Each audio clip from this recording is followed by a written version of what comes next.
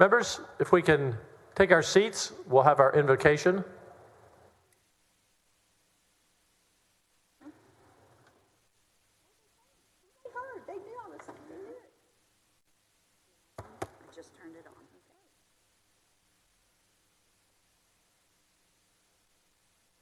Members and everyone in the gallery and on the floor, please rise for the invocation by Chairman Jay Nelson today. Thank you, Mr. President. Before we bow our heads, I'd like to invite everyone to take part in what we usually do in the Nelson family household. Actually, before we start every meal, we actually go around the table, but that's going to be a little difficult here. I'd like for you to turn to the person next to you and tell them one thing that you're grateful for. Just turn next to you and tell the person next to you just one thing that you're grateful for. Everybody, come on. Everybody. All right. Up in the gallery too. Rick, you too. Everybody, one thing you're grateful for. All right. Well, thank you. And I am grateful for each and every one of you. So if you would now join me in prayer. Heavenly Father, you just heard a small sampling of the many things for which we are grateful. We thank you for our many blessings. Thank you for our Senate family, for those who protect us, law enforcement and military. Thank you for this great state and this great nation. Father God, as we enter this holy weekend, we rejoice in remembering your most perfect sacrifice, the redemption of all sins. Help us to walk in your ways, serving one another with open hearts, extending your grace daily.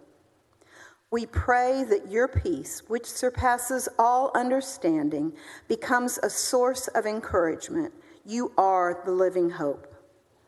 Finally, Father, as senators, we pray for guidance so that we may better serve the people of this state.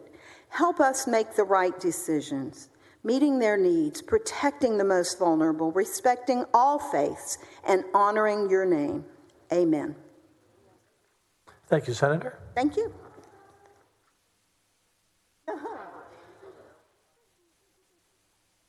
We'll all be doing that around the table now at home.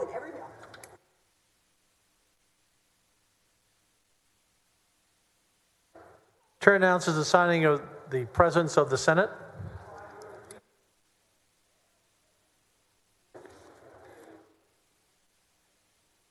House Concurrent Resolution number 68 and House Concurrent Resolution number 69.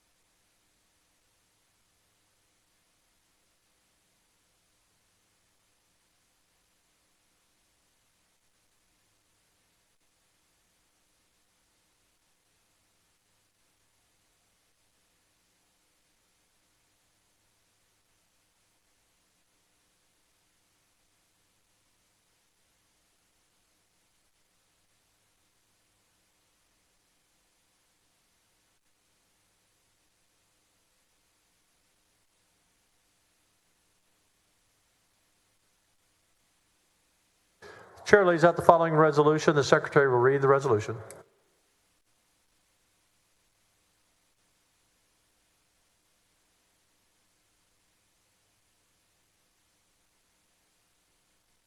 Senate Resolution 214 by Perry, recognizing March 31st, 2021 as Lubbock Day at the state capitol. You're recognized, Senator. Thank you, Mr. President and members. I'm fortunate and grateful today to have large representation from Lubbock, Texas up there today as we recognize this as Lubbock Day, a thriving region of the state. Lubbock is one of the oldest inhabited places in Texas. Archaeologists have discovered evidence of some 12,000 years of continuous habitation at the Lubbock Lake landmark site. City of Lubbock was incorporated on March 16th of 1909. The railroad stimulated the city's growth as a trade center, but the residents who once wanted the benefits of a higher education learning center, legislation was created and passed Texas Technological College, which was finally passed in 1923. Today, a community of almost 240,000 that needs to be updated. We're a little bigger than that now. Lubbock is home to the Texas Tech University system and its flagship campus, Texas Tech University, as well as two other universities and community colleges that support almost 53,000 students per year. Lubbock is consistently recognized as national organizations for its business-friendly environment. It's ranked 7th in 2014's Forbes list of top opportunity cost based on low cost of living, culture offerings, and its strengths of the business community. Lubbock enjoys a diverse economy, draws from its strength from agriculture, manufacturing, and commerce, as well as educational and medical facilities, boasting the largest medical infrastructure between Dallas and Phoenix. With the growth of cotton culture on the High Plains, Lubbock has become one of the world's primary centers for processing of cottonseed and hybrid grain sorghum. With that, members, at my home for almost 40 plus years, a great place to raise a family, and not any short order to leaderships over the past 40 years that I've got to be associated with. But I want to welcome those guys. Stand up and let us clap there for you guys. Appreciate you. Thank you for being with us. Senator Lucio on the resolution. Thank you, and thank you, Senator. I just want to tell you, Senator Perry, that we got a special place in our heart for Lubbock, Texas. My son played golf for Texas Tech, Red Raiders, and for 2 years, Lubbock was his second home. And we got a lot of wonderful memories. I have traveled through there obviously on other campaign trails, and I can tell you it's a wonderful place to live and wonderful friends that we made there over the years. It's great people, and you're always welcome back. We have a tendency of sending people out from Lubbock on what I call mission fields to A&M and some places like that sometime, and they always migrate back. So doors are always open. Thank you. Thanks, Senator Lucio. Members, the question is on the adoption of the resolution. Hearing none, the resolution is adopted. Thanks, Senator. Chair lays out the following resolution. Secretary will read the resolution by Senator Perry. Senate Resolution 215 by Perry, recognizing Eddie McBride on his retirement as President and CEO of the Lubbock Chamber of Commerce. You're recognized, Senator. It's only appropriate today, and Eddie McBride is up in the gallery with our colleagues from Lubbock. I don't know that he was expecting this, but it's a few times that you get an opportunity to honor someone that has had such an impactful career on your city and community. Today in the gallery, I want to recognize a special guest with a surprise resolution honoring his upcoming retirement. Eddie McBride announced his retirement as President and CEO of Lubbock Chamber of Commerce, effective January 31st, 2022, drawing to a close an exemplary tenure that spans more than 20 years. Prior to his distinguished career with Lubbock Chamber of Commerce, Eddie McBride served his country as Lieutenant Colonel in the United States Air Force, Senator Hall, for 20 years before serving as first Executive Director of Lubbock Redevelopment Authority, where he was responsible for leading the initial redevelopment efforts as the closed Reese Air Force Base, earning him the Developer of the Year award from the National Association of Installation Developers.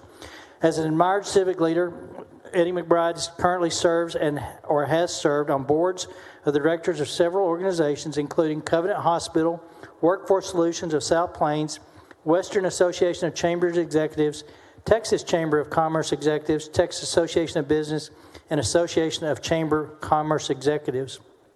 Mr. McBride has achieved one of the most outstanding careers of any Chamber of Commerce professionals across the state of Texas or the entire United States. His accomplishments include creation of an association health plan that became a nationwide model for business associations, leading the Lubbock, the Giant Side of Texas campaigns, and also I believe it was nominated 2 out of 5 or so years of the number one chamber in the country, maybe more than that. If I missed that, I'm sorry. Mr. McBride is well respected amongst his peers in the chamber community, having earned this institute the Organization Management Certification from U.S. Chamber of Commerce, receiving both Distinguished Service Award and Marvin Hurley Lifetime Achievement Award. Eddie McBride has made significant contributions to his advancement in supporting the important mission of Lubbock Chamber of Commerce and the entire West Texas community, and we take well-deserved pride in his outstanding record of achievement. Members, please help me congratulate Eddie McBride and his outstanding work as the City of Lubbock and Chamber and State of Texas. Thank you, Eddie. Congratulations. Thank you. Thanks for being here. Thank you, members.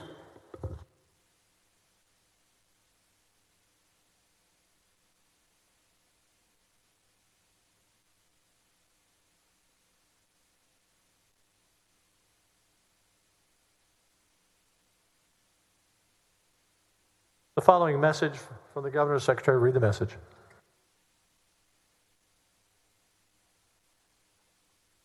To the Senate of the 87th Legislature, regular session, I ask the advice, consent, and confirmation of the Senate with respect to the following appointments. To be members of the Gulf Coast Authority Board of Directors, Lamont Emo, Stowell, Texas, Kevin M. Scott, Santa Fe. Respectfully submitted, Greg Abbott, Governor of Texas, to nominations.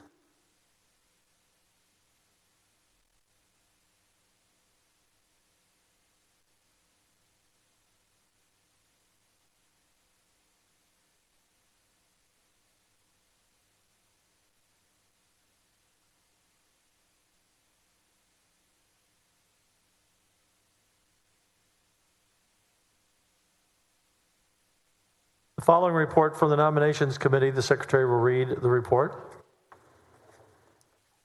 Senate Committee on Nominations Action Report for the meeting held on March 29th, 2021. Senator Buckingham, you're recognized. Thank you, Mr. President and members. The Committee on Nominations Action Report has a list of 72 nominees before you on your desk were considered at the Monday, March 29th meeting of the Nominations Committee. This list was placed on your desk yesterday to meet the 24-hour layout rule. The nominees are now eligible to be confirmed by the Senate. Mr. President, I move to confirm the 72 nominees that are listed on the March 29th, 2021 Committee Action Report that is before us. Members, any motion to sever? Hearing none. Senator Buckingham moves that the nominees reported favorably from the Nominations Committee be confirmed. The Secretary will call the roll. Alvarado, Betancourt, Birdwell. 31 ayes and no nays. The nominees are confirmed. Thank you, Madam Chair.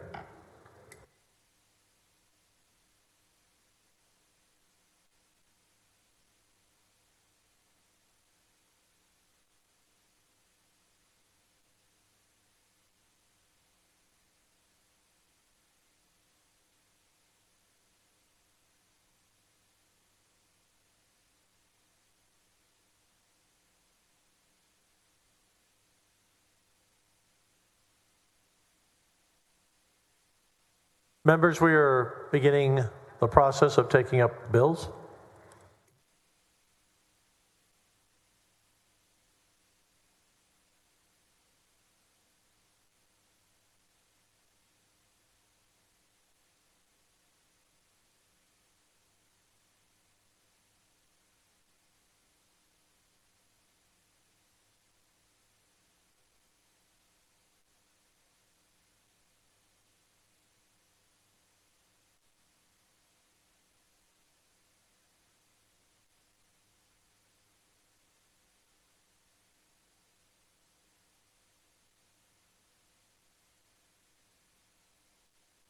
Senator Nichols, you're recognized to suspend the regular order of business on committee substitute for Senate Bill 5.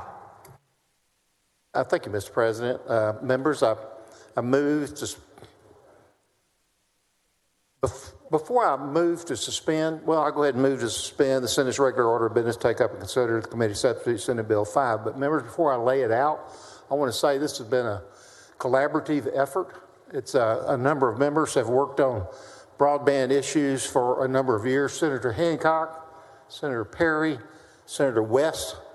It was really a consolidation of all of these bills and ideas into one. As we went through the process, through the hearings, many of you brought other ideas that we've incorporated in here. So it's truly a Senate bill. So members, I'm going to lay out Senate Bill 5. It is a true step forward for the state of Texas in committing to bridging the digital divide and bring all Texas access to high-quality, high-speed internet. The COVID-19 crisis has done an excellent job of shining a light on just how many aspects of daily life are dependent on high-speed internet. We've learned in the last year that children cannot learn, employees can't work, businesses can't run, and access to health care is severely limited without broadband. Broadband is not a luxury anymore. It is a necessity for conducting modern life. Nearly 1 million Texans lack access to this infrastructure. Another 3 million households in Texas have technical access to broadband but aren't subscribed because of affordability issues. That equates to a huge swath of Texas which is cut off from this service. Senate Bill 5 aims to put Texas on a path to bridge this. The bill does 5 basic components. First, it creates a broadband development office that is administratively attached to the University of Texas system, governed by 11-member Board of Advisors. The Board of Advisors will be comprised of appointees from the Speaker, the Lieutenant Governor, and the Governor. Second, the bill directs the office to create a broadband map for the state, utilizing new data released by the FCC, and specifically identifies those areas of the states with less than 80% of addresses have access to broadband, later to be possibly modified based on their suggestions. Third, the bill directs the office to establish a broadband development program to award grants, low-interest loans, and other financial incentives to expand access to and adoption of broadband. Creates an account comprised of any available federal and state money for this purpose. Finally, the bill directs the office to create a state broadband plan within a year of the effective date of the bill. Collaborating with industry and other stakeholders and state agencies, it is important to note that Texas is one of only 6 states that does not currently have a state broadband plan. Our lack of a plan hinders both our ability to receive federal funds and also a clear vision for where the state needs to go to tackle this problem. So members, I have a floor amendment which makes a couple of technical corrections. It changes just 2 dates. So do we need to suspend before we do the amendment? Yes, we do, but you have a few senators who have some questions. Senator Hinojosa, for what purpose? Will Senator Nichols yield for a couple of questions? Do you yield? Yes. Thank you, Senator Nichols, for your leadership on this issue. I know you've been working on it for quite a while, and I'm also co-author of Senate Bill 5. And you were always very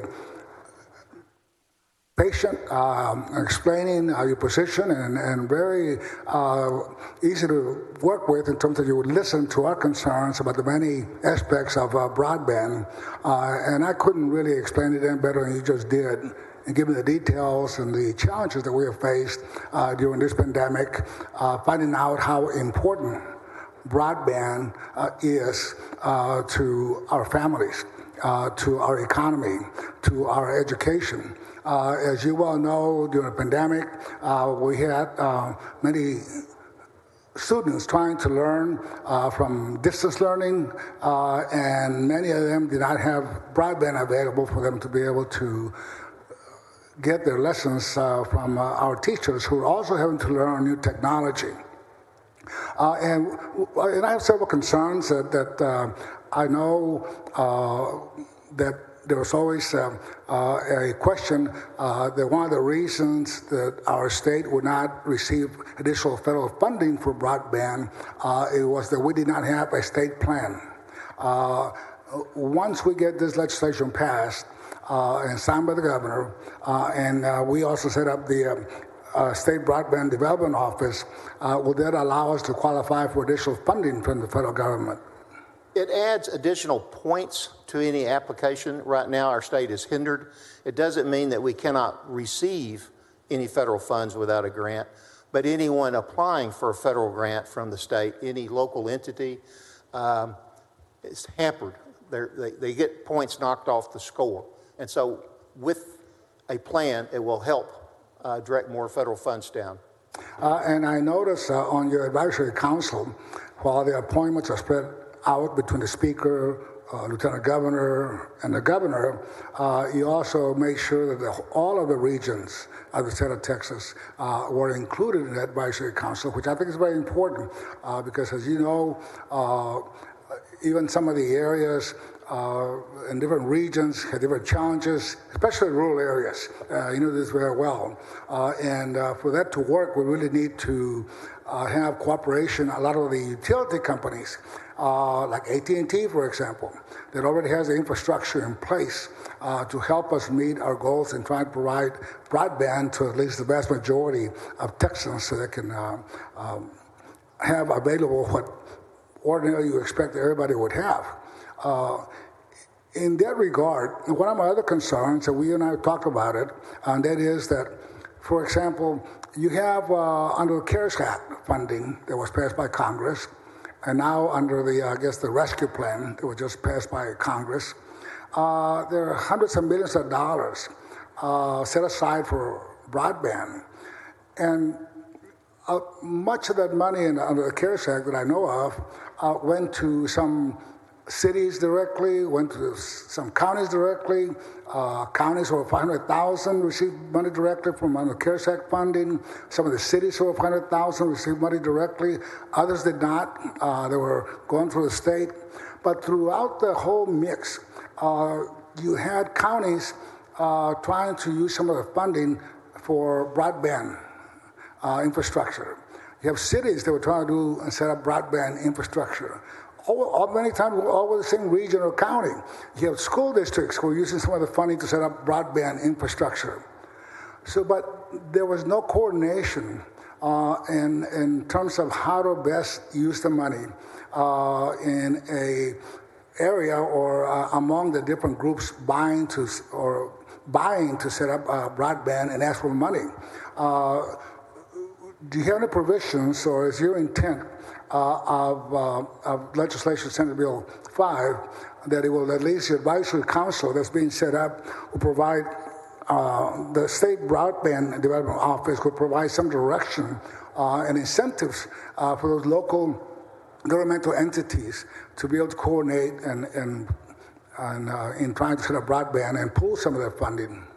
Yes, sir. They're specifically directed two ways to do that. One is they're supposed to collaborate with cities, counties, schools, and other organizations to make sure they're getting the full information and sharing the data that they collect. And then by having our own mapping system that matches up with the FCC, we'll be able to go in and direct, and you can see from the map where those empty spots are, the pockets are all over the state of Texas. And the the FCC already has something like that, but it's very inaccurate because what they took were data from census blocks, which could be an entire county. And if one person was provided broadband service in that census block, they showed, well, it's covered. And we know it's inaccurate, and they know it's inaccurate, so they're going to update it. And so I'm very excited about the update. But you're exactly right. We don't have a plan. Other than we've all been working together to get more broadband infrastructure out there. But this entity, the office, will be specifically directed to come up with that, and then they can show where the greatest shortage is. And they're not totally restricted to scoring those the highest. We also allow them to do some cost matrix as well. In other words, this one may be 75% uncovered, and this one may be 65%, but it may cost a fortune to do this one, so you'd prioritize the money here and get more done with less dollars and so on. So they will be the coordinating effort. for the state. And if I recall from the testimony that we received in the committee, we now have the technology capability to be able to identify, as you just pointed out, which homes have broadband and which homes do not, to be able to more accurately focus on those areas and target those areas that are in greater need than others. I think I agree with you. I'm not quite sure I understand the question, but yeah, we're gonna get very granular in the data, Okay. and not be totally dependent on the FCC. If the FCC comes out with a map and says this is what it is, we don't have a process to challenge it. Although there is a challenge process where if you really don't think it's correct, you can challenge it. But if we have our own broadband office with our own mapping capabilities and our data matches up with the feds, which we've all agreed that's what we're going to do, then if we see an area uncovered that they're showing's covered, it puts the state in a great position to go up there, show them our granular data, and get those things adjusted at the federal level, which opens up pockets potentially for more grant money. And one more question, and that is the Board of Advisors to the State Broadband Development Office or the Development Office, will they have rulemaking authority? They will not be regulating broadband in this state. That is not their purpose. Their purpose is to follow the plan, to be a source of data, collecting data, and to, if they do anything, they will be trying to prioritize on some of these maps where the areas are best suited to get those monies. But as far as rulemaking that applies to the state, not really. So, so there will be no rulemaking authority to any of the offices that were being set up by Senate Bill 5. No, sir. Okay. And I'm a little bit concerned about that because I want to give them a little bit of clout. And I guess we can come and If I'm read this. wrong, my staff will correct me, I'm sure you. Well, you know, and I know when we pass legislation of this magnitude that has such a tremendous impact, bringing about changes, we always come back next session to sort of make some adjustments and modifications as we move forward, as we make progress, to make sure we make the modifications necessary that may be needed to make sure we're successful in our goal to provide broadband to the whole state of Texas. But again, I just want to thank you for your leadership and your work. And I appreciate your input, sir. Yes, sir. Thank you. Thank you, Mr. President. Thank you, Senator Hinojosa. Senator Perry, for what purpose?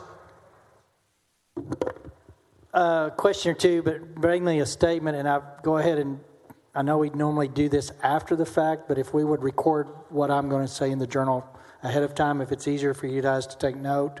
It's really to establish Senator Nichols or Chairman Nichols and I, as well as many, have been working on this initiative for a while. And I want to state that the bill's good. It's a great starting point. I mean, it's where it needs to be.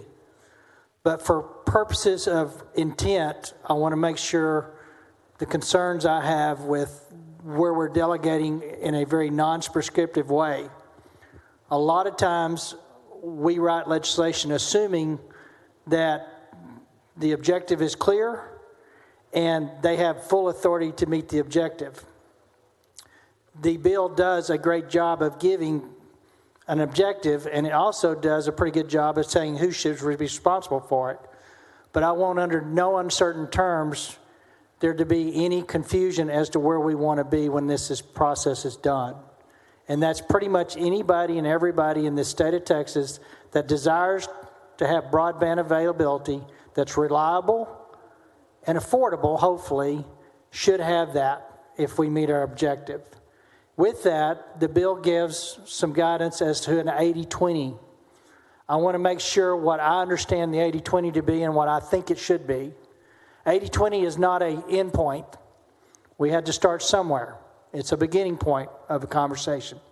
If you look at a broadband map today, as Chairman Nichols has said, you probably are above 90% coverage in the state of Texas, according to some authorities, which is absolutely not true. I know in these conversations we've got people that have providers, fibers going right down their alleyway, but yet no ability to connect to their home because the provider said, we won't do that. But you can argue that they have access, and it's not correct. So as we go through this, I want this council and I want this development office to understand objective is for those that desire it and want it, it's available. When we're done, we'll have demarked those houses. Demarked means the last mile. And getting into the weeds a little bit, but there's the middle mile and there's the last mile. And the last mile is from wherever your provider is to the house. And it's that piece that if we're not clear in our intentions that we hope to achieve, we will end up status quo, exactly where we are, only several millions, hundreds of $millions from a federal level in the hole with nothing to show for it. So I speak specifically today to the service providers that are critical in making this objective work. We need all of our service providers on board to meet the objective. And what I say that is, that will mean they will have to be willing to do some things that currently they're not wanting to do to meet this objective. So the development office needs to have the courage, the direction, and the legislature's support to move this agenda to where it needs to be. And if we do not back that agenda with the full force of the legislature and the opportunities that we have to going forward, we will have spent, as I say, the first round of RDOF money, feds have sent some money to the state already, $347 million. It went to these people that may have had somebody in the area, but they were not demarked. So this requires them to do that.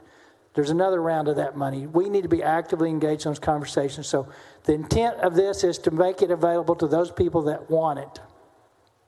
Not for a provider group to say, we're there, we're covered, we don't worry about it, but yet they never went the last mile.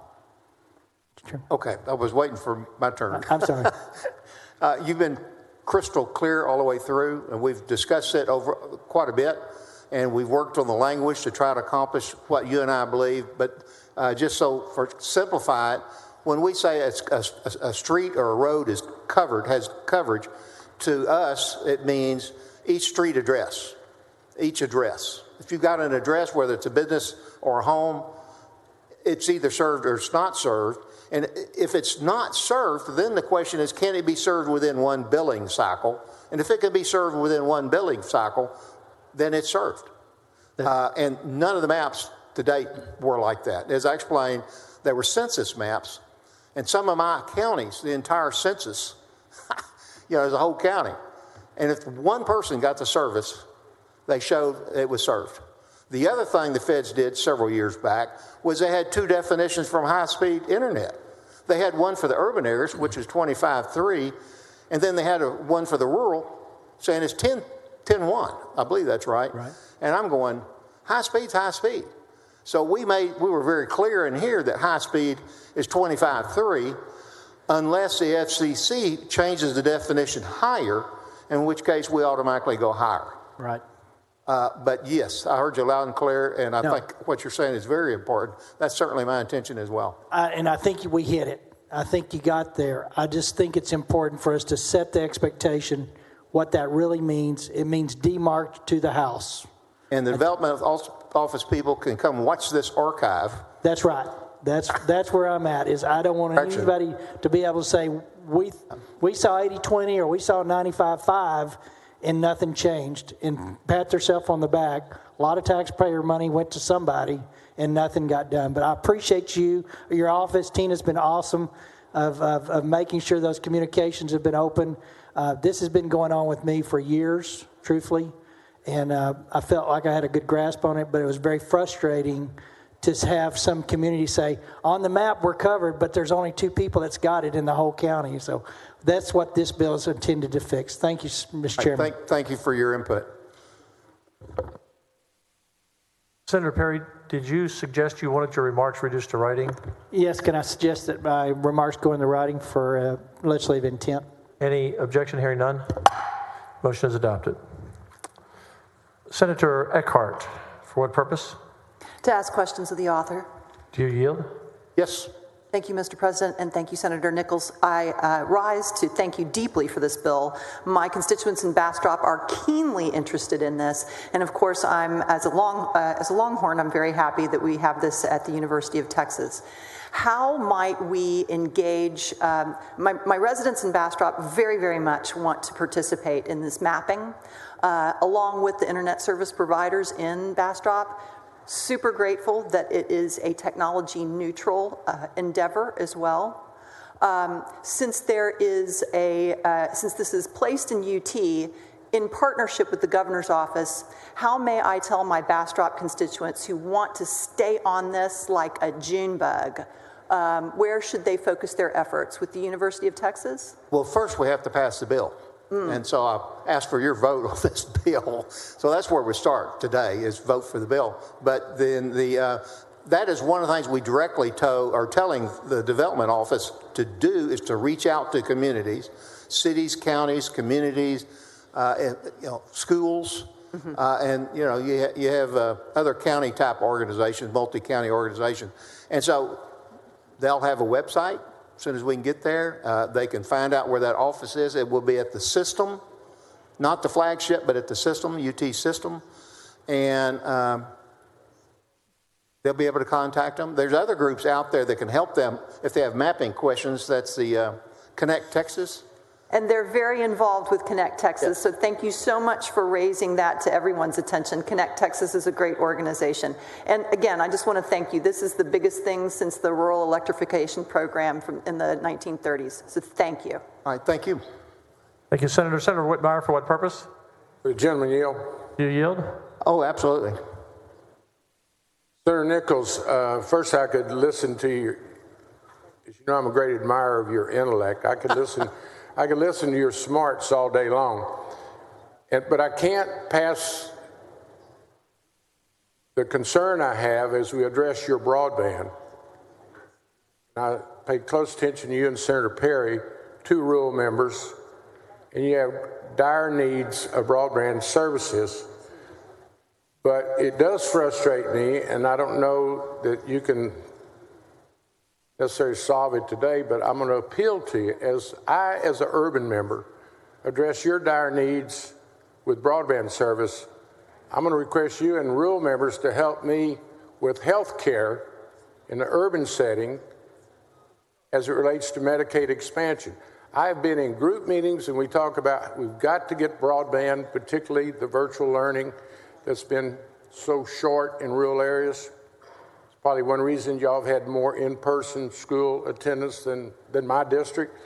But Lord knows I need your help, like I'm demonstrating today with you, to come over and help us serve an urban issue of providing adequate health care for literally millions of Texans, hundreds of thousands in the Houston area that have no health care without a reasonable Medicaid expansion that would be fiscally responsible and provide such a great service to the urban areas, and I think, quite frankly, would assist in your area, certainly as relates to rural hospitals and their challenges. So I'm just taking this opportunity to say, I'm following your leadership, but we need you to help us solve a real great urban need as it relates to adequate health care and the possibility of Medicaid expansion with the support of rural members. So not necessarily, I don't start in no trouble. We've got a long day to go, but it's just, I can't do my job as I sit here and jump at the chance to help you and all Texans, but I need some reciprocity on your and Senator Perry and the rural members' help. Appreciate that. I served 8 years on Health and Human Services Committee when Chairman Nelson was chairing that. I certainly saw the need. The rural area has the same need. I mean, I've had 4 hospitals close since I've been in the Senate in my counties. Those were the only hospitals in those counties. I have counties that don't have doctors, don't even have a doctor. We have multi-county, one ambulance picking people up and trying to get them to a bigger city where they have health. So we have the same issue. So that is an issue we have in common. But the broadband issue is not just a rural issue. Senator West was real quick to bring out early on that although the infrastructure may be there for those children in Houston or the Metroplex, it doesn't mean they can afford it. Their families can afford it. And so that's a huge swath. I mentioned it early on that it's not so much an infrastructure problem in the urban areas, it's an affordability for some families, and we've got to solve that one as well. And likewise, the health care is an affordability issue, that they just flat can't get it, and then they end up in the emergency room and we all pay greater amounts. But I just, I'm sitting here wanting and watching you develop this issue and trying to appeal to you to help with your experience and intellect to get us some health care across the state of Texas. Duly noted, sir. Thank you, sir. Thank you.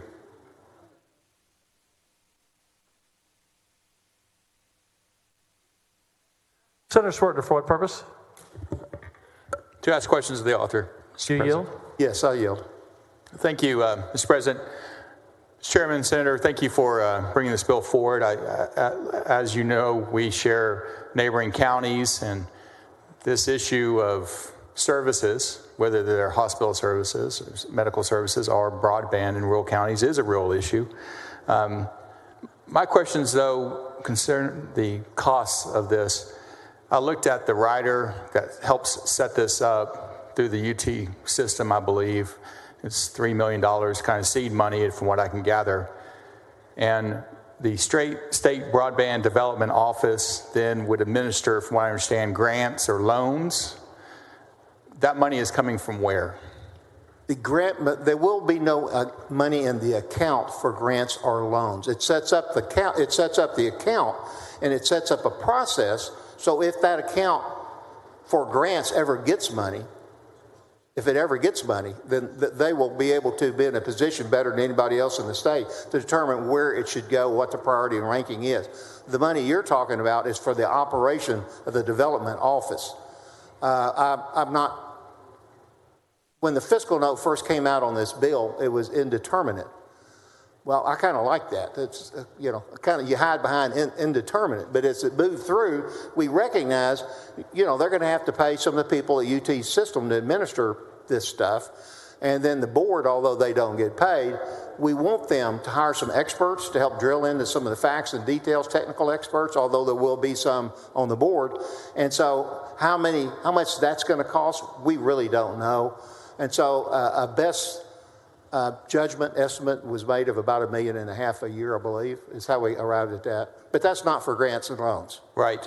That's for the setup and the hiring of individuals.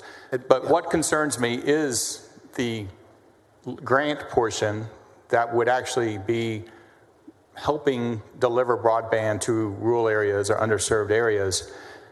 That money, and my concern, just to put it out there, we have various programs that are very important to certain constituencies that have been incentivized by bonding and then passage of various types of. Is it your intention to form author a very large bond endeavor that would go before the people that would then fund the grant program for rural broadband and underserved broadband? I think that's a great question. And I will tell you, it never even hit my mind to consider something like that. That was not my direction at all. My direction was not for the state to come up with general revenues or bond money or anything like that. So that was never put in here, but it was never my intention, nor is it going into the future. We just know that federal money, there's a lot of federal money, because the feds recognize we have a problem out there, not just Texas, but all these other states. And we've had 2 rounds of grants, and the state was not prepared. Right. We have to be prepared to get that money. In the future, because I don't think they're going to let up. So the message to Texans is that we are trying to address the infrastructure needs of rural Texas and underserved Texas regarding broadband. But would you agree with me that this is not a de facto obligation of the state to provide broadband to every individual and every family that wants it? That is absolutely correct. That is a correct statement. Before you really even want to consider funding, even drawing down federal funds, you've got to have a plan. I mean, in my business, you cannot reach your objective if you don't have a plan to get there. You've got to have a plan. And although all of us have worked collectively, passing different bills that accomplish different things related to broadband, we've never had a statewide plan. Right. So you're not going to put in a line item in the budget next session regarding broadband and fund this grant program, for instance? That's not your intention? That was not my plan, right. No. But that might be an idea. It might be an idea, and it might be pushed, and Senator Nelson might like that idea. You just never know what happens around here.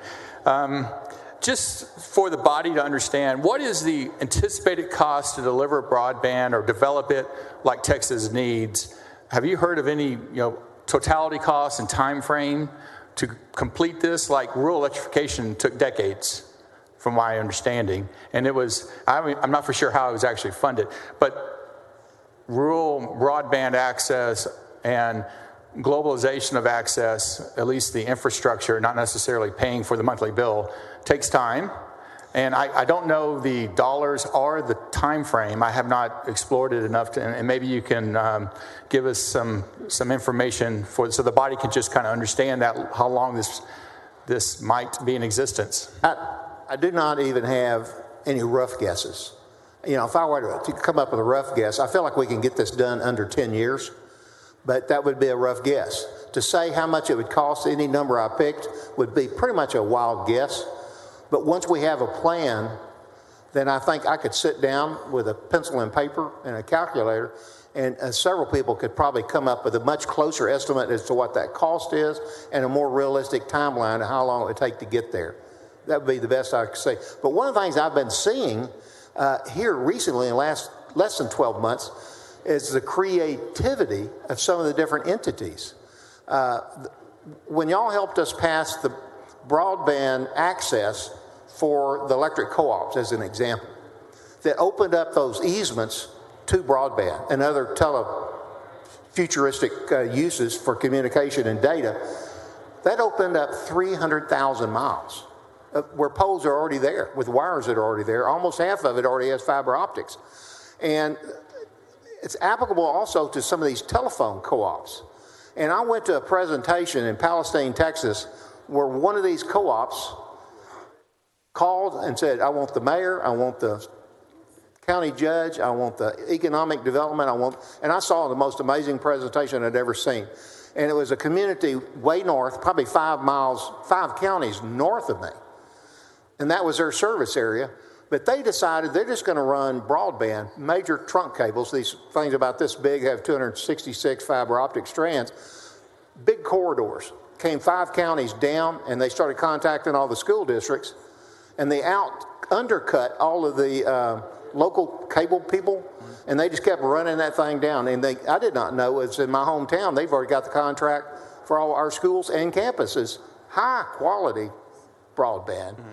And they were in Palestine telling that community, and they had a map. They said, we are right here in Jacksonville. You're 30 miles away. We want to run a trunk all the way to Palestine, and we want to run that around your loop, and we'll connect anybody within 1,500 feet at just a normal monthly billing. It's going to cost us $2 million. We'll pay one if you'll pay one. And if y'all locally, we don't care where you get the money, y'all come up with $1 million as your part, we will let you have 20% of the revenues until you get all your money back. And then the question, why not 25%? The guy smiled, and then somebody asked the question, well, why can't we just have the revenues continue? And he smiled. He says, now you're talking about how to make a deal. Let's sit down, make a deal. We will sit down and make a deal that'll work for both of us. Within 3 months, they announced they made a deal, and they're going to run that thing and start feeding people out in the country and 30 miles in between with real broadband.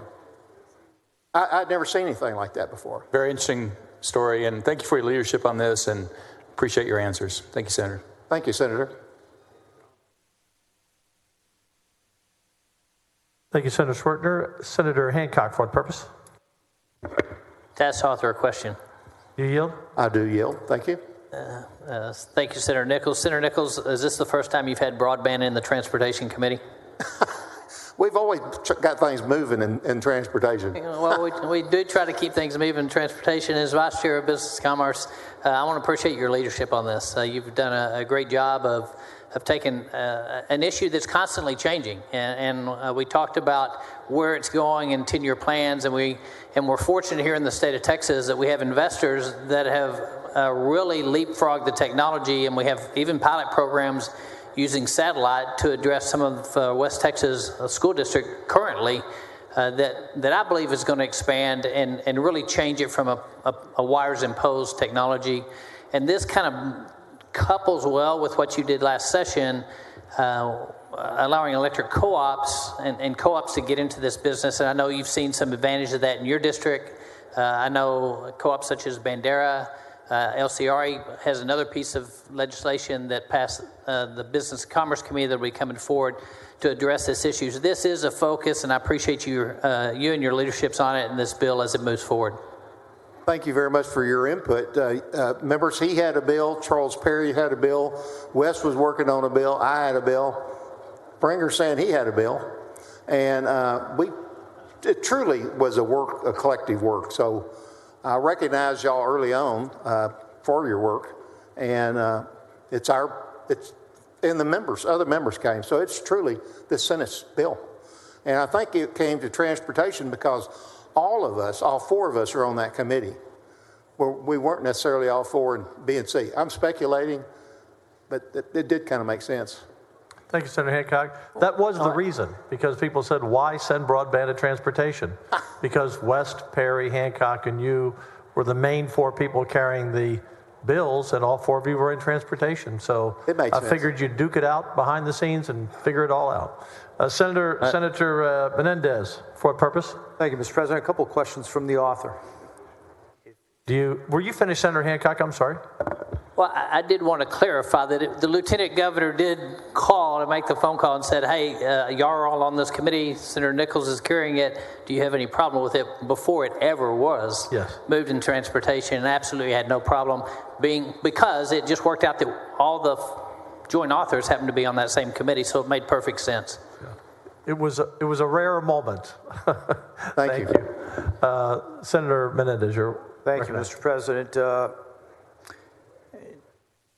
Chairman, I want to say thank you. And I know last session you and I worked on this issue, and you and I spoke at length about broadband issues. And even then, we had a conversation prior to COVID about how rural Texas and urban Texas had very similar problems. We do. And Senator Perry illustrated exactly what the issue is. Sometimes, even though that fiber optic cable is running right through a neighborhood, for whatever reason, the community that lives in that community doesn't have access to that broadband. So I wanted to say, do you have any idea in all the research how many school districts don't have access to broadband? Commissioner Morath has that information. Okay. I know early on, TEA, before this last fall started, they wanted each parent to fill out a form talking about, do they have access to broadband so they could do, at-home learning by internet. And they got very detailed information on that, school district by school district. I don't think they took that collectively up to one spot, but it's at each school district. I want to get that information collected and somehow or another in this broadband office as part of that mapping. But I did go talk to each one of my school districts. As I've told y'all in the past, I have 101 superintendents and in 19 counties, and before every session, I go to every superintendent in their county and I sit down with them. And one of the first questions I ask them is, I want to know what % of your kids are doing home, what % of your kids don't have internet, and so on. And it was amazing how few, 30-40% did not have it at home. Absolutely, and sadly, even in urban Texas,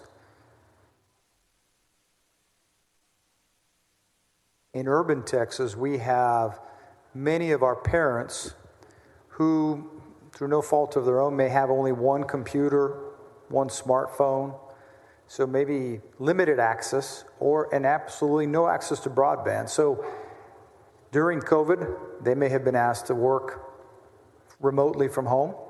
And sometimes the school district would come and knock on the door and say, hey, we haven't seen Johnny or Susie in class. What's going on?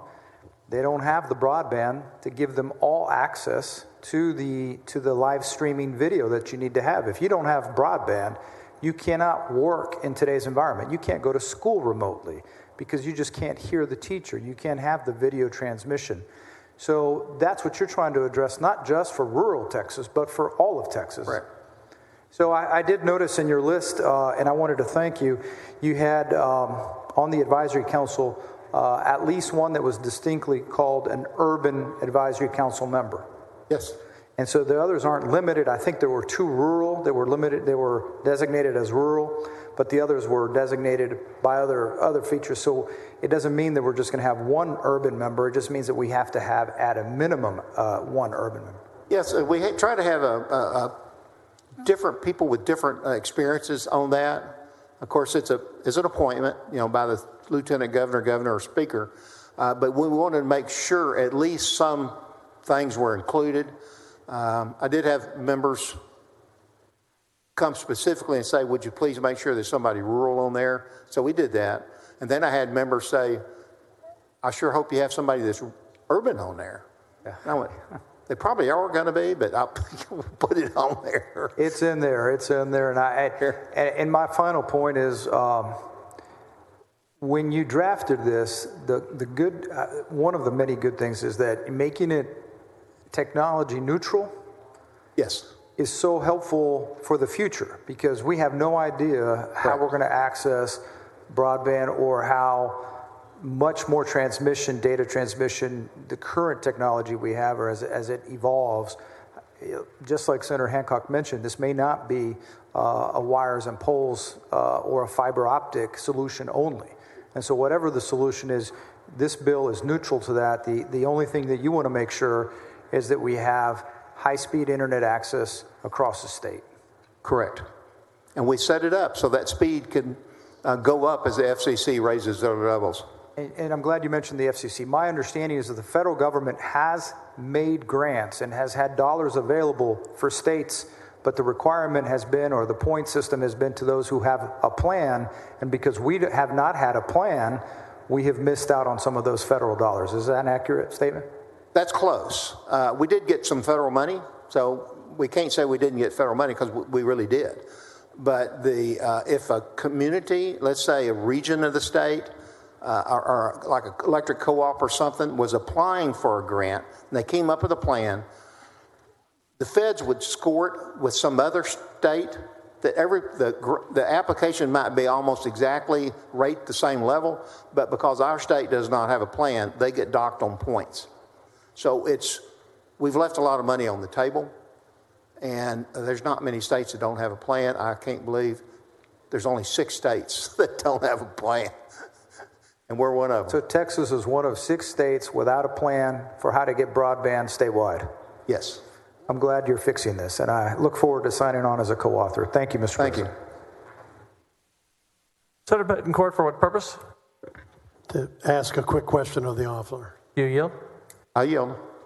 Senator Nichols, I just wanted to say that in the 21st century, I think the Transportation Committee can be defined as the movement of electrons at this point. So with that, I just want to credit the president and you all to have such an advanced placement of a broadband bill in the Transportation Committee, because if we're not moving electrons, I guess we're not doing the right job anyway. And congratulations on a good bill, Chairman. Thank you, Senator Betancourt. Thank you, Senator. Senator Nichols moves to suspend the regular order of business on committee substitute for Senate Bill 5. Any objection? Hearing none, the rules are suspended. Chair lays that on second reading. Committee substitute for Senate Bill 5. Secretary will read the caption. Committee substitute Senate Bill 5 relating the expansion of broadband services to certain areas. The following amendment. Secretary will read the amendment. For amendment number 1 by Nichols. Senator Nichols, you're recognized on your amendment. Members, this is what I mentioned at the very beginning. We were just correcting 2 dates. Change it from 22 to 23, change one from 23 to 22. That's all this does. Any objection on the amendment? Hearing none, amendment is adopted. You're recognized for passage to engrossment. I'll move passage to engrossment. Any objection? Hearing none. Bill passes to engrossment. You are now recognized on a 3-day rule. It appears you have the votes. I move to suspend the 3-day rule. Secretary will call the roll. Alvarado, Betancourt, Birdwell, Blanco, Buckingham, Campbell. You have all the votes. 31 ayes, no nays. The rule is suspended. Chair lays out in third reading and final passage. Committee. Thank you, members, very much for your Haven't support. finished. Hold on. Chair lays out on third reading and final passage. Committee substitute for Senate Bill 5. I know you're excited. Secretary will read the caption. Committee substitute Senate Bill 5 relating the expansion of broadband services to certain areas. Drum roll, please. You're now recognized. I move final passage. Secretary will call the roll. Alvarado, Betancourt, Birdwell, Blanco. Big Bill, big man. Thank you, sir. 31-0. Congratulations. And thanks to Senator Hancock and Senator West and Senator Perry for working on that bill with him.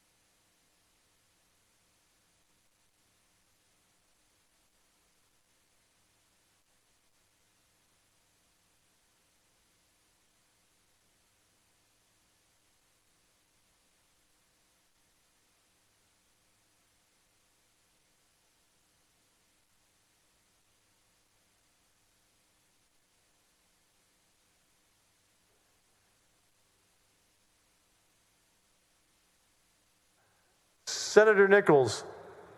Senator Nichols, you're recognized for a twin spin here. Committee substitute for Senate Bill 507. Suspend the regular order of business. Thank you, Mr. President. I move to suspend the state's regular order of business, take up and consider committee substitute for Senate Bill 507. Members, under current law, telecommunication utilities are able to access the TxDOT's right-of-way via a special statutory exemption granted for utilities. However, companies that only provide broadband service do not meet the definition of a utility pursuant to the code. As a result, these broadband-only providers are not allowed the same access to state right-of-way. Instead, must enter into and pay for a lease with TxDOT for access. This bill simply directs TxDOT to adopt rules to allow broadband-only providers to use the highway like all the others do. So the purpose of the bill is to remove a small but meaningful barrier to the deployment of broadband. With that, I move suspension of the Senate's regular order of business. Members, any objection? Hearing none. Rules are suspended. Chair lays on second reading. Committee substitute for Senate Bill 507. Secretary, read the caption. Committee substitute Senate Bill 507 relating to an accommodation process authorizing the use of state highway rights-of-way by broadband-only providers. You're recognized for passage to engrossment. I move to engrossment.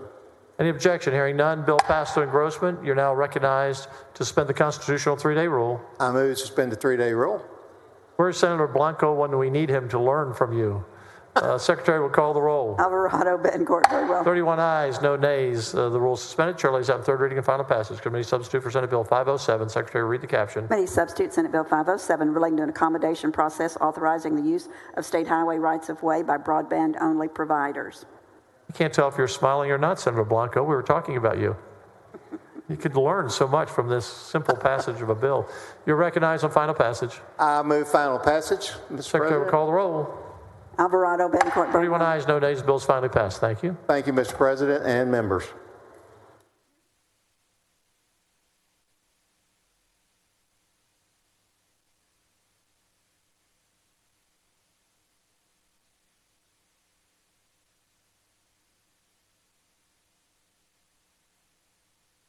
Senator West, you knew what a twin spin was, didn't you, Senator West?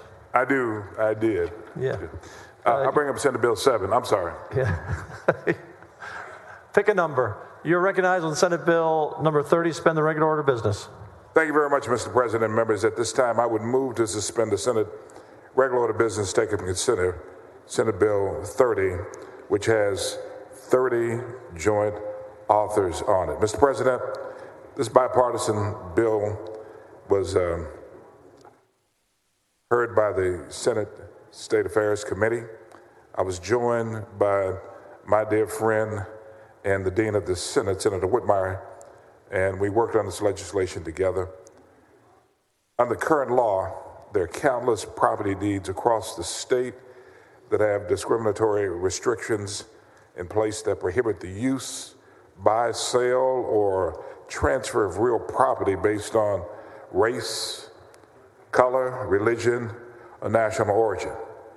Although these restrictions can no longer be enforced, as they were struck down, believe it or not, 70 years ago, they continue to be present in many property deeds. A federal judge ruled that their very existence is a violation of the Fair Housing Act of 1968. Such discriminatory language should be a thing of the past. And I'm hoping that not only this, but other things can be a thing of the past so we can move on. Senate Bill 30 requires the Attorney General to develop a form that will allow a property owner or a person with interest in property to request the removal of such discriminatory language from property records. That request would be made of the county clerk where the property is located. If the county clerk views the statute being 5.026A, it makes a determination that the request is compliant with that particular statute, the language will in fact be removed. Senator West moves to suspend the regular order of business. Any objection? Hearing none. Rules are suspended. Chair lays down second reading. Senate Bill 30. Secretary, read the caption. Senate Bill 30 relating to the removal of certain discriminatory restrictions and provisions from certain real property records. You recognize passage to engrossment. I move passage to engrossment, Senate Bill 30. Any objection? Hearing none. Bill passes to engrossment. You recognize to suspend the constitutional 3-day rule. Senator Blanco, I move to suspend the 3-day rule. Senator Blanco, did you hear that? Senator West was addressing you. I move to suspend the 3-day rule. You know what that is today, Senator Blanco? Never mind. Secretary, call the roll. Alvarado, Betcourt, Birdwell. 31 ayes, no nays. The rule is suspended. Now it's the Constitution, Senator Blanco. The Secretary now lays out on third reading and final passage. You're never going to live this down, Senator Blanco. Senate Bill 30. Read the caption, please. Senate Bill 30, relating the removal of certain discriminatory restrictions and provisions from certain real property records. Senator Whitmire, you want to speak on the bill? I would, Mr. President, members, to thank Senator West for his leadership on this issue. Mr. President, you and I have discussed this legislation.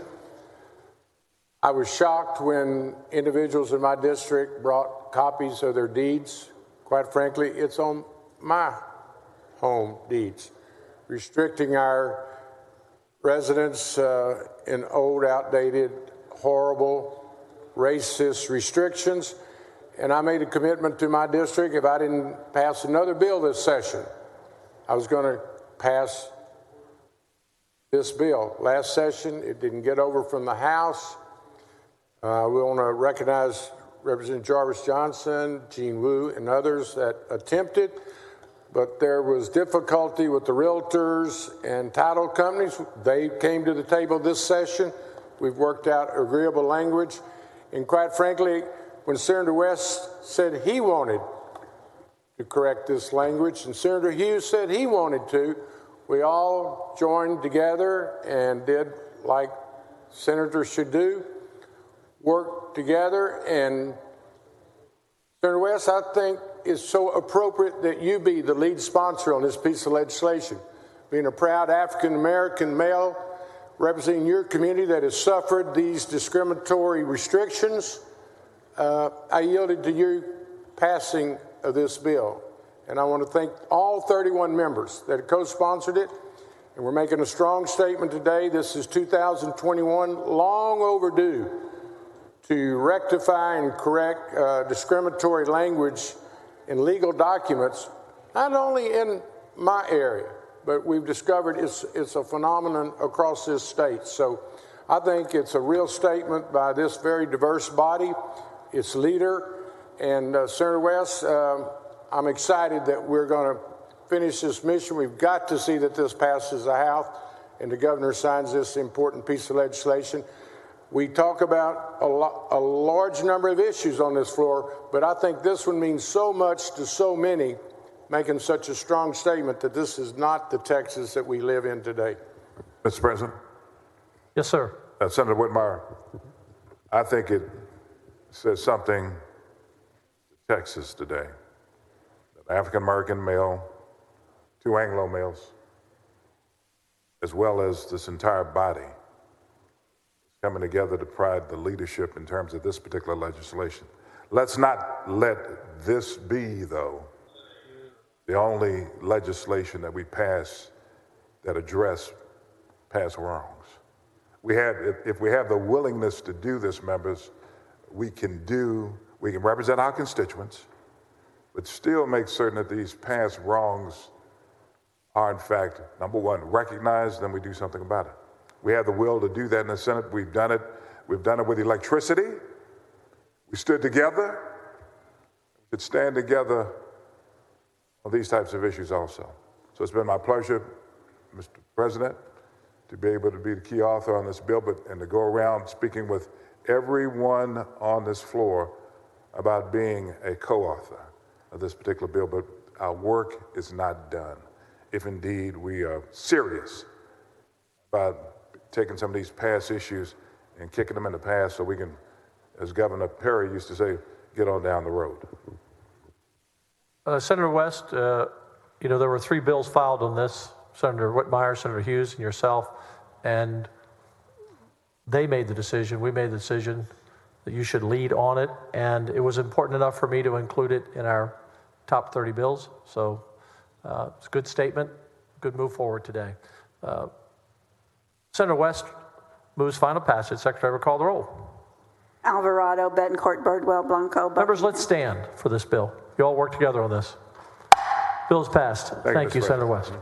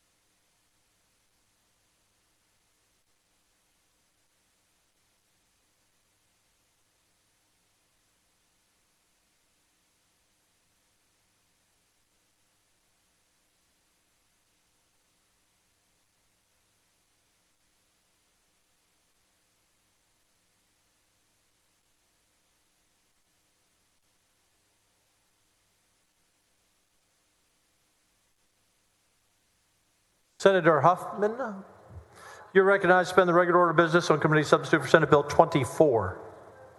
Thank you. Thank you, members. Thank you, Mr. President. Members, at this time, I move to suspend the regular order of business, take up and consider the committee substitute to Senate Bill 24. Members, we all know that the overwhelming majority of law enforcement officers serve our communities with honor and distinction. But there are a few unfit officers who get away with persistent, abusive, unethical, even illegal activities because they are found to bounce around from one law enforcement agency to another. So the committee substitute to Senate Bill 24, I think, will go a long way to curing that problem. The problem is a little bigger than I thought. When we were preparing for this bill, I discovered that despite TCOL receiving notice of over 2,800 dishonorable discharges during the last 5 fiscal years, the F5 employment separation process has only resulted in 9 license revocations. Part of the reason for this is because hiring practices differ greatly from one law enforcement agency to the other. Some agencies do a great job at background checks. They call references. They're very thorough in their application process, and others scarcely make any attempt at all to establish who they're hiring and where they came from. So this bill holds both potential peace officers and law enforcement agencies accountable during the hiring process by requiring agencies to review a standard list of very basic background information on applicants before extending an offer of an employment. This includes checking the applicant's criminal history, driving record, requiring both personal and professional references. In an attempt to ensure that the police with a history of misconduct cannot continue to wear the badge of different agencies, this bill will require the hiring enforcement agency to review an applicant's personnel file and job application at any previous law enforcement agency. It also requires a law enforcement agency to make an officer's employment records electronically available to a hiring agency to reduce administrative burdens. After the hiring agency has completed the process, they are required to certify to TCOL that they have reviewed the required material that's required under the law and complete a confirmation form. And this document has to be sent to TCOL, and that document will become public record, not the contents of the file. So it's not all the officer's personal information, just the form itself that certifies that the application process was followed appropriately. And if a hiring agency fails to comply with these basic requirements under this bill, TCO will suspend the peace officer license of the agency's chief administrator. So the bill has teeth, and law enforcement, these agencies will be required to follow through with this background checks. This bill does not dictate the criteria for hiring a peace officer. That's still left to the individual agencies. They can hire who they want. They can have the qualifications they want. They just have to certify that they, in fact, have looked at all the relevant information before they made that hiring decision. By increasing transparency and holding law enforcement accountable for their hiring decisions, we hope that this will enhance the quality of law enforcement throughout the state. And I want to say that I've talked to a lot of law enforcement officers on working on this bill. This wasn't a bill that just came together. We've been working on this before session. And I have many law enforcement officers tell me they don't like the bad apples either. It's bad for them. It's bad for their profession. It's bad for the state of Texas. And they have worked with me hand in hand on this bill. Have complete law enforcement support in the committee. I think it's a great bill that will go a long way to making a law enforcement agency even stronger than they are now. So with that, I move suspension of the regular order of business. Mr. President. Senator Hinojosa, for what purpose? Well, Senator Huffman, yield for a couple of questions. You yield? Yes. You know, Senator Huffman, I've been working on this type of legislation now for the last couple of sessions. You write the bill, sign your name to it, and presto, it happens. But you know what the problem is, and we heard the testimony. I think part of the issue and the challenge that we've faced in the past and face now is that we don't have a way of providing the information that a chief of police needs to be able to hire a police officer from another agency that quits for whatever reason. We call them gypsy cops. The vast majority of police officers do a great job. They risk their lives on a daily basis to protect our families, protect the public. Yet we have a few of them, what I call the bad apples, that really give a bad reputation, a bad name to all of law enforcement. And it's an issue. When I tried, it was always, I know some sheriff departments, some of the police departments that are not under civil service actually request this type of information. Otherwise, they won't hire the person who's seeking the position to be a police officer. But there's an exemption under civil service laws. Does your bill preempt or at least trump the civil service legislation that prohibits sharing this type of information? The bill requires that the information be shared by the inquiring agency. And that is so important because otherwise what you have is, I assume the police chief is the one that making the decisions. It's very difficult to hire someone when you don't know that person's past. Right now, if you go and ask for a job, not in law enforcement, usually the employer will ask you for a background check. They'll talk to your previous employer, see if you have any other issues, personnel issues. And in this type of situation, we have known that for many years, police officers that had bad records, that abuse their authority, they many times were allowed to resign, or even they were fired. They move on to another law enforcement agency and get hired because the police chief wouldn't have the proper information to make an informed decision whether or not that police officer would be a good hire or would do a good job, and had no idea what the past record of this officer was.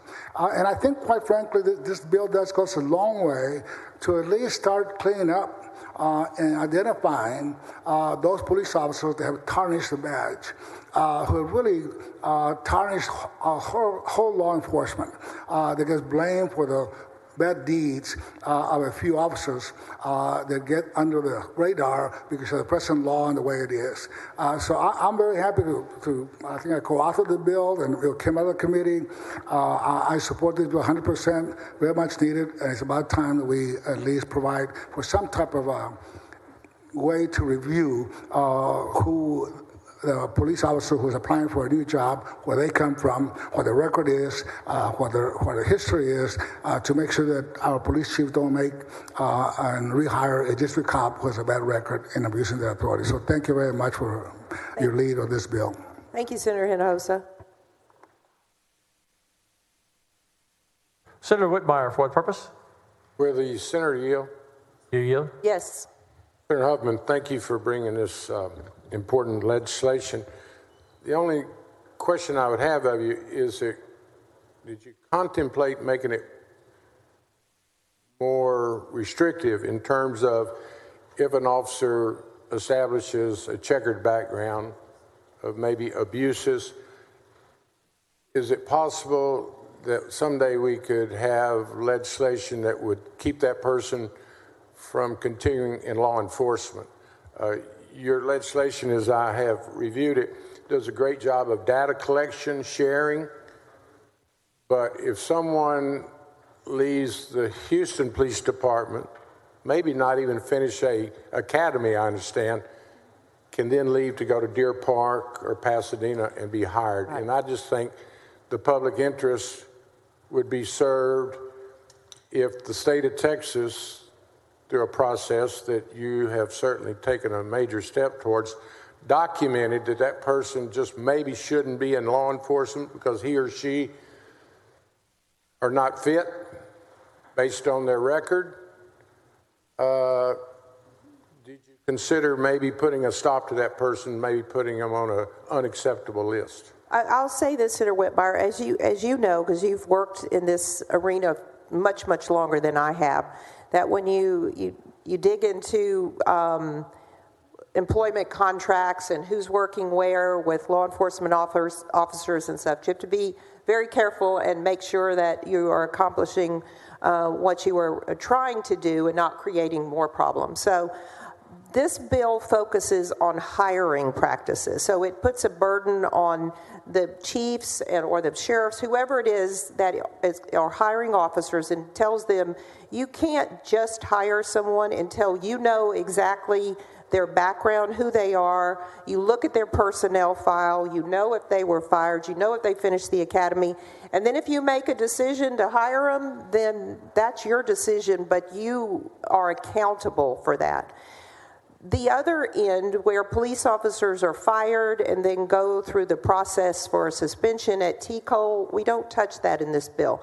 I know that there is a T-Cole sunset bill that is moving through, in fact, it's coming through the Jurisprudence Committee soon, and we will be addressing some of those issues. But as you know, it becomes very difficult because many of the police officers have contracts with, and they have all kind of issues about civil service commitments and so forth. This just goes to the hiring practice to try to get rid of those police officers who are bad and go from agency to agency. So that's what this bill tries to fix. So it's really a piece of it. I understand what you're saying, but this is a piece of the problem that I'm trying to solve.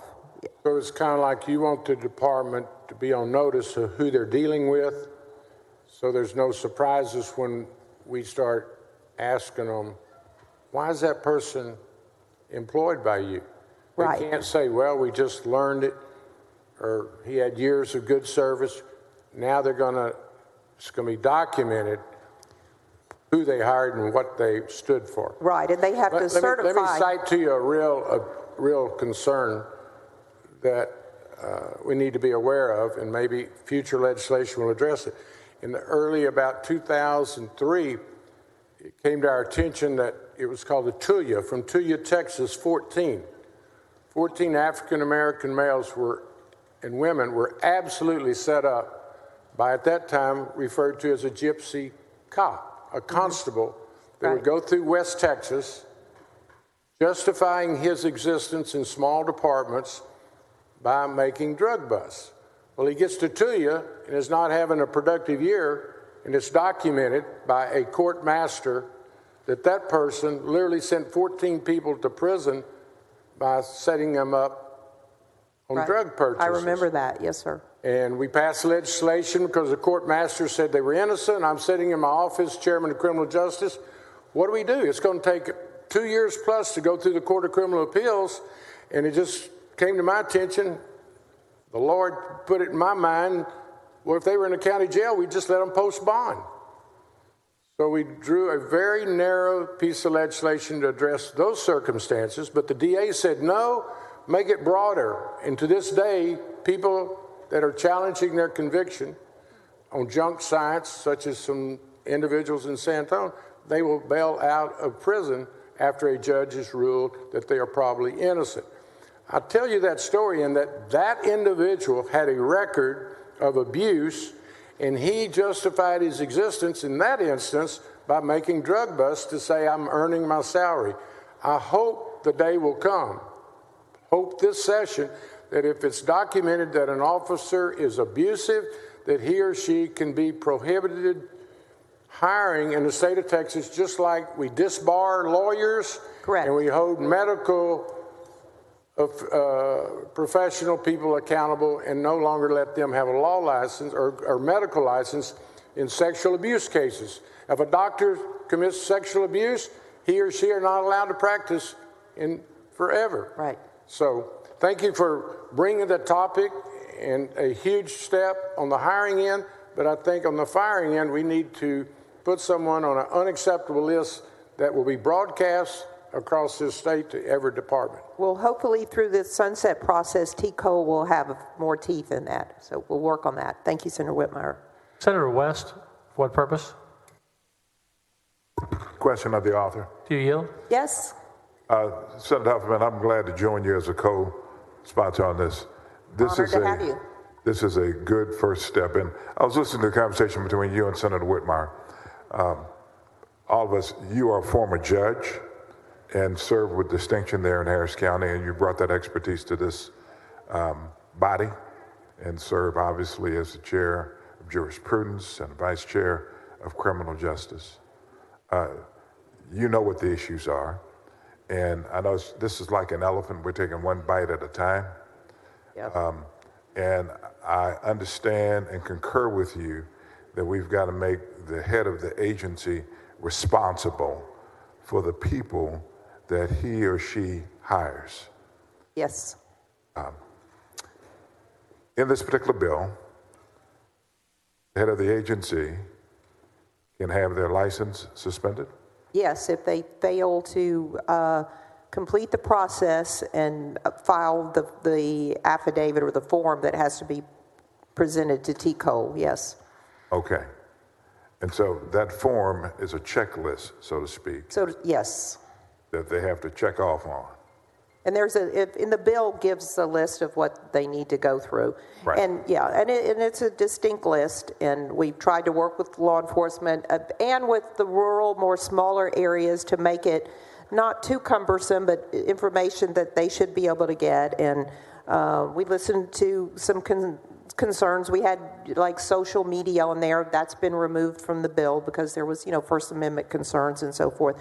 So we really have worked with both rural and urban, big city, little, to try to make it workable for the state of Texas. Okay, let's kind of talk about the checklist for a second. Okay. The head of the law enforcement agency is responsible for making certain that all of those items contained in the checklist in Senate Bill 24 are in fact reviewed. Yes. And they've got to use due diligence in terms of making certain that there's compliance, correct? Yes. Mm-hmm. Okay. If indeed there was a background check and there was a gypsy cop, someone that, like Senator Hinojosa and all of us know what a gypsy cop is, someone that leaves an agency yes, under the cloud of a investigation or potential investigation concerning his or her conduct. You would expect, for hiring someone like that, for that officer of the chief to look into that, correct? I would expect that person should not be hired, but this bill does not dictate. No, that's where I'm going. That's where I'm going. I'm not, yeah. You're giving broad latitude to that law enforcement, the chief, to make a decision as to whether or not someone that's a gypsy cop should be hired by that agency, correct?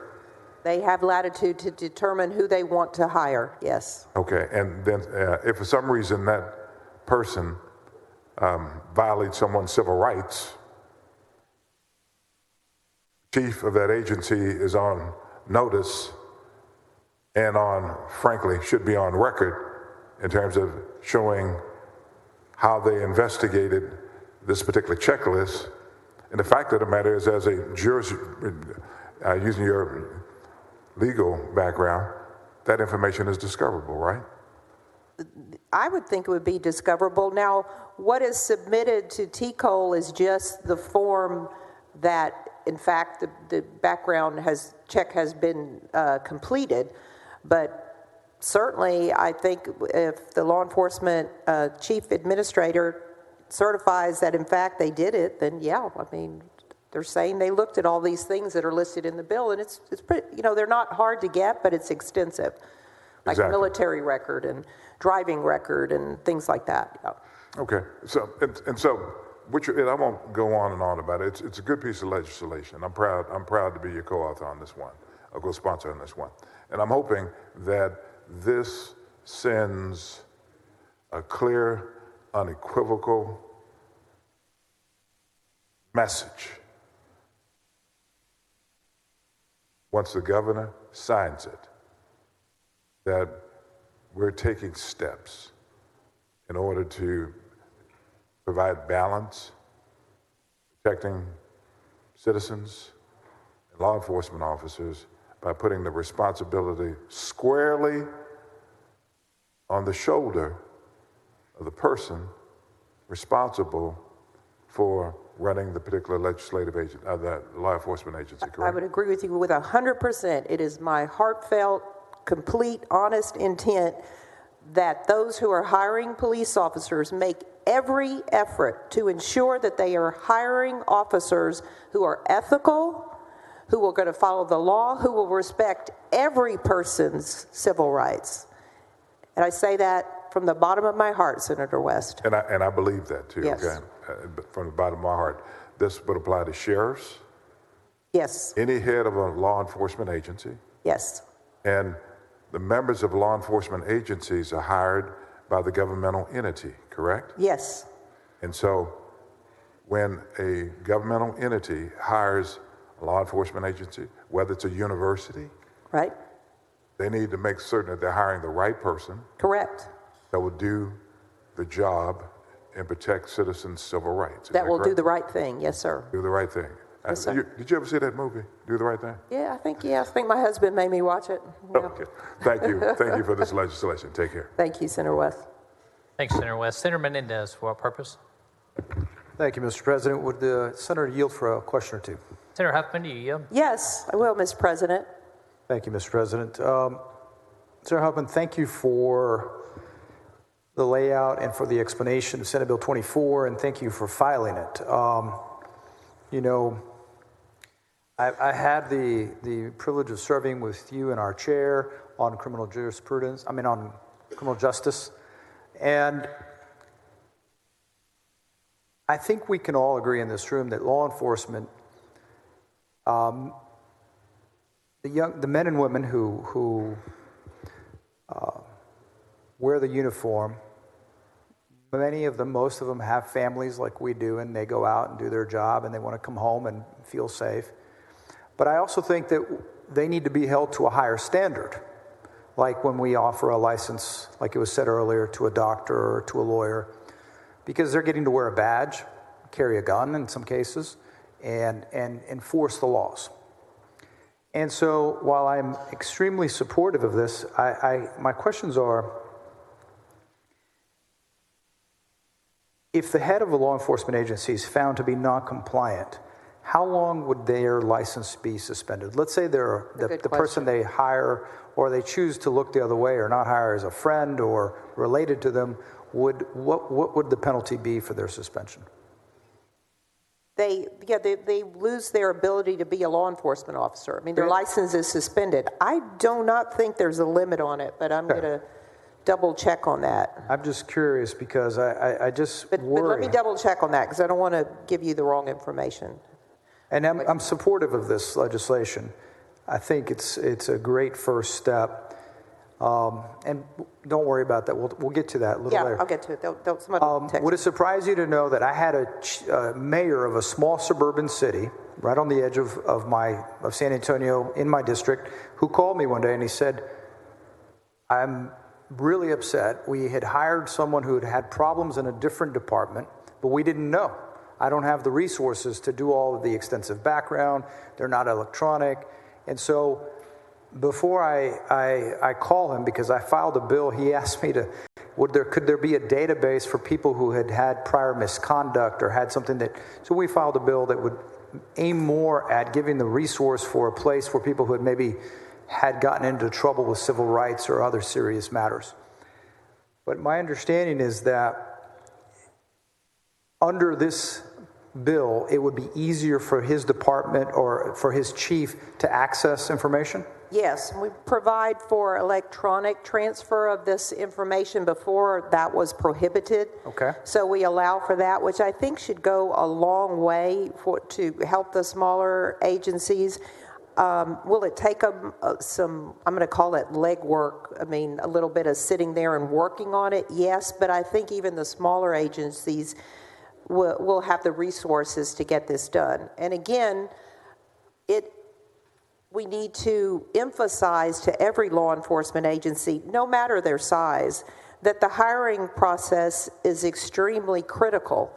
And yeah, it may take a little extra work, but who they hire to be on the streets and represent them as a law enforcement officer who, as you say, have power over individuals, the authority to stop them, to search them, to enter their homes in some instances, to go to a judge and swear to warrants that could, infringe upon people's rights.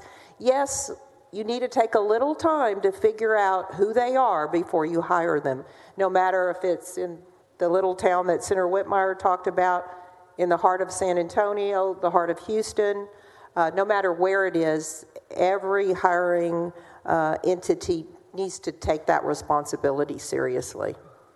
Well, I definitely appreciate it. Pre-employment procedures required by this bill have been an initiative by many, many members of our community for years because of the term gypsy cop. So those people who have just said, well, if I get in trouble here, I just move on to the next place. Right. And so I want to thank you for this bill, and I will look forward to learning more about what it does, and I want to thank you for taking a good first step. Thank you. Thank you, Senator Menendez. Thank you, Mr. President. Thank you, Senator Menendez. Mr. Doorkeeper? Mr. President, there is a message from the House. Admit the messenger. Thank you, Mr. President. Mr. President, I am directed by the House to inform the Senate that the House taken the following action. The House passed the following measures. HB 10 by Patty relating to the governance of the Public Utility Commission. Thank you.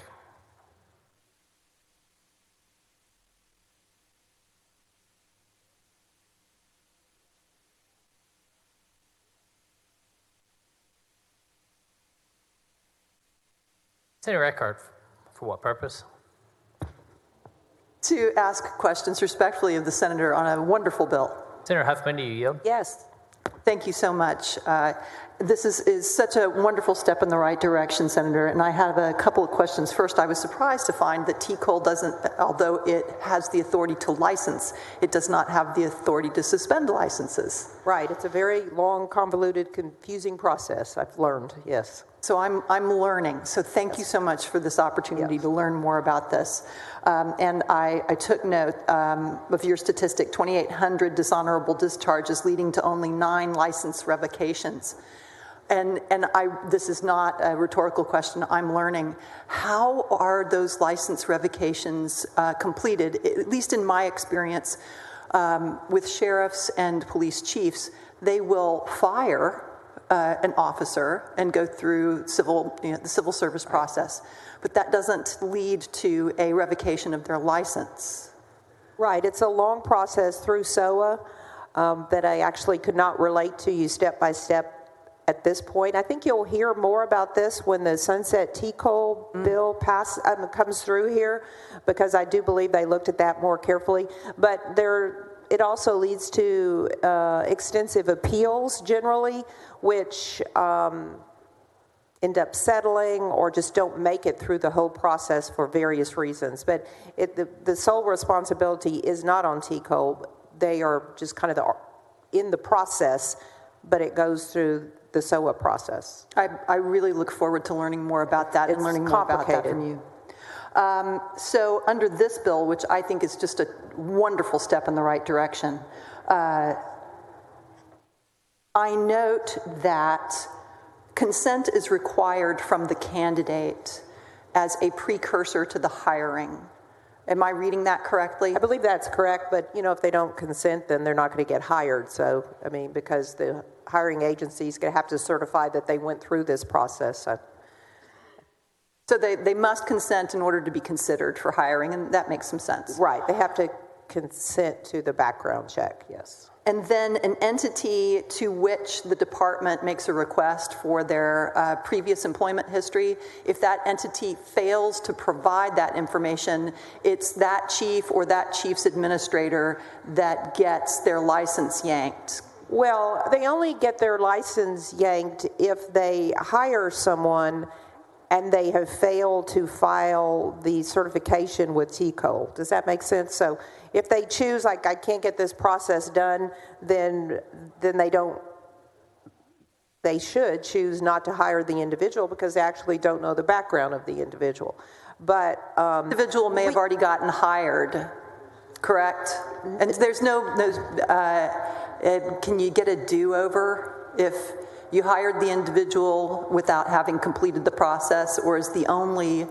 I don't think there's such a thing as a do-over in this bill. Right. I just didn't create a do-over. No. The consequence is on the administrator or the chief, I suppose, is where I'm going here. Right. That's where the consequences are, because again, this bill, and it's as you've pointed out in your questioning, it is a convoluted, complicated process when you're talking about the firing side. So my approach, I just kept hitting kind of a brick wall trying to fix that, because there's lots of layers. So I'm doing it from the hiring side, which if you think about it, that makes sense, right? Let's see who we're hiring, and then let all the employees and the union contracts and all those other things that happen at the end, they'll just have to work that out on their own or through the TCO process.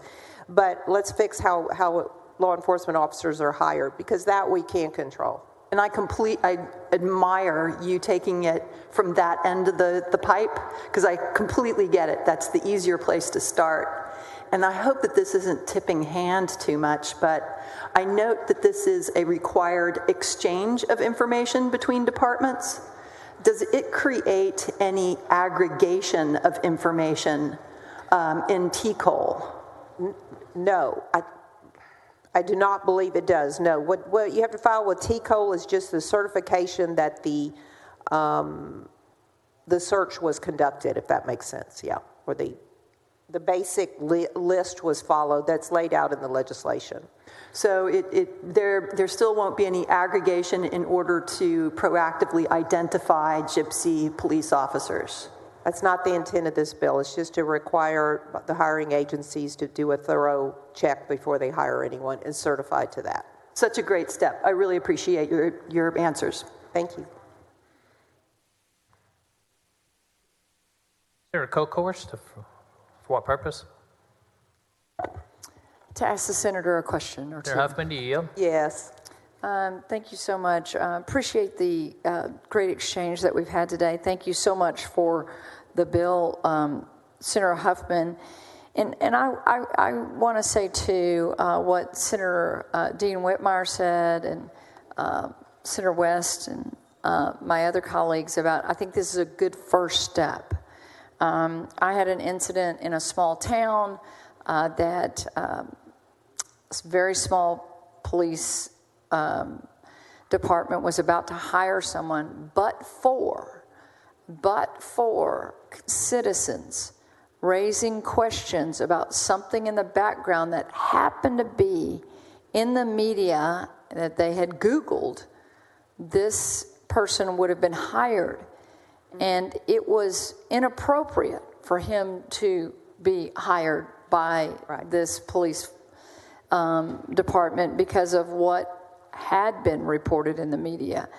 And so it's my understanding right now, if you were Austin PD and you called Houston PD and said, you know, we'd like to look at your files or on this particular person as they've applied for a job, they really, I mean, this bill is what would actually kick in and allow them to get that information. Right, and they could send it electronically as well. And if this, without this bill, that really isn't happening, is my understanding from some, I mean, maybe some do, maybe some don't. I think that's part of the problem is there was discrepancies, you know, and some agencies weren't doing much of a check at all, in fact, and some are doing a more thorough.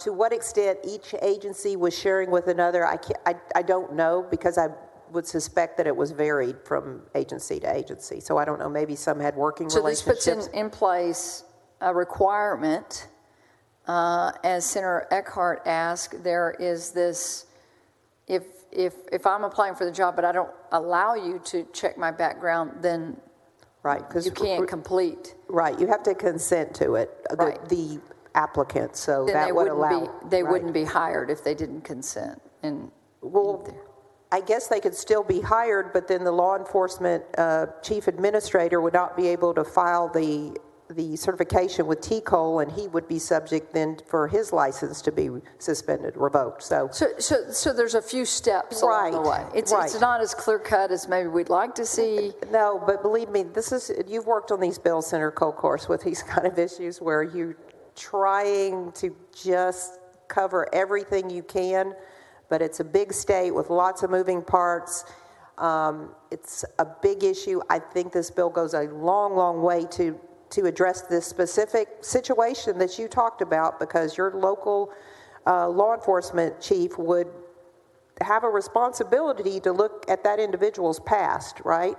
And if he chose to hire that guy or gal anyway, then he's going to have to answer to your constituents about why that person is working. Now, is he going to get out there, or is she going to get out there and say, yeah, I knew that, but I'm still going to put a badge on him and let him, you know, drive through and arrest people and stop women by themselves in the middle of the night or whatever they're doing, right? So there is a certain amount of just responsibility that we're putting on law enforcement on this, but it's one that they're willing to accept because they want to get rid of the bad apples as well. So And let me say this, I think 99% of all that serve in law enforcement do it with great honor. They take wearing that badge very seriously, and they're some of our most upstanding citizens. Yes. But I'm reminded of a bill that we passed just 2 sessions ago where we had teachers that were going from district to district that were bad actors. We called it pass the trash. I mean, they had serious allegations against them in another school district. And it was kind of like, don't ask, don't tell. Senator Bittencourt, you carried that bill. And I think that it went a long way to us being able, the system, to do away with those bad actors and not, put them in another school district. This is the same idea. It's the same, yes. Right. And again, I want to say loud and clear, I think the vast majority, only a minuscule amount of those that have ever worn the badge are those bad apples, but we don't need them showing up in different parts of the state or coming from other states to then make very bad decisions in our local communities. Exactly. And hopefully this will, if there was even a little bit of a culture of that happening, hoping this bill will change that culture, just like Senator Bettencourt's bill went a long way in the education community. I'm hoping this is the same for law enforcement, where they wake up, the few that were doing it, and say, hey, you know what, we can't do this. We're going to have to look somewhere else for someone else to hire. And my final question to you, in your opening remarks, when you're suspending the order of business, was you had a factor of, a number of 9. Tell me again what that 9 is. It is 9 in 5 fiscal years. Out of 2,800 dishonorable discharges, so these are peace officers that were dishonorably discharged, went through the whole process, only 9 license revocations in the state. So to Senator Eckhart's discussion about the back end is not working. That's clear. So, yeah. Yes. And again, I want to echo what my colleagues have said.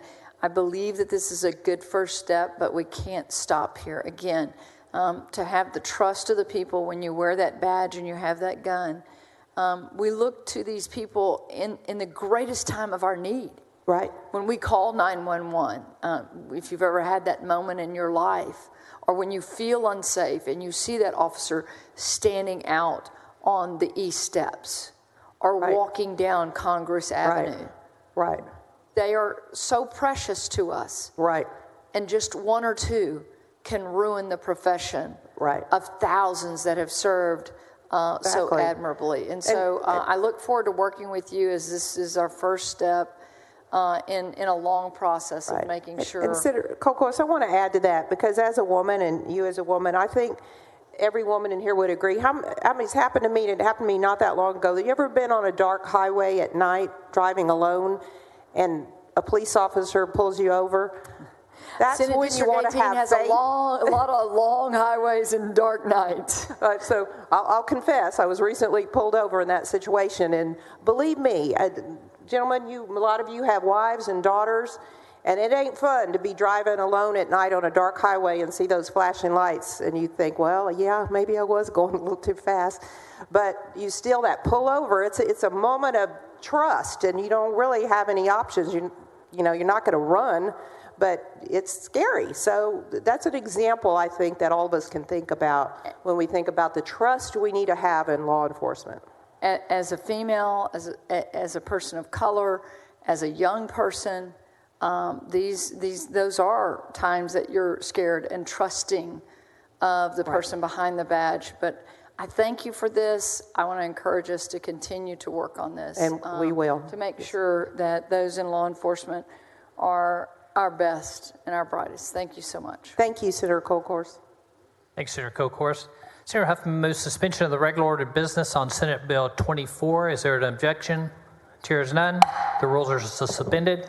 Chair lays out on second reading Senate Bill 24. The Secretary will read the caption. Committee substitute Senate Bill 24, relating the procedures required before a law enforcement agency hires a peace officer. Senator Huffman, you're recognized for a motion. I move passage to engrossment of the committee substitute Senate Bill 24. Senator Huffman moves passage to engrossment. Is there an objection? Chair is none. The bill is passed to engrossment. Senator Huffman, you're now recognized for a motion to suspend the constitutional 3-day rule. So moved. Senator Huffman moves suspension of the 3-day rule. The Secretary will call the roll. Alvarado, Betancourt, Birdwell, Blanco, Buckingham, Campbell, Creighton, Eckhart, Gutierrez, Hall. There being 31 ayes and no nays, the rules are suspended. The Chair lays out on third reading and final passage Senate Bill 24. The Secretary will read the caption. Committee substitute Senate Bill 24, relating to procedures required before a law enforcement agency hires a peace officer. Senator Huffman, you're recognized for a motion. I move final passage of the committee substitute Senate Bill 24. Senator Huffman moves final passage of Senate Bill 24. Secretary will call the roll. Alvarado, Betancourt, Birdwell, Blanco, Buckingham, Campbell, Creighton, Eckhart, Gutierrez. There being 31 ayes and no nays, the bill is finally passed. Congratulations, Senator Huffman. Thank you. Thank you, members.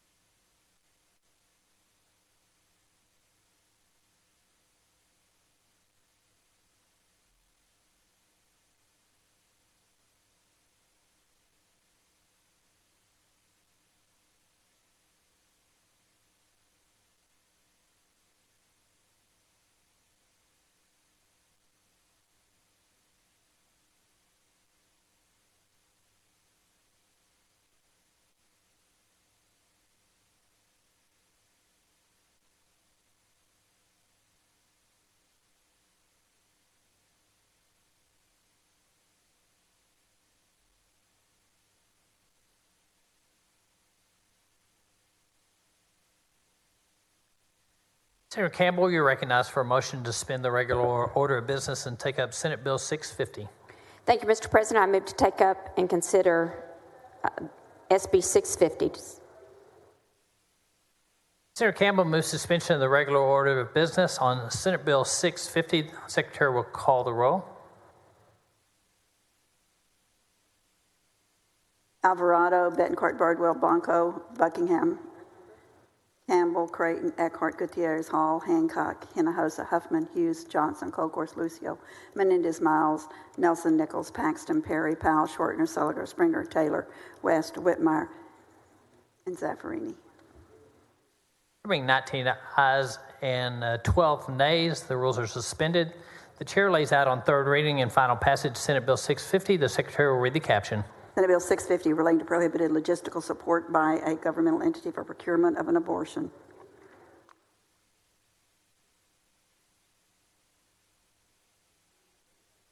Chair recognizes Senator Eckhart. Thank you so much. May I ask, make a statement on the bill in opposition? Senator Eckhart, you're recognized to speak on the bill. Thank you so much. This bill will make it impermissible for a local government to provide services to a woman who is seeking to exercise her right to choose. We had another bill yesterday that we passed that purports to offer services to women. This one takes them away when a local government is offering them. And so I rise to point out the irony that we are offering alleged state services in one bill, and then we are making it impermissible for a local government to provide them in another. Thank you.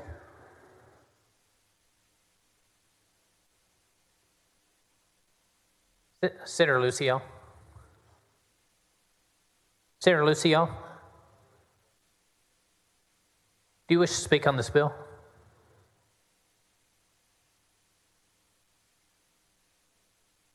Thank you, Mr. President. Senator Lucio, you're recognized to speak on the bill. Thank you, Mr. President. First, I'd like to start by saying that I really enjoyed Senator Nelson's prayer this afternoon when we started. I think we started on the right foot. And I was close to Jose Menendez, and I turned to him and I told him that I was very happy, very pleased, and fortunate to have him as a friend. But I was also thinking of all the other senators on the floor at the same time. That was a beautiful, beautiful prayer, and I think it's kept us together, working together, understanding and caring for one another. It really has, because what I've heard so far has been just very, very, how can I say, good, especially on Holy Week. So I want to thank you, Senator. It was a priceless moment, I think, in this session. I think this bill, members, maybe more so than others, asked the question of what role the government plays in protecting life. And that question has been answered over and over. At the federal level, there is the HYPE amendment prohibiting the use of federal funds for abortions. In Texas, we have made it clear time and time again that state funds or city funds cannot be used for abortion services. However, some cities still try to find loopholes and provide services that are knowingly used to continue the act of destroying life. And this bill closes that loophole. Both at the state and federal level, leaders recognize that government should be used to promote life, not end it. We as leaders need to stay strong in this recognition. Remember, the law is not the only means of protecting life, but it plays a key and often decisive role in affecting both human behavior and thinking. Those called to civic and spiritual leadership, as Pope John Paul II reminds us, and I quote, have a duty to make courageous choices in support of life, especially through legislative measures, unquote, end quote. This is a responsibility that cannot be put aside. And I quote again, and quote, especially when he or she has a legislative or decision-making mandate which calls that person to answer to God, to his or her own conscience, and to the whole of society for choices which may be contrary to the common good, end quote. And it says in Psalm 127:3, children are a heritage from the Lord. I'd like to end by making these final remarks. Senator West, I want to say a few things that is in response to your remarks yesterday regarding the abortion bills. I respect you immensely. I really do. I think you are one of the best debaters I have ever seen on this floor or any floor. And I've been here for a while, you know that. But you also have an incredible, compassionate heart. And you showed it again, as you've shown it before, on Senate Bill 30. And I was with you. You know I was. Every step of the way, I was thanking God for you at that moment. But you mentioned these bills are Republican bills. And I don't believe they are Republican bills. And to say so makes working in a bipartisan manner on other bills a little bit more difficult. I have thousands of pro-life Democrats in my district, members. We all have pro-life Democrats in our districts throughout the state of Texas. I continue to have the utmost of respect for you, Senator. I really do, and I always will. But I want everybody to remember that pro-life Democrats are out there because we know that this is not a partisan issue. Thousands of pro-life Democrats voted for me, and I also had thousands of pro-choice Democrats voting for me as well. Why? Because we respect each other, even if we differ on how we feel about legislative issues. And that's so important.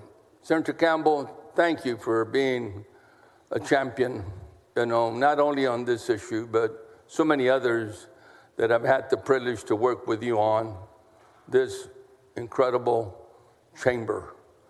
I can't thank you enough, and others that I've seen mature in their experience and bring forth measures that are going to make a lifelong difference, especially in the generations to come. Thank you. Senator West, you're recognized to speak on the bill. Oh, I was wondering whether Senator Lucio would yield just for... You're recognized to speak on the bill. We have the bill before us. Okay, very good.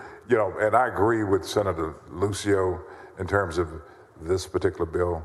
A person can have their own ideology concerning final passage of this particular bill, and I respect that. Thank you. Thank you, Senator West. Thank you, Senator Lucio. Senator Campbell, you're now recognized for a motion. I move final passage for SB 650. Senator Campbell moves final passage of Senate Bill 650. Secretary will call the roll. Alvarado, Betancourt, Birdwell, Blanco, Buckingham, Campbell, Creighton, Eckhart, Gutierrez, Hall, Hancock. There being 19 ayes and 12 nays, Senate Bill 650 finally passed. Mr. President.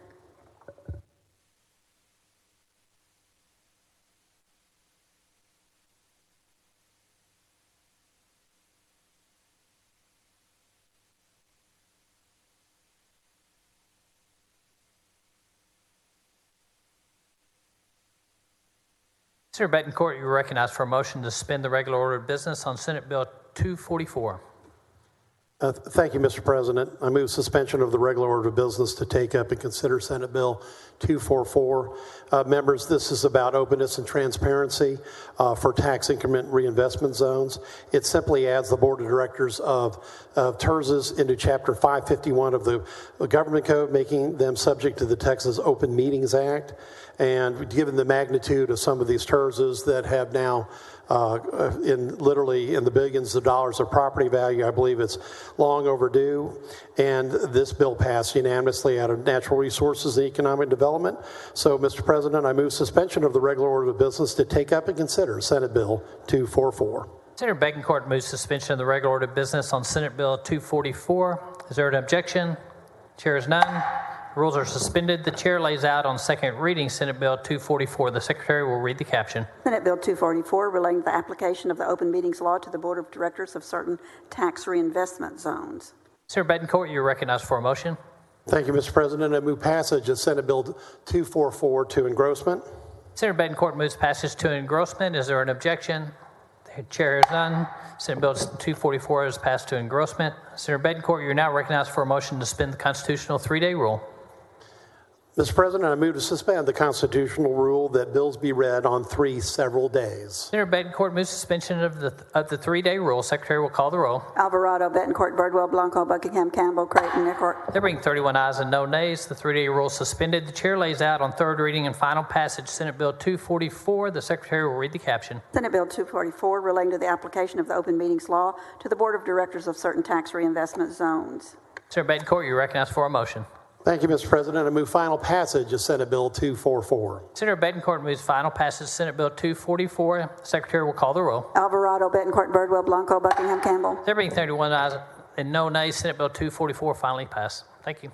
Thank you, Mr. President and members.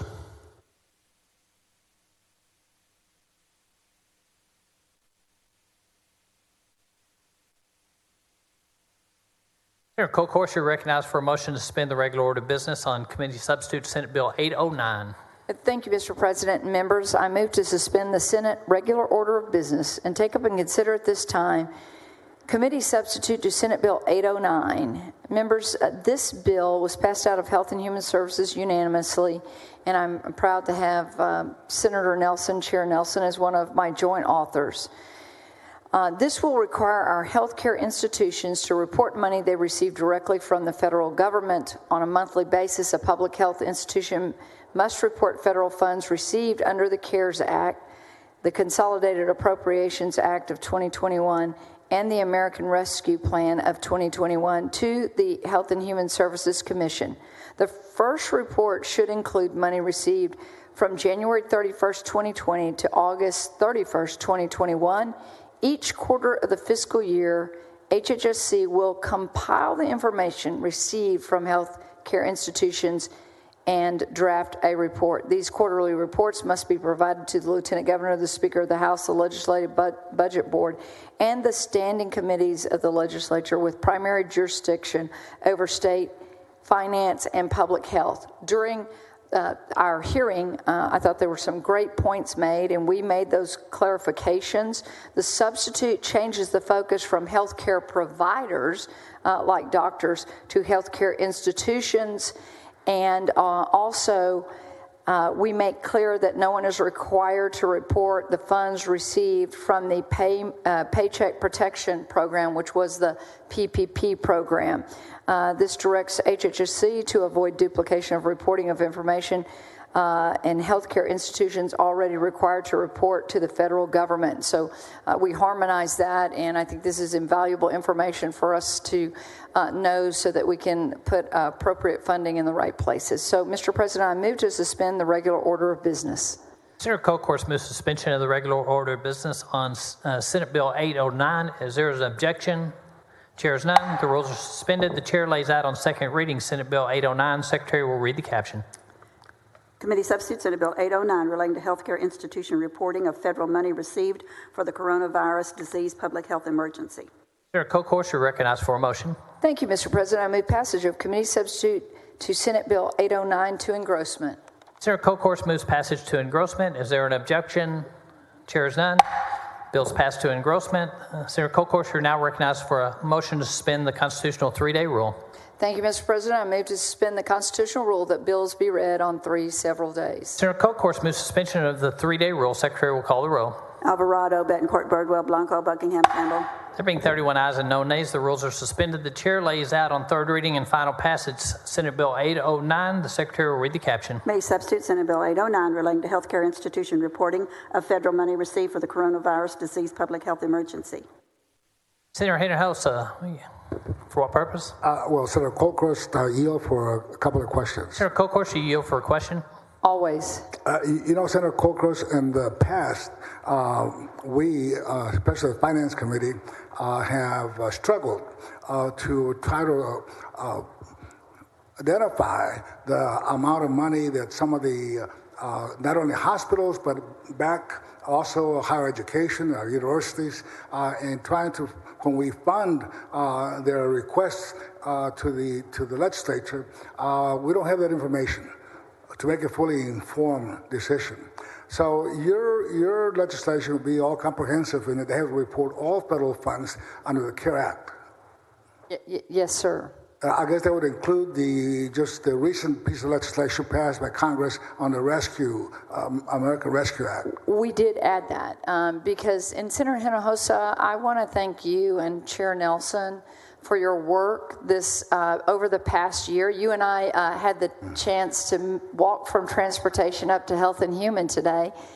And you talked about how every day you had a phone call for an hour and a half or more with the governor's office about the CARES Act. And you and your counterparts in the House of Representatives, the chair and vice chair of, at the time, the House Appropriations Committee, were charged with looking at all those dollars that were flowing. And there were a few things that we discovered, right? So 18 cities or counties, 18 jurisdictions got their money directly. But also what was really interesting about the CARES Act was that monies flowed straight to our hospitals. Monies flowed straight to our nursing facilities. And there was really very little accountability when we would have caucus phone calls. You remember we were talking about, well, how do we know how much money is going where? And we want to fund these institutions and make sure that they are, responding during a pandemic, recovering after the pandemic.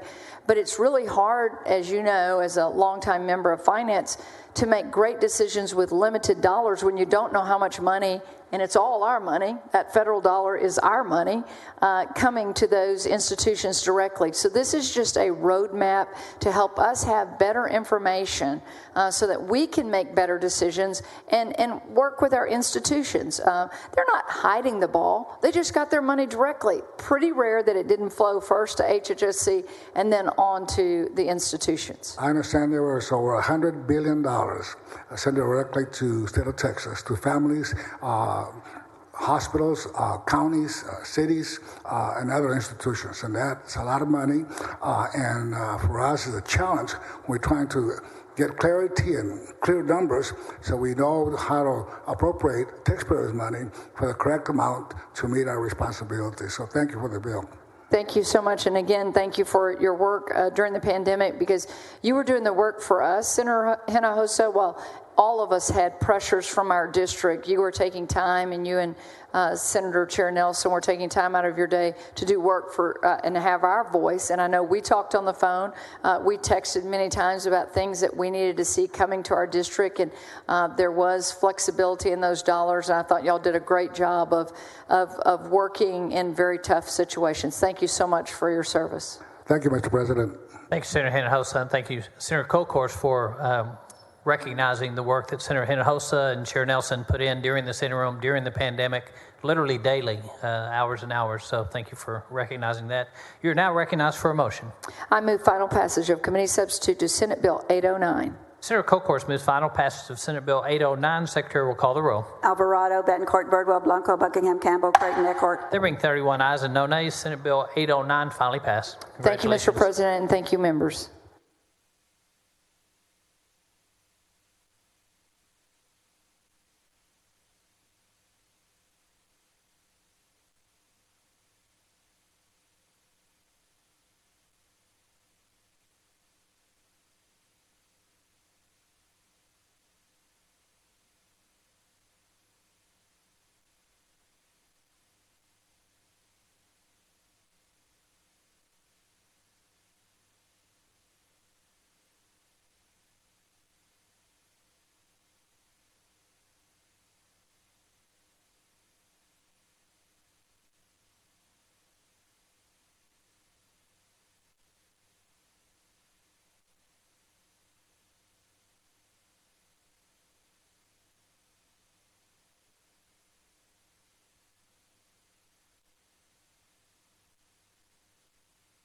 Senator Zaffarini, you're recognized for a motion to suspend the regular order of business and take up Senate Bill 884. Thank you, Mr. President. Mr. President and members, I move to suspend the Senate's regular order of business to take up and consider at this time the committee substitute for Senate Bill 884. It relates to the management and operation by the University of Texas system of a multi-institution center in the city of Laredo. Members, in 1999, it was my pleasure to pass Senate Bill 1288, which authorized the creation of a campus extension of the UT Health Science Center at San Antonio in Laredo. The Laredo campus was given a clear mandate. Its purpose was education, research, and community outreach. Generally, the committee substitute for Senate Bill 884 would reestablish the Laredo campus as a multi-institution center operated by the UT system and transfer management and funding responsibilities for the center from San Antonio to the system. Mr. President, I move suspension. Senator Zaffarini moves suspension of the regular order of business on Senate Bill 884. Is there an objection? Chair is none. The rules are suspended. The chair lays out on second reading Senate Bill 884. Secretary will read the caption. Committee substitute Senate Bill 884 relating the management and operation by the University of Texas system of a multi-institution center in the city of Laredo. Senator Zaffarini, you are recognized for a motion. Thank you, Mr. President. I move passage to engrossment. Senator Zaffarini moves passage to engrossment. Is there an objection? Chair is none. Senate Bill 884 is passed to engrossment. Senator Zaffarini, you are now recognized for a motion to suspend the constitutional 3-day rule. Thank you, Mr. President. I move to suspend the constitutional rule that bills be read on 3 several days. Senator Zaffarini moves suspension of the 3-day rule. Secretary will call the roll. Alvarado, Betancourt, Birdwell, Blanco, Buckingham, Campbell, Creighton, Eckhart. There being 31 ayes and no nays, the rules are suspended. The chair lays out on third reading and final passage Senate Bill 884. The secretary will read the caption. Committee substitute Senate Bill 884 relating the management and operation by the University of Texas system of a multi-institution center in the city of Laredo. Senator Zaffarini, you are recognized for a motion. Thank you, Mr. President. I move final passage. Senator Zaffarini moves final passage on Senate Bill 884. The secretary will call the roll. Alvarado, Betancourt, Birdwell, Blanco, Buckingham, Campbell, Creighton, Eckhart. There being 31 ayes and no nays, committee substitute Senate Bill 884 finally passed.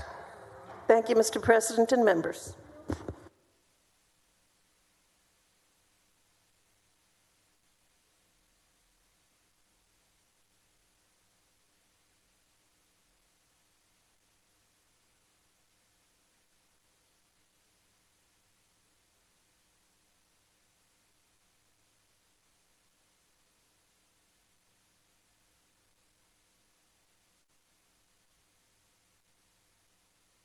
Senator Creighton, you're recognized for a motion to suspend the regular order of business on Senate Bill 788. Thank you, Mr. President and members. The substitute for Senate Bill 788 would direct the Texas Higher Education Coordinating Board, the Texas Education Agency, and the Texas Workforce Commission to develop multiple model FERPA-compliant data sharing agreements for our school systems and post-secondary institutions to utilize voluntarily. The Senate Committee substitute for Senate Bill 788 allows the Texas Higher Education Coordinating Board to create a series of templates so that regions of the state do not have to independently create and negotiate separate agreements. The bill ensures ready-made language is available for regions who wish and ensure consistent privacy language for institutions and regions wishing to adopt these templates for their own use. And this proposal, members, was one of the recommendations that came out of our Higher Education Committee interim hearing last October when we reviewed our data transparency interim charge. Mr. President, I move suspension of the regular order of business to take up and consider committee substitute for Senate Bill 788. Senator Creighton moves suspension of the regular order of business on Senate Bill 788. Is there an objection? Chair is none. The rules are suspended. The chair lays out on second reading Senate Bill 788. The secretary will read the caption. Committee substitute Senate Bill 788 relating to the development of model data sharing agreements for sharing certain student information between public schools, public and private institutions of higher education, and other entities. Senator Creighton, you are recognized for a motion. Mr. President, I move suspension of the 3-day rule. Let's not go there yet. How about engrossment? Move to engrossment. That's right. That's what I thought you meant. Yeah. Senator Creighton moves suspension, moves passage to engrossment. See, you got me. Is there an objection? Chair is none. Senate Bill 788 is passed to engrossment. The Senator Creighton is now recognized for a motion to suspend the constitutional 3-day rule. Move suspension of the 3-day rule, Mr. President. Senator Creighton moves suspension of the 3-day rule. Secretary will call the roll. Alvarado, Betancourt, Birdwell, Blanco, Buckingham, Campbell. There being 31 ayes and no nays, the three-day rule is suspended. The chair lays out on third reading and final passage Senate Bill 788. The Secretary will read the caption. Committee substitute Senate Bill 788 relating to the development of model data sharing agreements for sharing certain student information between public schools, public and private institutions of higher education, and other entities. Senator Creighton, you're recognized for a motion. Thank you, Mr. President. Move final passage of committee substitute for Senate Bill 788. Senator Creighton moves final passage of Senate Bill 788. The Secretary will call the roll. Alvarado, Betancourt, Birdwell, Blanco, Buckingham, Campbell, Creighton, Eckert. There being 31 ayes and no nays, Senate Bill 788 finally passed. Thank you, Mr. President. Thank you, members. See, Senator Blanco, even the veterans have trouble.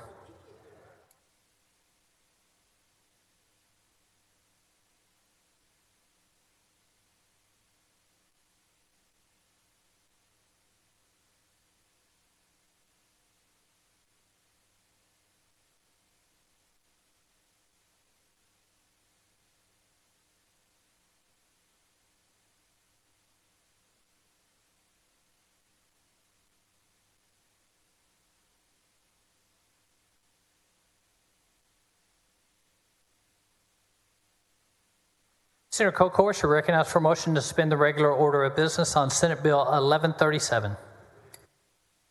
Thank you, Mr. President and members. I move to suspend the Senate's regular order of business and take up and consider at this time committee substitute to Senate Bill 1137.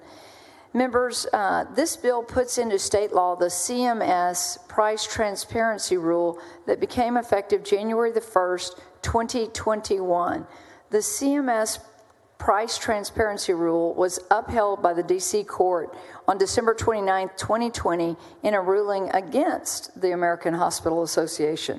The court found that it was its duty of the Secretary of the Health and Human Services to enforce the provision of the Affordable Care Act, that's 42 U.S.C. Section 2718E, that requires public disclosure of hospital standard charges.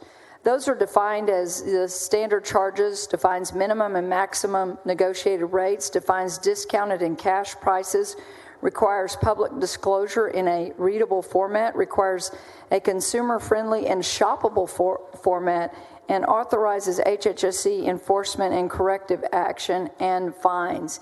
And so, members, it was really an honor to get a phone call from CMS when we were about to lay this bill out in committee to talk about the importance of the rule. This is supported by both administrations. And so, members, approximately 30% of the hospitals are not complying with this new rule. I believe that transparency is going to lead to lower health care prices. And so, Mr. President, I move to suspend the regular order of business. Senator Kokors moves suspension of the regular order of business on Senate Bill 1137. Is there an objection? Chair is none. The rules are suspended. The chair lays out on second reading Senate Bill 1137. The Secretary will read the caption. Committee substitute Senate Bill 1137 relating to required disclosure by hospitals of prices for hospital services and items. Senator Kokors is recognized for a motion. Thank you, Mr. President. I move passage of committee substitute to Senate Bill 1137 to engrossment. Senator Kokors moves passage to engrossment. Is there an objection? Chair is none. Senate Bill 1137 is now passed to engrossment. Senator Kokors, we're now recognized for a motion to suspend the constitutional three-day rule. Thank you, Mr. President. I move to suspend the constitutional rule that bills be read on 3 several days. Senator Kokors moves suspension of the three-day rule. Secretary will call the roll. Alvarado, Betancourt, Birdwell, Blanco, Buckingham, Campbell, Creighton, Eckert. There being 31 ayes and no nays, the rules are suspended. The chair lays out on third reading and final passage Senate Bill 1137. The Secretary will read the caption. Committee substitute Senate Bill 1137 relating to required disclosure by hospitals of prices for hospital services and items. Senator Kokors, you're recognized for a motion. Thank you, Mr. President. I move final passage of committee substitute to Senate Bill 1137. Senator Kokors moves final passage of Senate Bill 1137. Secretary will call the roll. Alvarado, Betancourt, Birdwell, Blanco, Buckingham, Campbell, Creighton, Eckert. There being 31 ayes and no nays, Senate Bill 1137 finally passed. Thank you, Mr. President, and thank you, members. Congratulations, Senator Kokors. Very good bill. I appreciate it.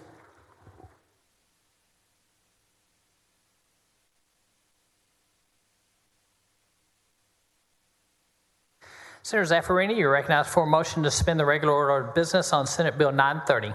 Thank you, Mr. President. Mr. President and members, I move to suspend the Senate's regular order of business to take up and consider at this time the committee substitute for Senate Bill 930, which relates to the disclosure of certain information regarding the occurrence of communicable disease in residential facilities, and I'm proud to co-sponsor this with Senator Colhurst. Members, Senate Bill 930 would establish that the name, location, and number of relevant cases at a nursing home or similar facility in which residents have contracted a communicable disease is not confidential under the Texas Public Information Act.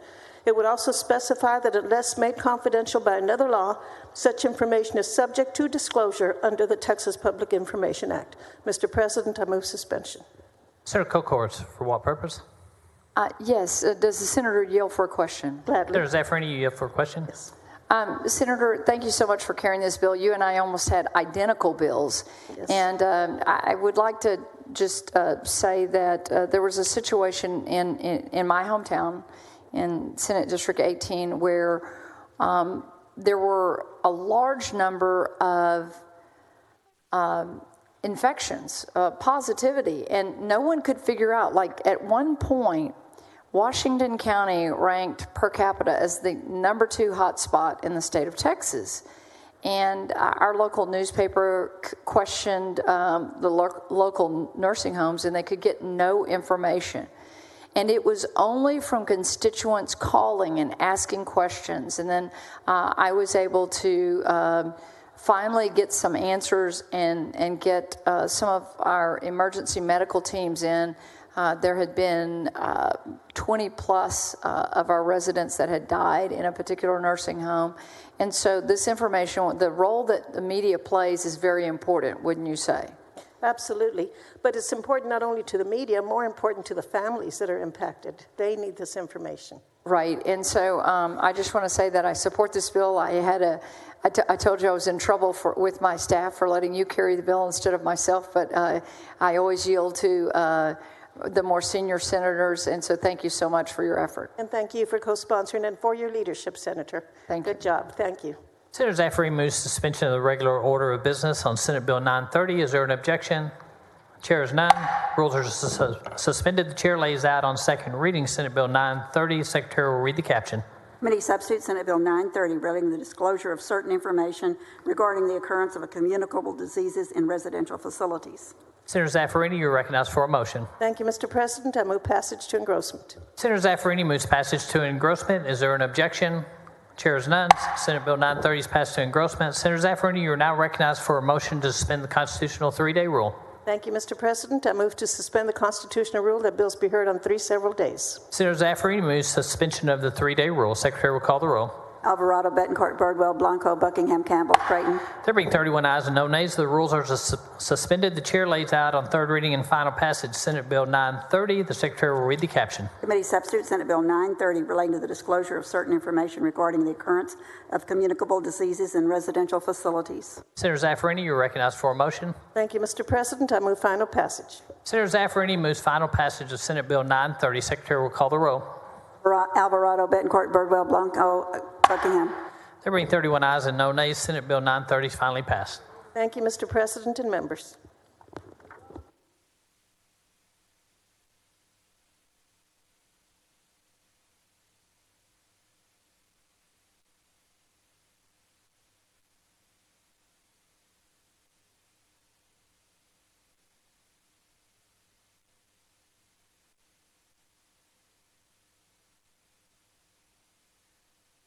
Senator Selger, you're recognized for a motion to suspend the regular order of business on Senate Bill 1103. Thank you, Mr. President. I move to suspend the regular order of business, take up and consider Senate Bill 1103 at this time relating to certified nurse aides. The legislature has already authorized and funded the Health and Human Services Commission's ability to do FBI fingerprint-based background checks for certified nurse aides. However, even though the legislature and the FBI have approved HHSC to receive this background information, DPS felt that they needed some clarification on their authority to do so. SB 1103, which passed out of committee unanimously, simply reiterates the statute that HHSC is the licensing agency for certified nurse aides so that the agency may move forward with being provided fingerprint-based background checks. I move suspension. Senator Seliger moves suspension of the regular order of business on Senate Bill 1103. Is there an objection? Chair is none. The rules are suspended. The chair lays out on second reading Senate Bill 1103. The secretary will read the caption. Senate Bill 1103 relating to the regulation of nurse aides. Senator Seliger, you're recognized for a motion. Thank you, Mr. President. I move the passage to engrossment of Senate Bill 1103. Senator Seliger moves passage to engrossment. Is there an objection? Chair is none. Senate Bill 1103 is passed to engrossment. Senator Seliger, you are now recognized for a motion to suspend the constitutional 3-day rule. Thank you, Mr. President. I move suspension of the constitutional rule that bills be heard on 3 several days. Senator Seliger moves suspension of the 3-day rule. Secretary will call the roll. Alvarado, Betancourt, Birdwell, Blanco, Buckingham, Campbell. There being 31 ayes and no nays, the 3-day rule is suspended. The chair lays out on third reading and final passage Senate Bill 1103. The secretary will read the caption. Senate Bill 1103 relating to the regulation of nurse aides. Senator Seliger, you're recognized for a motion. Thank you, Mr. President. I move final passage of Senate Bill 1103. Senator Seliger moves final passage of Senate Bill 1103. Secretary will call the roll. Alvarado, Betancourt, Birdwell, Blanco, Buckingham, Campbell. There being 31 ayes and no nays, Senate Bill 1103 finally passed. Thank you, Mr. President and members. Thank you, Senator Seliger.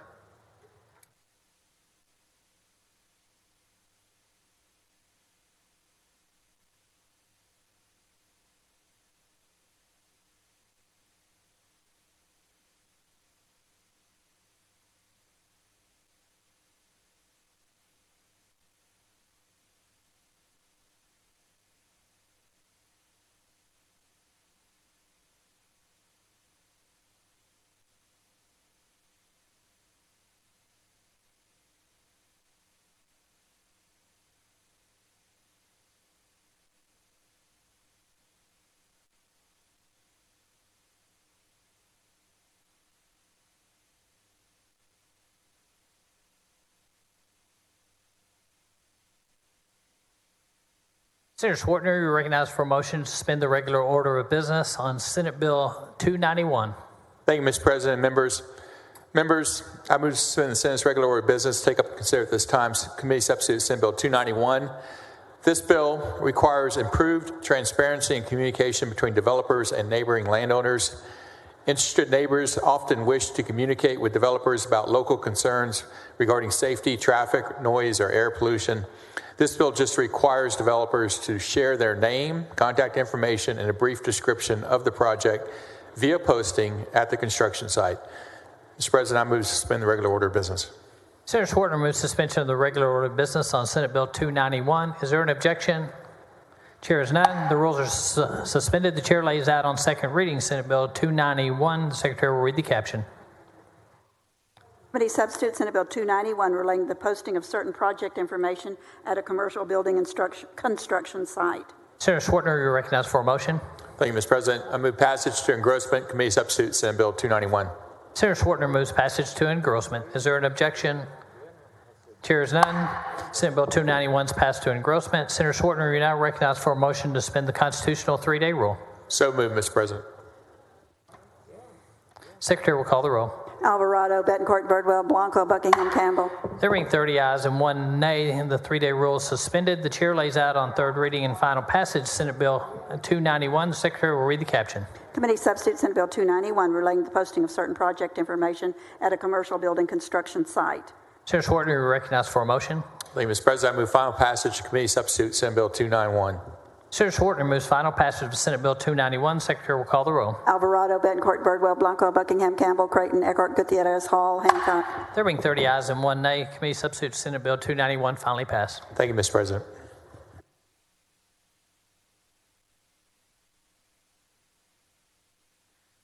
Sarah Huffman, you're recognized for motion to suspend the regular order of business on Senate Bill 516.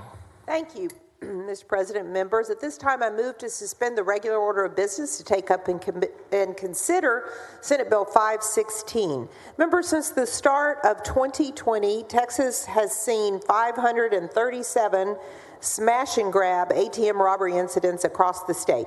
Law enforcement estimates over $24 million in cash and property lost to Texas banks during this time. Currently, under state law, damaging an ATM is criminal mischief, which is punishable as a state jail felony based only on its pecuniary loss.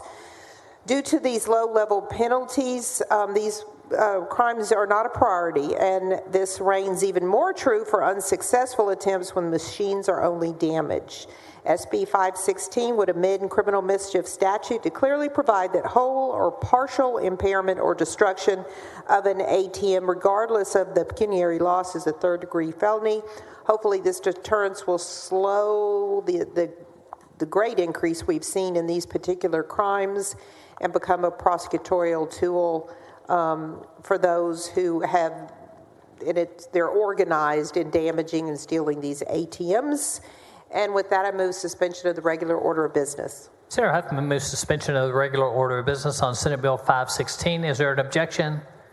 Chair is none. The rules are suspended. The chair lays out on second reading Senate Bill 516. Secretary will read the caption. Senate Bill 516 relating to increasing the criminal penalty for the offense of criminal mischief involving impairment or interruption of access to an automated teller machine. Senator Huffman, you're recognized for a motion. I move passage to engrossment of SB 516. Senator Huffman has moved passage to engrossment. Is there an objection? Chair is none. Senate Bill 516 is passed to engrossment. Senator Huffman, you're now recognized for a motion to suspend the constitutional three-day rule. So moved, Mr. President. Senator Huffman moves suspension of the three-day rule.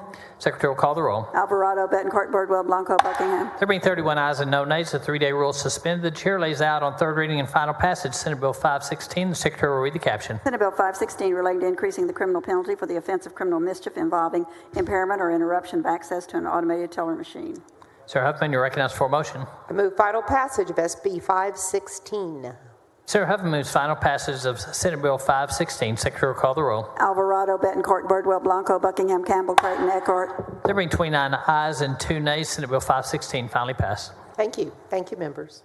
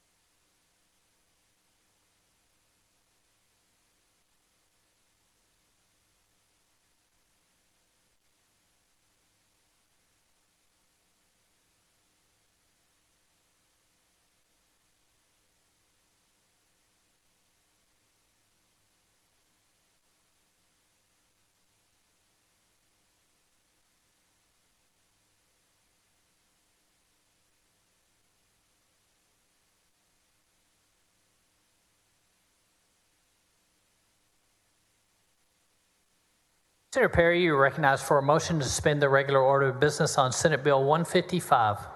Thank you, Mr. President and members. As the legislature, it is our job to ensure that we have free and fair elections that people of this state can trust. This bill expands access to an already existing tool in the toolbox to tackle or prevent voter fraud in our state. Under current law, If a person is summoned for jury duty but identifies him or herself as a non-citizen or a non-resident of that county, they're excused from jury service. Their name is then sent to the appropriate officials to have their name removed from the voter rolls. A jury will is developed from the voter registration list for that county and the DPS driver's license list. However, current law prevents these lists, which can be obtained from an open public request currently, from being used to identify if a non-citizen or a non-resident of that county voted in an election. It would be a Class C misdemeanor.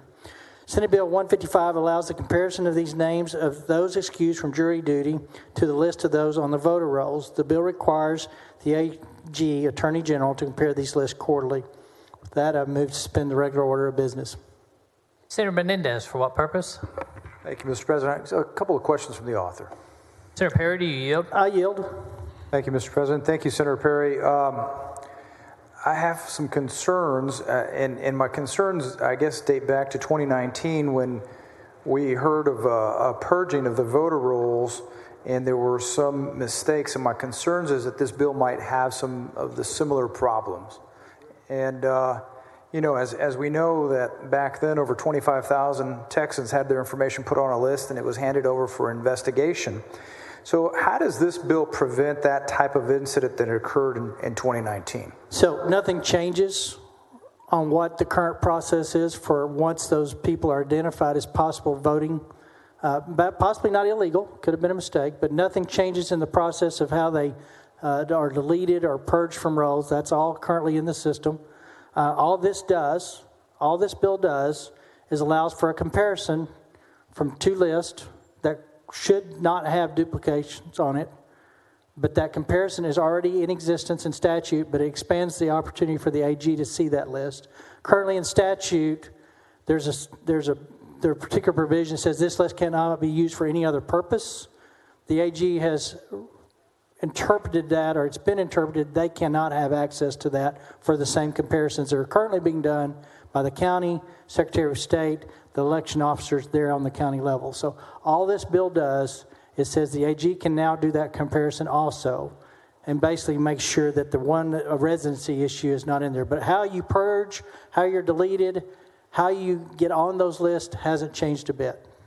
Does the bill put any limitations on how the Attorney General can use this list of potential non-citizens or people who are on this list? For comparison only. Comparison only, I see.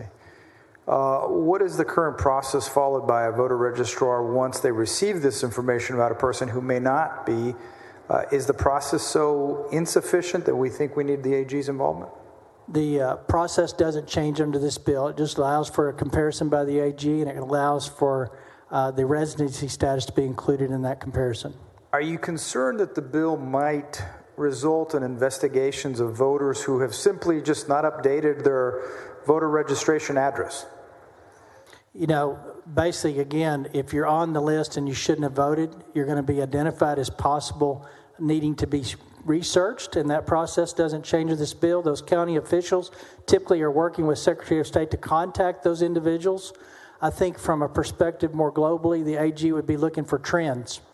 If you consistently pop up in different counties or different election cycles, I don't think that the AG will expand their investigative tools based on the comparison, but it just, again, one set of eyes, different than the ones that are already obligated.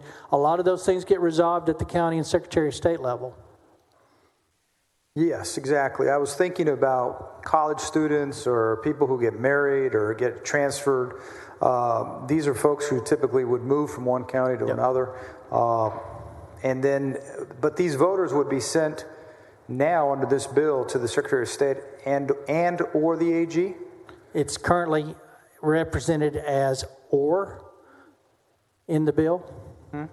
Now, to remember and remind members, it's not against the law to be registered in two different places. It's against the law to vote twice. Right. So typically, if your residency hasn't been changed, it shouldn't really happen, but sometimes it does. People move around the state and their voter registration is one place, their residency status in another place, but it's not against the law to have two residencies, possibly in error. You're only supposed to have one that you get corrected. It's against the law to vote twice. Sure, of course. In the government code, section 62.114, the list of individuals who are excused from jury service because they don't reside in the county is already sent to the county's voter registrar to begin the process of removing them from that role as they've possibly moved.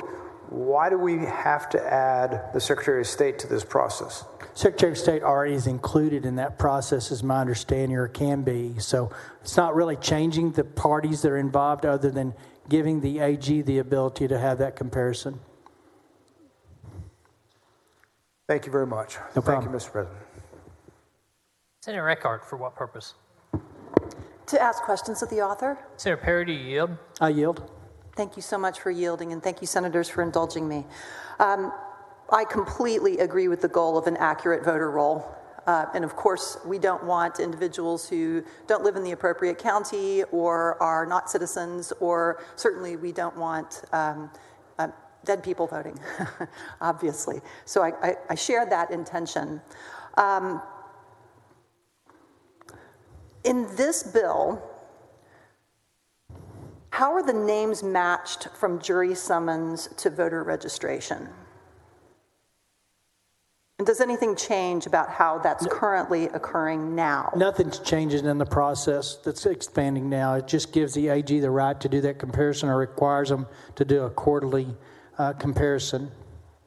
So currently, it's my understanding, and I've actually sat with the registrar when they bring their reconciliations. The registrar brings their reconciliation, they compare it against the list, they share it with the Secretary of State. If they see anything hinky, they of course are also, under current law, providing this to the Secretary of State and their district attorney or county attorney. Correct. So currently, their district attorney or county attorney can take a look at that and see if there is some demonstrated pattern of falsification of a governmental record, elections fraud, or anything like that. That is correct. More often than not, it's some kind of... It's clerical. Right. Or somebody moved and didn't realize that they were voting in a place they weren't registered. And I mean, it happens, right? People are mobile. Sure. So and most of those, as you point out, are resolved currently in the locality. They kind of say, you're not on the rolls. When was the last time you registered? Well, I moved from Travis County. I'm a tech student, and I didn't realize that I needed, it's just, and some of it's just unfamiliarity with the rules. So I want to qualify. I don't think that this produces people that are illegally voting all the time. I think this is probably a good cleanup, administrative cleanup for the rolls that we need to make sure are accurate. And we want those rolls and to the flip side of that is, and I don't use this excuse, but sometimes I don't want to do jury duty, right? So right. Sometimes people just X boxes on there that I'm not a resident, or maybe by an error pick the I'm not a citizen box, and they're out of jury duty, and it may not have been intentional, but this is going to kind of clean up that aspect of it too, right? And I very much appreciate that, because we do know that happens. Oh, I don't live in the county anymore. Whoops. Yeah. But they're still registered to vote. And I very much appreciate that. If a local prosecutor does see a pattern of fraud, they can currently ask for the Attorney General to assist them in that investigation, correct? That is correct. So this bill is adding the Attorney General as a necessary recipient of these lists, both of the non-citizen list as well as the I don't live in the county anymore list. Correct.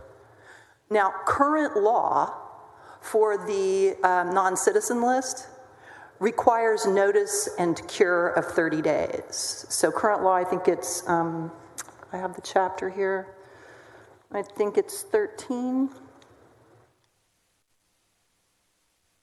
Current law requires the registrar to provide notice to the individual who's being taken off of the roll for non-citizenship and gives them 30 days to respond.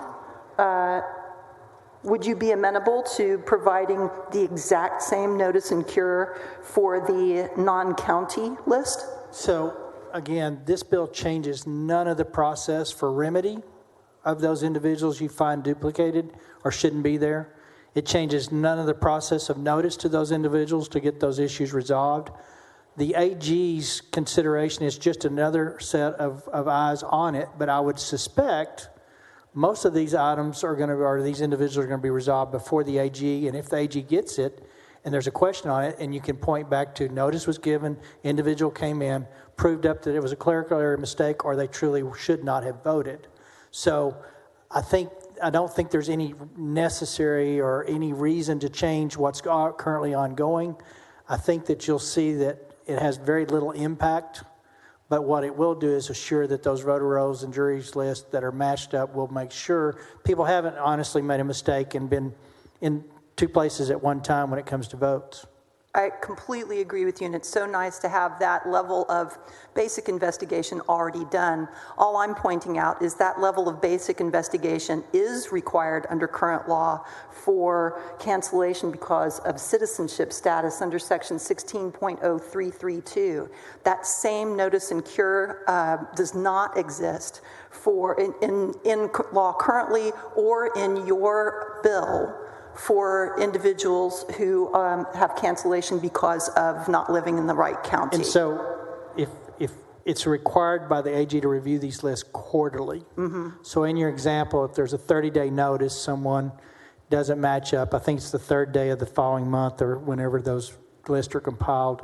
So there's 30 days there, and there are actually 90 days before the AG would even be involved. So the ability to clean that up before they even see a comparable list is already built in and cooked into the books on the statute that we're looking at today. So I don't think there's any reason to change the underlying process. So, I would oppose the amendment to do that. I think that it's already taken care of by not making the AG on the same time frame as what's already allowed to remedy or rectify those differences. Right. All I'm suggesting is perhaps a leveled up playing field between those who are removed from the rolls for presumption of not being a citizen and those who are removed from the rolls on a presumption of not being in the right county. Right. I can appreciate it, but it doesn't really impact where we're going with this bill. Another aspect is with the AG also being notified as well as the local district attorney or county attorney. In the event that both entities choose to investigate, who has primacy?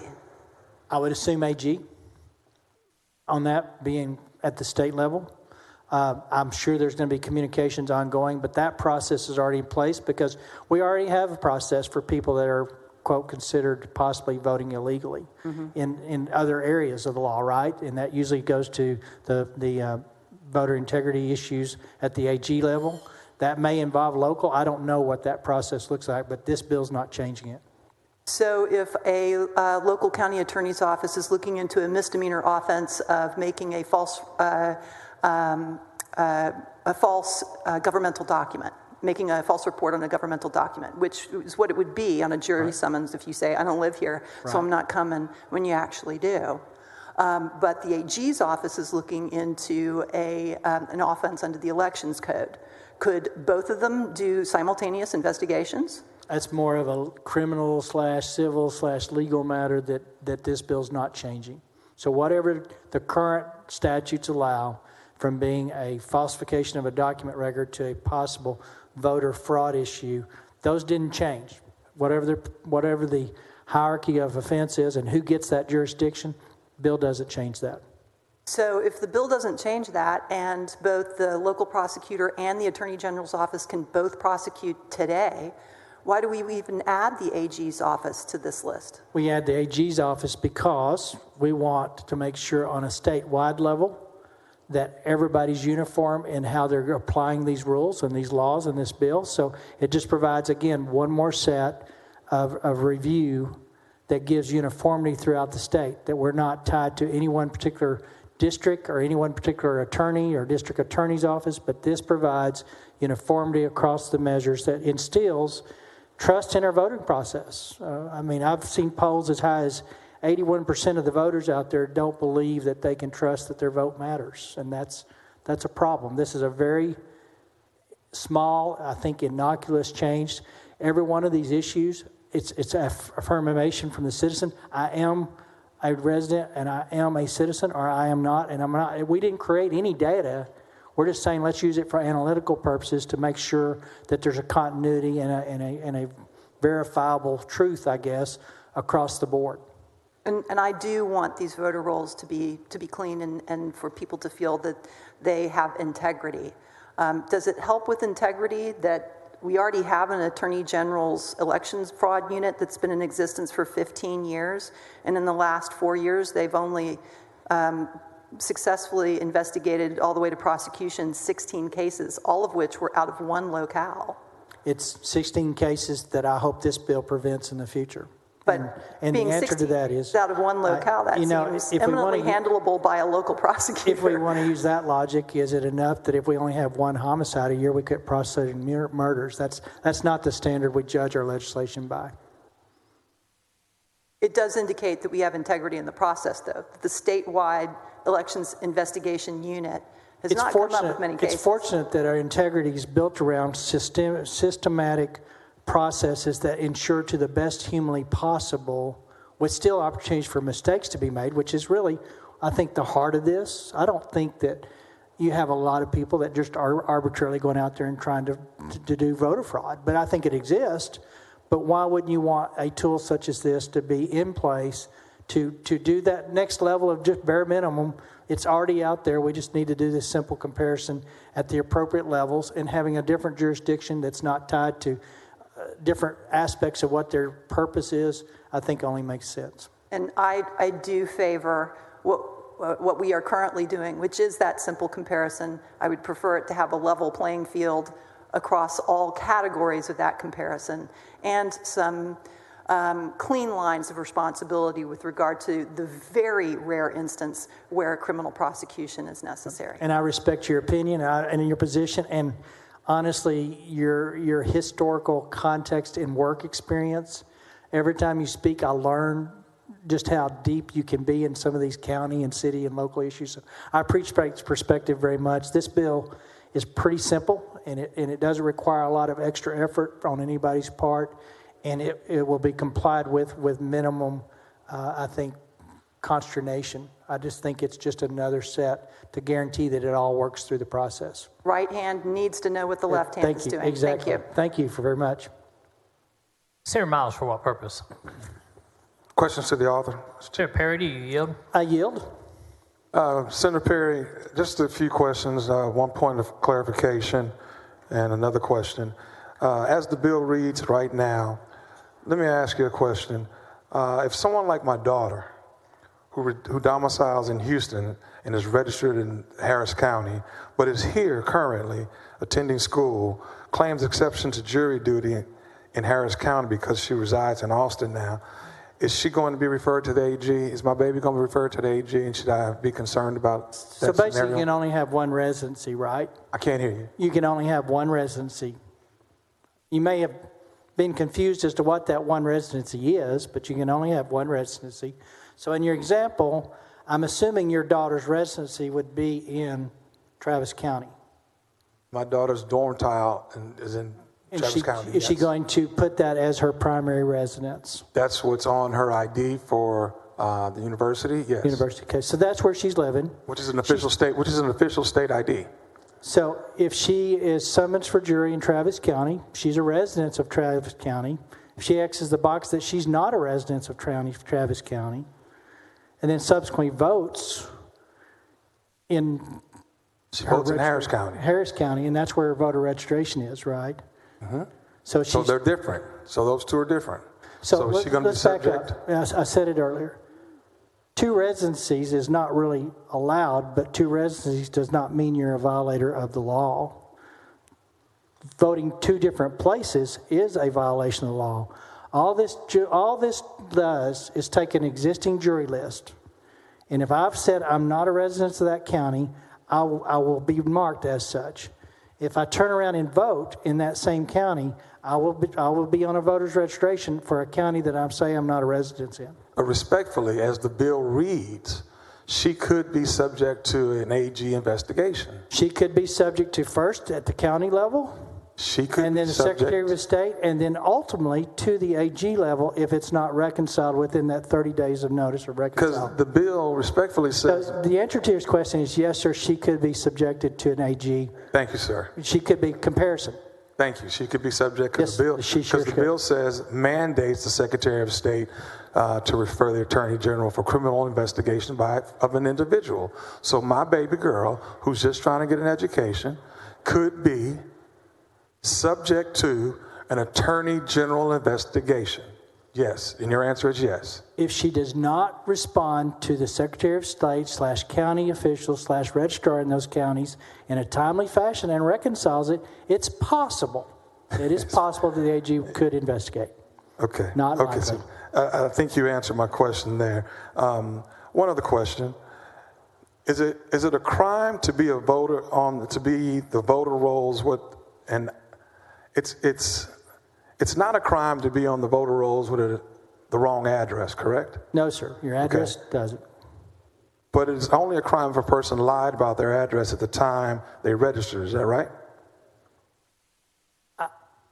It is a crime. Well, let me state to you, it is a crime if somebody lied about their address at the time that they registered. Is that better? It is a falsification of a government document, but that address is fluid. It can change, right? You register today under one address, you move tomorrow. So courts have been pretty lenient on address issues. They don't really, it's not as big a factor because they recognize people are mobile. Your daughter's a good example. So I'm clear. It would seem to me, and I'm not an expert, I'm not a election lawyer, but it would seem to me that instead of going in this direction, before we presume a crime has been committed in this particular incident, that we would refer voters to the Attorney General. Why not first require the voters to cancel their registration upon moving counties?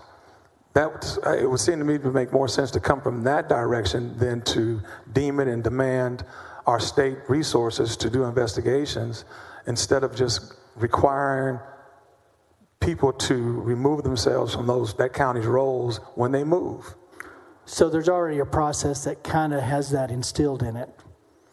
If you show up at the voter polls and you're not registered in that county, and it by virtue of where you've elected and your address could be different, then they're going to ask you and they're going to take a provisional ballot in that situation. So, and to clarify, to just kind of back up, once you're identified as possibly being on the jury list, and that's all this is, jury list compared to voter rolls. If you've somehow in there, they're got off on that list because of the way you've elected those, either voter registration not matching up or vice versa, then there is a process, and the AGs were going to look at this comparable quarterly. So there already is a process for basically 90 days out there that the locals and the registrar and the Secretary of State are going to rectify those issues. Senator Perry, forgive me respectfully. This bill appears to me, from where I sit, and again, I'm not a voter lawyer, an election lawyer, but it appears to me that this bill is more about giving the Secretary of State control of the voters' roll than anything else.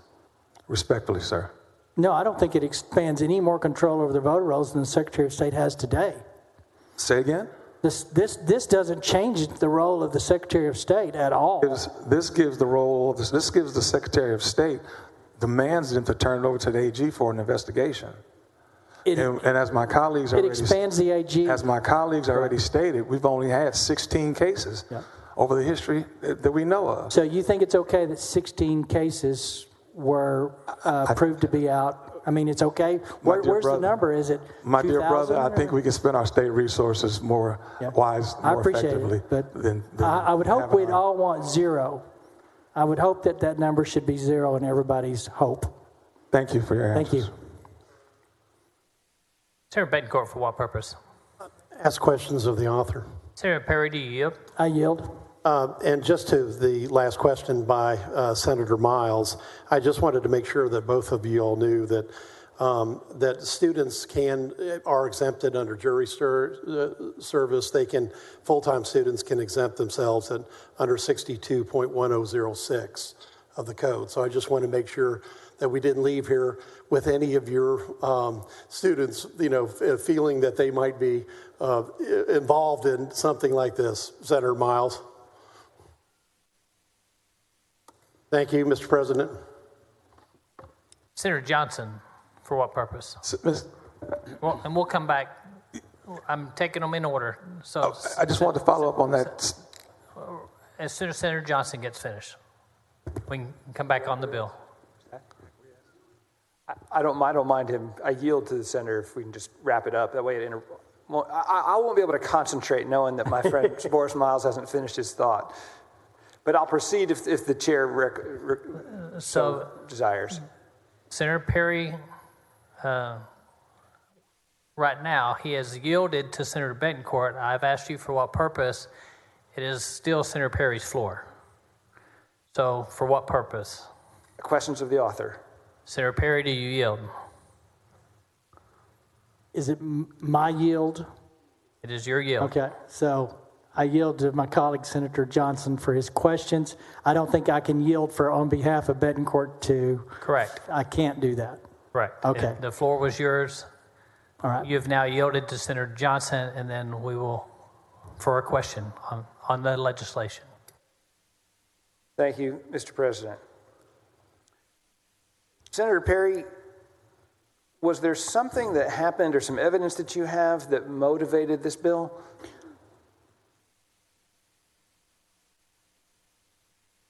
So there's no one specific instance. We all, I think, have agreed that we want voter integrity.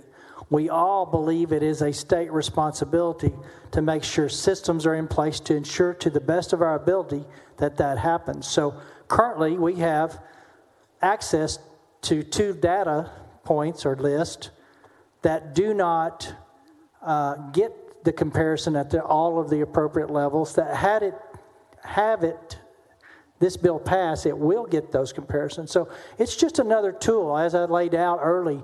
It's just expanding an existing tool and access to the appropriate authorities to use that tool to make sure that we don't have people that are voting twice or people that shouldn't be voting, or worse, or just as bad, I guess, are electing out a jury duty under false pretenses.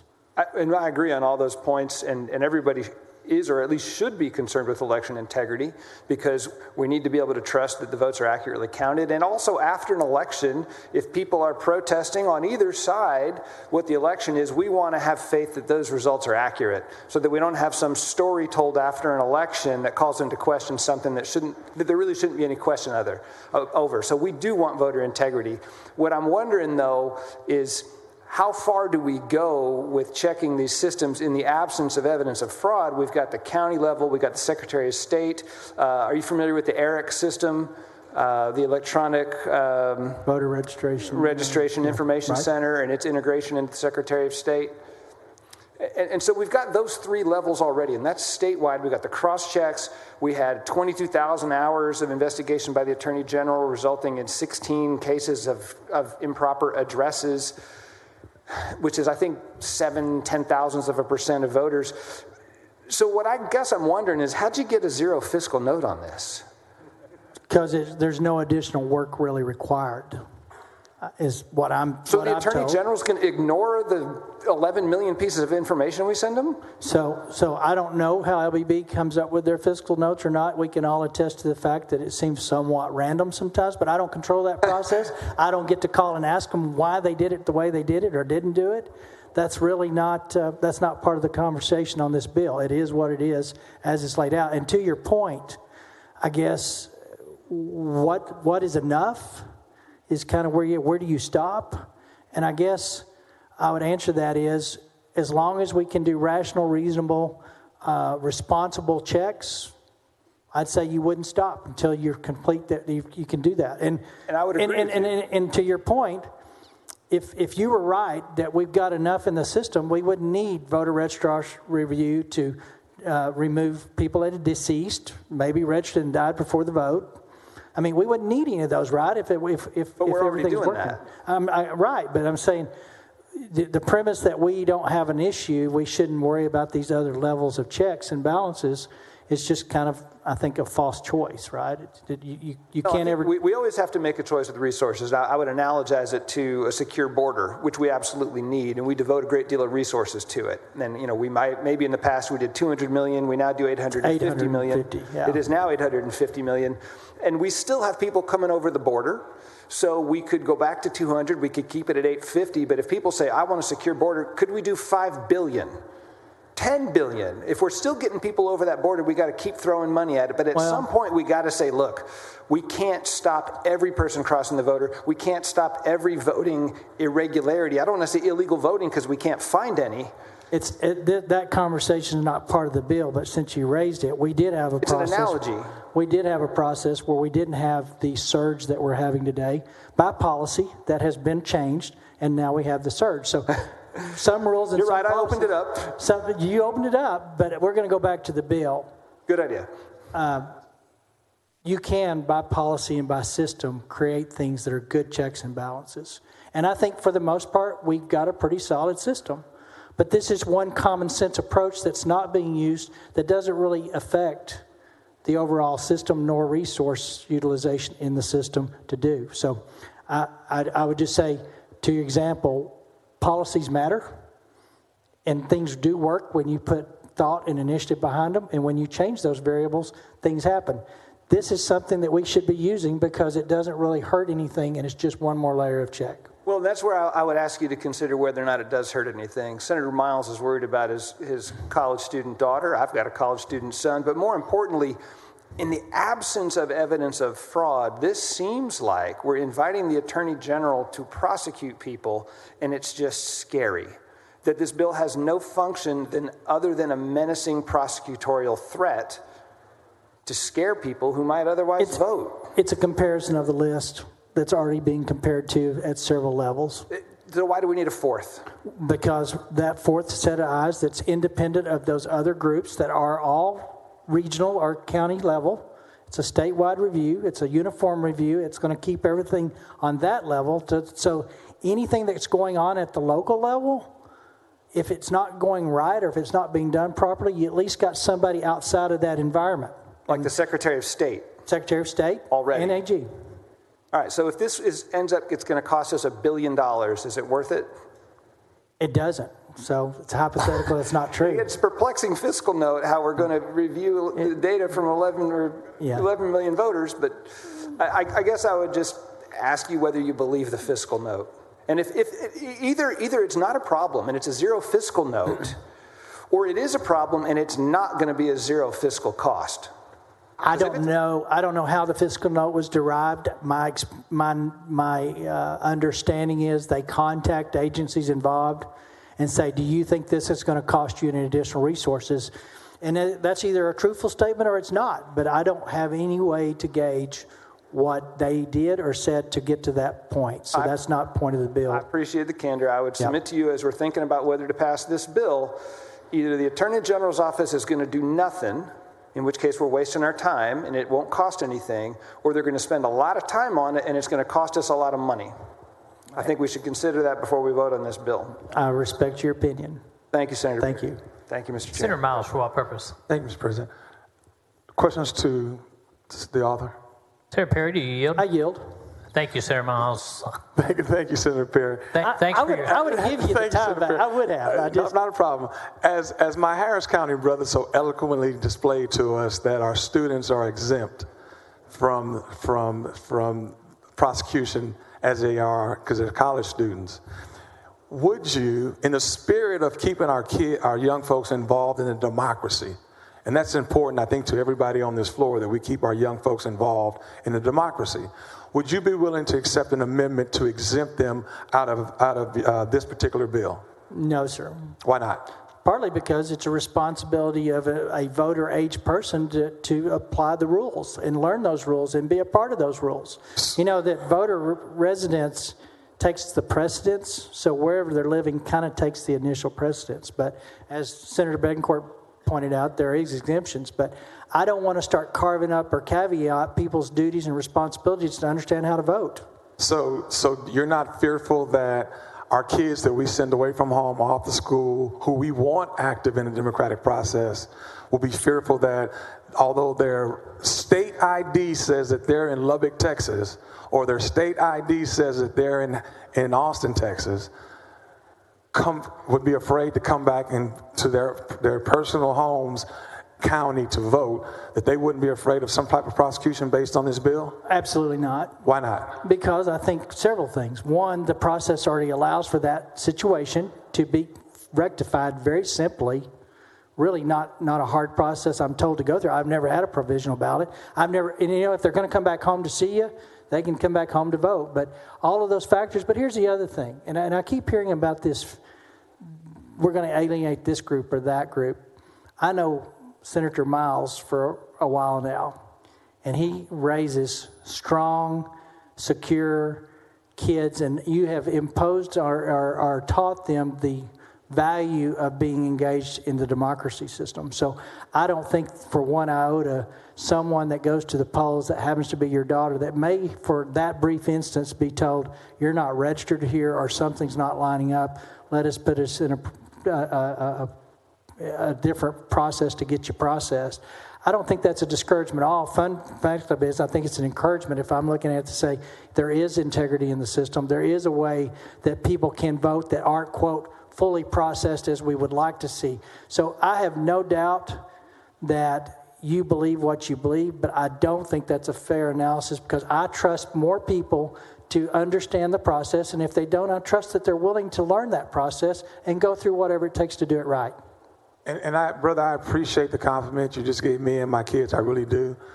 But I'm concerned about those first-time voters. Yeah. I'm concerned about those kids whose parents were not engaged, but that next generation wants to get engaged and has the desire to get engaged. I'm concerned about the fear factor that they would be fearful to go vote because maybe they have, I don't know, a speeding warrant. And if they hear this surrounding going to vote, it's going to prevent them or stop them from going to exercise their right to vote, especially those first-timers, especially those kids who may be first-time generational into this country, okay? This bill, that's my concern. This bill does nothing. It changes nothing on the registration process. It changes nothing on the provisional ballot process. It changes nothing how people rectify those differences when they come up. And in your example, if those first-timers don't meet those or show up on these lists because they've not checked a box right, they should need to go through that process. But it's not a fear tactic, and that's not a fair argument, and I don't think it works out that way. It's just Senator Perry, you and I have known each other for a long time. We're going to respectfully disagree, okay, on that. Although it doesn't change anything, this bill, as you stated, and this is my last point, although it doesn't change anything, it demands that the Secretary of State mandates that the Attorney General investigates these individuals. No, Those sir. are strong. I beg your pardon? It doesn't say anything about the investigation side of it as much as it's a comparison of a list they can't currently compare to. Now, the AG may decide to investigate. Oh, come on. Let's play on words, brother. Come on, brother. That's a play on words. So let me finish my point and I'll sit down. This bill states the Secretary of State demands, and it has the word clearly in there, demands the Attorney General to investigate these individuals. And we've agreed on that. And on the other part, we're going to respectfully disagree. Okay? Right. Right on. Thanks, sir. Senator Hinojosa, for what purpose? Will the gentleman yield just a couple of questions? I will surely yield. Senator Perry, I apologize. I was not here for the first part of the debate. But are we providing the Attorney General with a criminal jurisdiction? Sir? Are we providing the Attorney General with criminal jurisdiction to prosecute? Nothing changes with respect to how the AG responds to these issues under this bill. So if they currently have any of those jurisdictions, nothing changed in the bill. Who prosecutes? If there's there's an offense of Class B misdemeanor for providing false information on an application. So basically nothing changes on prosecution. My understanding, and Senator Eckhart mentioned it earlier, that you still have an option at the local level to prosecute. You can go to the AG. So none of those changed. So the Attorney General does not have the authority to criminally prosecute a violation of your bill. Nothing changes with what the AG is currently available to today. So if they can do criminal prosecution today or civil prosecution today regarding voter issues, that didn't change in this bill. Well, you tell me that nothing changes, but you're not answering my question directly. Yeah, I am. Can the Attorney General's office prosecute or not prosecute? Didn't change today. They can prosecute. Okay. So I would assume right now the Attorney General's office does not have criminal jurisdiction. So this isn't changed jurisdiction. This just says the AG can compare a list that they currently can't compare to. Just compare and take no action. Whatever the disposition of that list is up to the current process. Nothing changed. So I would imagine then, since we're not providing an authority for the Attorney General's prosecution, that's just for informational purposes? I don't know exactly what they'll use the list for, but if they see a pattern, I'm sure they're going to refer it to their voter integrity division. I guess so. If there was, let's say, someone from Hidalgo County that allegedly was to not be a citizen when he filled out the application and was disqualified as a juror, and that information sent to the Attorney General's office, the Attorney General's office then, if they concurred that that person was not a citizen and filled the application in violation of what is required by your bill and the statute, it would have to be the local district attorney to be able to prosecute if they so desired. I think the local has the right to do it. I think the AG has the right to do it. They can do either one, concurrent. Well, that's my question, and that's why it's confusing. Because as far as I know, the Attorney General's office doesn't have criminal jurisdiction to prosecute criminal cases. That is the law. Nothing's changed with respect to what the AG can do with someone that is found in violation of voter law. Nothing changes in this bill. They just now have access to information that they can't currently have access to. I'm not sure that that's correct, but I'll leave it alone. I guess my other issue is, when we have jury trials, they send out notices, and there are, I guess, in the hundreds of jurors that show up. Some do not show up at all. They don't respond. So what happens in those type of cases? I don't know what they do with someone that didn't show up today in jury. I think it's against the law not to show up for jury duty unless you've got a bona fide exemption. But the bill doesn't change what happens when you do or do not show up for jury duty. So what is the purpose then? The purpose is to take that jury list and compare it to voter registration rolls, that if you've said on a jury list summons that I'm not a resident or I'm not a citizen, then I shouldn't be on that voter roll in that county. Well, they already do that under present law. They do it under the local levels. It just gives the right for the AG to have access to that comparison. Okay, and that's why I was asking you, can they prosecute? And you say they can't. Well, no, I didn't say they can't. I said nothing's changed with what they can. So if they can't do it, then you're right, they can't. But I think that their processes didn't change internally. Well, it seems to me, my impression is probably this more to try to intimidate folks and expose them to potential criminal liability on maybe even a simple mistake they made on an application without intent to commit any kind of fraud. And as we talked about, there's a lot of processes on a local registrar level to work to get through those issues before it's really ever a problem at the next level. Well, thank you for answering my question. Thank you. No problem. Thank you, sir. Thanks, Senator Hinojosa. Senator Perry moves suspension of the regular order of business. The Secretary will call the roll. Alvarado, Betancourt, Birdwell, Blanco, Buckingham, Campbell, Creighton, Eckhart, Gutierrez, Hall, Hancock, Hinojosa, Huffman, Hughes, Johnson, Colcourse, Lucio, Menendez, Miles, Nelson, Nichols, Paxton. There being 18 ayes and 13 nays, the rules are suspended. The chair lays out on second reading Senate Bill 155. Secretary will read the caption.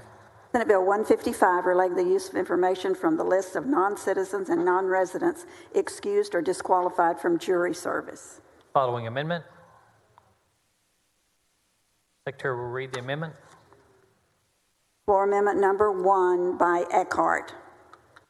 Senator Eckhart, you're recognized on the amendment.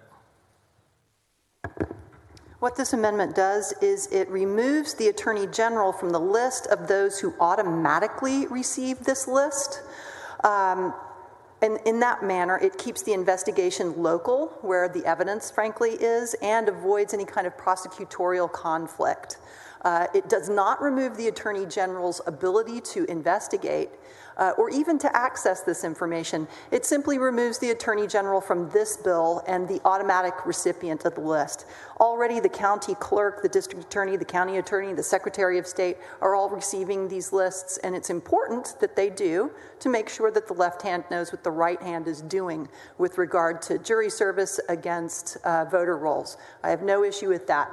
This amendment simply removes the AG from the automatic list and thereby removes the impression, if not the fact, of this being construed as a harassment and a threat, as Senator Hinojosa had laid out. Senator Menendez, for what purpose? Thank you, Mr. President. Would the gentlelady yield for a question? Senator Eckhart, do you yield? Absolutely. Thank you, Senator Eckhart. Thank you, Mr. President. Senator, this amendment, as I read it, could prevent a simple mistake from being construed as potentially a criminal action. Is that not correct?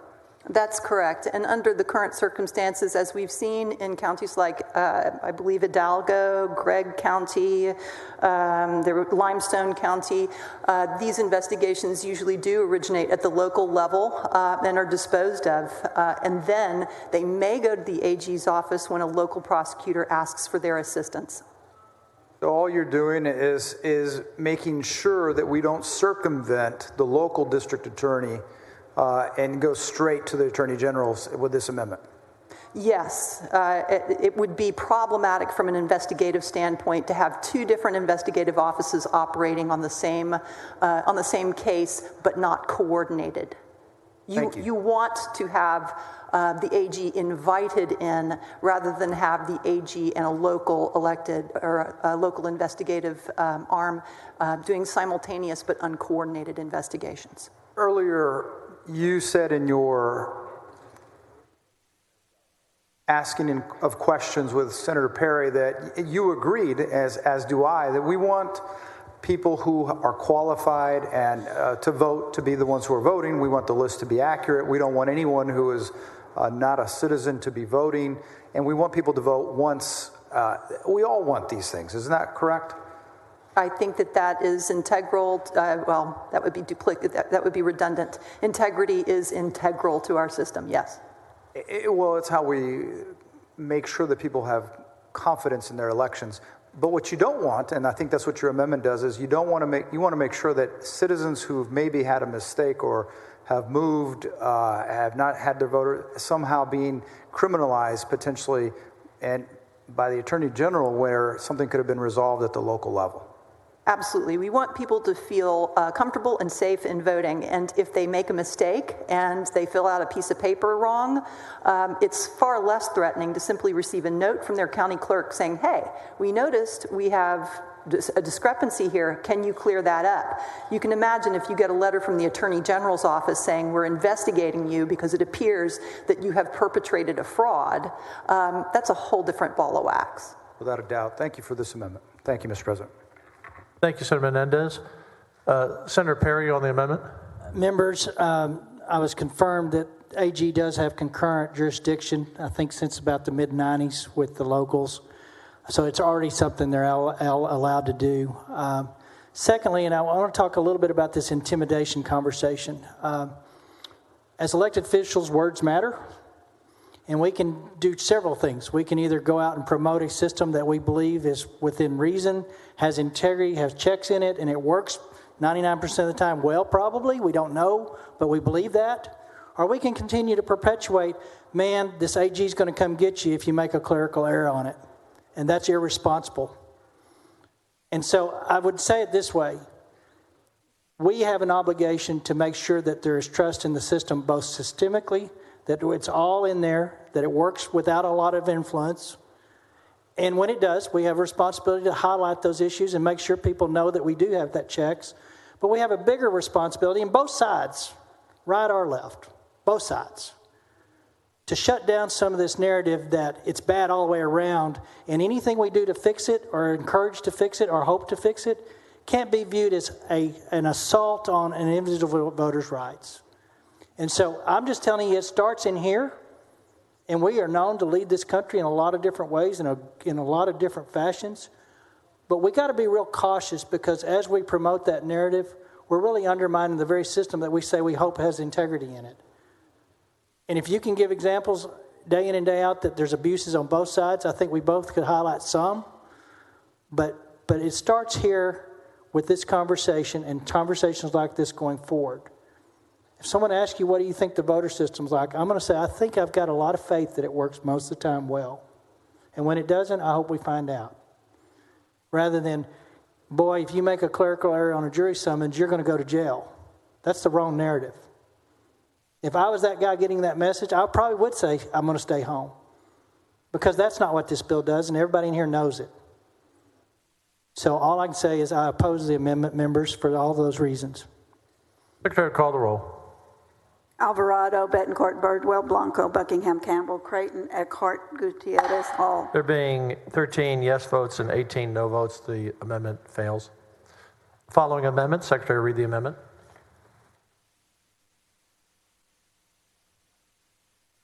Floor amendment number 2 by Eckhart. Senator Eckhart, you're recognized on your amendment. What this amendment does is it provides the notice and cure provision that the registrar must send out notice to the individual whose name is being removed because of the discrepancy and allow 30 days to cure. The current law already requires that for a name removed because of an allegation of lack of citizenship. So what this does is creates a level playing field so that the list with regard to no jury service because I'm not a citizen and the list regarding no jury service because I don't live here anymore are treated the same, with the registrar sending out notice and providing a 30-day cure. The benefit of having this leveled up playing field is that you will have this pre-investigation essentially and usually get these things resolved pretty quickly at the local level. And so that is my amendment, and I'm hoping it's not controversial. Senator West, for what purpose?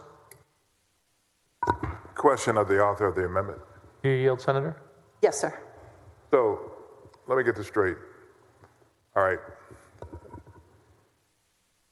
We want to have a cure provision so we can make certain that the system that Senator Perry wants to put in place doesn't frighten persons, but really deal with people that that won't pay any attention to the cure provision should be sent to the Attorney General's office, right?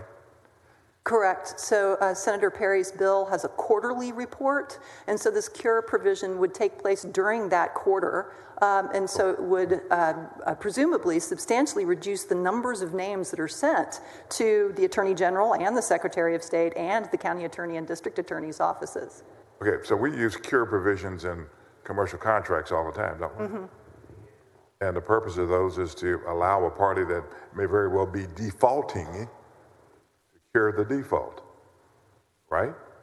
Correct. And so what you're proposing in Senate Bill 155 is to allow a first-time voter, a student, or whatever the case may be, to cure the mistake that's made. Yes, it seems imprudent to spend local tax dollars or state tax dollars on investigating something that ends up being easily resolved with a letter. And you're talking about reasonable. This is very reasonable. And hopefully Senator Perry will take a look at this and be supportive of this particular amendment. I think it's very reasonable. So we do it with commercial contracts.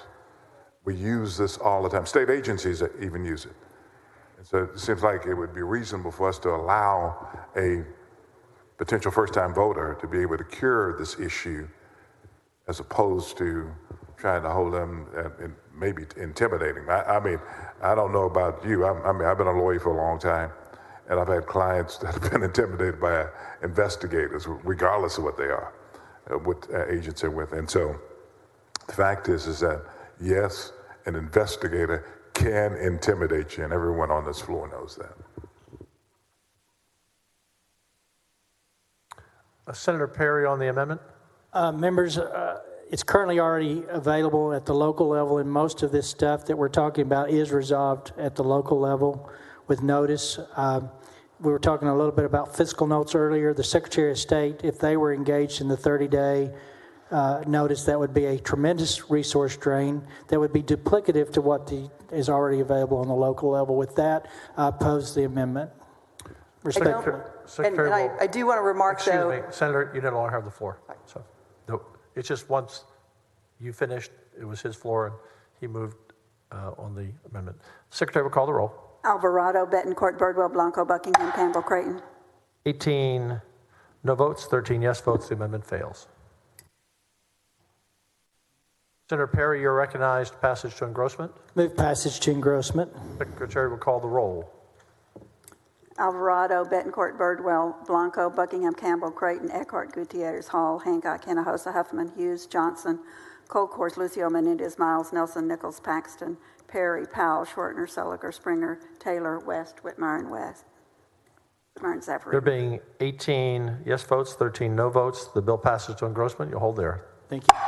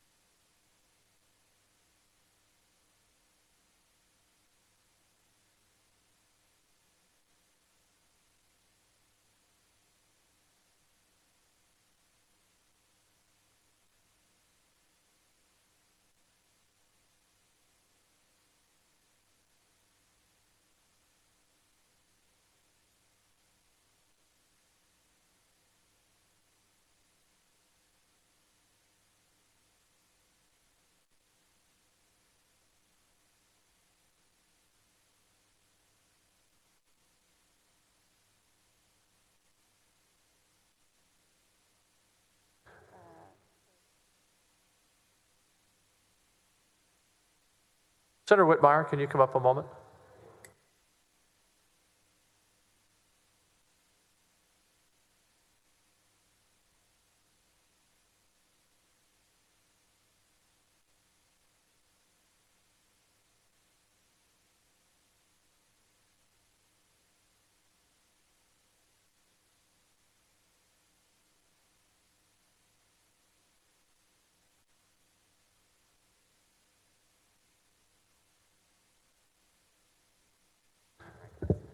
Members, we're going to do a hard recess here.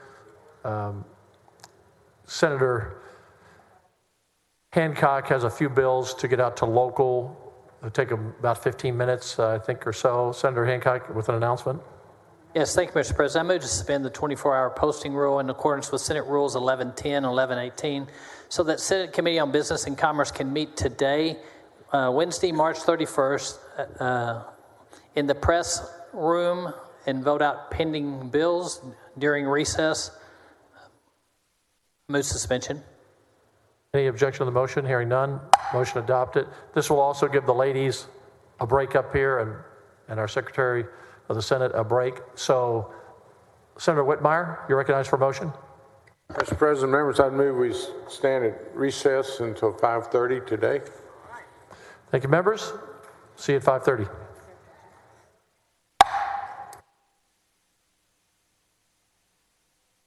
Members, was there any objection to that? Hearing none.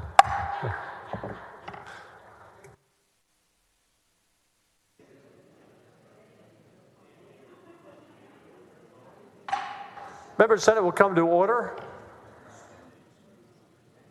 You snapped right to that, Senator Kolkhorst. Chair announces the signing and the following in the presence of the Senate.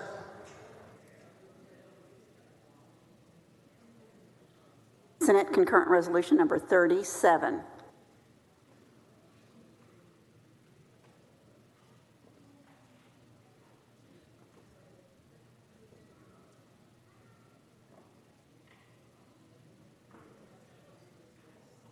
Senator Hughes, you're recognized to suspend the regular order of business on committee substitute for Senate Bill 7.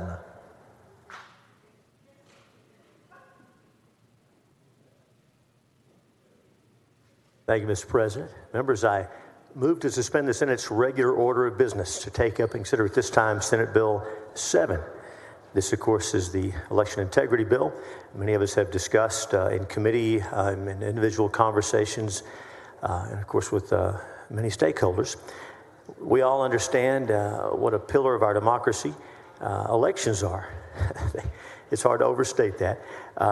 We've seen in recent years the confidence that our fellow Texans have in the democratic process begin to erode. And of course, we want to have trust in the ballot box. We want to make sure that people know that when they vote, their vote will be counted accurately, and that the system is fair and the system is transparent. If folks do not have that confidence, they'll cease participating, and everybody loses when that happens. And so we're trying to balance all of those interests in this bill. In Senate Bill 7, some of you will recognize some carryovers from Senate Bill 9 from the last session, like requiring someone who's seeking eligibility to register to vote, affirming their eligibility, and also when applying for a mail-in ballot. Also, something that's been very popular is requiring an auditable paper trail, right? A verifiable paper trail by 2026. The Senate, by big majorities, supported this in previous sessions, and we hope this will get it done. There's also some new ideas in this bill about data security, ballot tracking, and ballot storage. Now, it should Senate Bill 7 become law. Voters who request a ballot by mail will be able to go online and track their application for mail ballot, the ballot mailed to them, and when they mail the ballot back. Just like a package you order online, you'll be able to go online and track where your ballot is. Many times voters are frustrated. They don't know if their ballot's going to make it in time. We think that's going to make the process easier. Also, there's still a lot of secrecy about the process. Of course, the ballot is a private ballot. That secret ballot must be preserved, and it is clearly and explicitly preserved in Senate Bill 7. But the processes around that, how the ballots, how the votes are tabulated, how they're stored, how they're transmitted, that process needs to be fair, needs to be transparent. And so in that central count, where all the results come in from the various precincts, we will have cameras recording what's going on in central counting. We also recognize the importance of poll watchers, and this could get lost in the discussion, but at the risk of stating the obvious, poll watchers represent multiple political parties. There are poll watchers from the Democratic Party. There are poll watchers from the Republican Party. Those poll watchers are of course, they are the stand-ins for the public. They are there to make sure the rules are followed, and it's important that they be able to do their jobs. And so this bill will allow them to truly observe election activities and record video of activities that they believe to be illegal to make sure there's an accurate illustration of what's occurring. Now, it's very clear that they cannot observe or record the ballot that a voter is casting. That's already in the law. It's affirmed in this bill, and I'm sure we'll have some discussions about that. I think you'll find, if you look at what's in the bill, that that's clearly prescribed for. Also, keeping an eligible poll watcher out of a polling place is a big problem. There was testimony before the committee that happened in Texas in this last election. And so an eligible poll watcher, regardless of political party, must be allowed in the polling place. In 2020, we also saw some unprecedented, if I can use that term again about that year, things that happened. We had local officials going not only beyond the letter of the law, the election code, but even beyond the spirit. And so Senate Bill 7 standardizes and clarifies some of those areas to make sure that every Texan has a fair and equal opportunity to vote, regardless of where they live in the state. More particularly, Senate Bill 7 will make the early voting hours consistent throughout the state by requiring voting to take place 9 hours during the first week of early voting and 12 hours during the second week of early voting, between 6 a.m. and 9 p.m., giving counties discretion within that time frame. We also would apply those hours to more counties by putting the population from 100,000 down to 30,000. So we'll have more counties under this bill that will actually be extending their hours than under current law. And while drive-through voting was already not allowed under the code, we saw it happen nonetheless. And so Senate Bill 7 expressly prohibits that and requires that the election code be followed. And finally, we do have election laws in Texas that have resulted from public input and from debate in the legislature over the years. We want to make sure the election code is followed. And so Senate Bill 7 gives another avenue for the prosecution of violations of the code by providing civil penalties, including fines and loss of state benefits for election code violations. If those government officials, those government employees charged with conducting our elections fairly are violating the law, they should be held accountable. Overall, this bill is designed to address areas throughout the process where bad actors can take advantage so that Texans can feel confident that their elections are fair, honest, and open. I'm going to have in a moment, should the Senate see fit to suspend the rules, I'll be offering a floor amendment to address some of the issues that have come up with members of the Senate and with stakeholders. Also, I believe if we get that far, the first amendment up will be one by Senator Menendez. It's a matter that he and I discussed that many of us care about, and I'm also signed on to that amendment to make it clear that folks who are in line to vote will be able to vote. We'll get to that in a moment if the Senate sees fit to suspend. This time I move suspension of the regular order of business and yield for questions. Senator Hinojosa, for what purpose? Will the gentleman yield for a couple of questions? You yield? Of course, I'll yield. Senator Hughes, I'm going to ask you some general questions, and then I'm going to ask you about 2 or 3 specific questions. Okay. Because I think all of us have questions of Senate Bill 7. And what I really see is more restrictions on voters' right to vote. And we call it suppression, call it voter integrity, election integrity. What are we trying to address with this bill? Senator, there are documented cases of election fraud in my district. I've got a county commissioner under criminal indictment, some other folks back home in the Rio Grande Valley, in suburban parts of the state. There are criminal indictments and other open investigations, and folks dispute whether there's too much voter fraud. I wish we could agree that any voter fraud is too much, but however much voter fraud is out there, I think everyone has to agree that most of the fraud we see is in these mail ballots, and so that's part of what this bill addresses. So it's to address voter fraud. It's to make sure that people aren't taking advantage, breaking the rules, and cheating. Well, during the last presidential election, there was all type of allegations against voter fraud, that the election was stolen. Do you agree with that? Well, Senator, you'll recall that we had a discussion on Senate Bill 9 back in 2019. So, and of course, in 2017, the legislature passed some mail ballot reform. So Texas has been working on this for a while to try to get it right. This is not part of some national discussion. And I know you care about Texas. Respectfully, throughout this discussion, there'll be attempts to draw us into some bigger national issue. This is about Texas elections, and we've been working for some time, long before the 2020 election, about making sure our elections are secure and fair. Well, I think the last election, using the system that is in place right now, you all won the majority of the votes. The Republicans did. So you think there was fraud in that election? Well, Senator, there was testimony before the State Affairs Committee that poll watchers were kept out, and that's a violation of the law. That's one example. And again, a testimony we've heard over the years, even in recent years, about vote harvesters, about voters who are being misled when they're filling out applications for mail ballots. We've heard this testimony for a while, and there's been sworn testimony here and sworn testimony in court that this is a problem. And that's what this bill's about.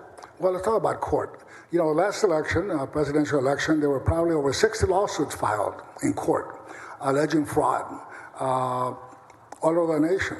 And yet, all those lawsuits, none of them prove fraud. You're an attorney, are you not? I am. Okay. I think I still am. Yes, sir. And you're licensed to practice law? I'm licensed to practice law. Yes, sir. My license is current. And you attended law school? Dues are paid. Go ahead. I attended law school. Yes, sir. Evidence 101. Yes, sir. I made it, Senator, I'm not going to brag. I made an A- in evidence.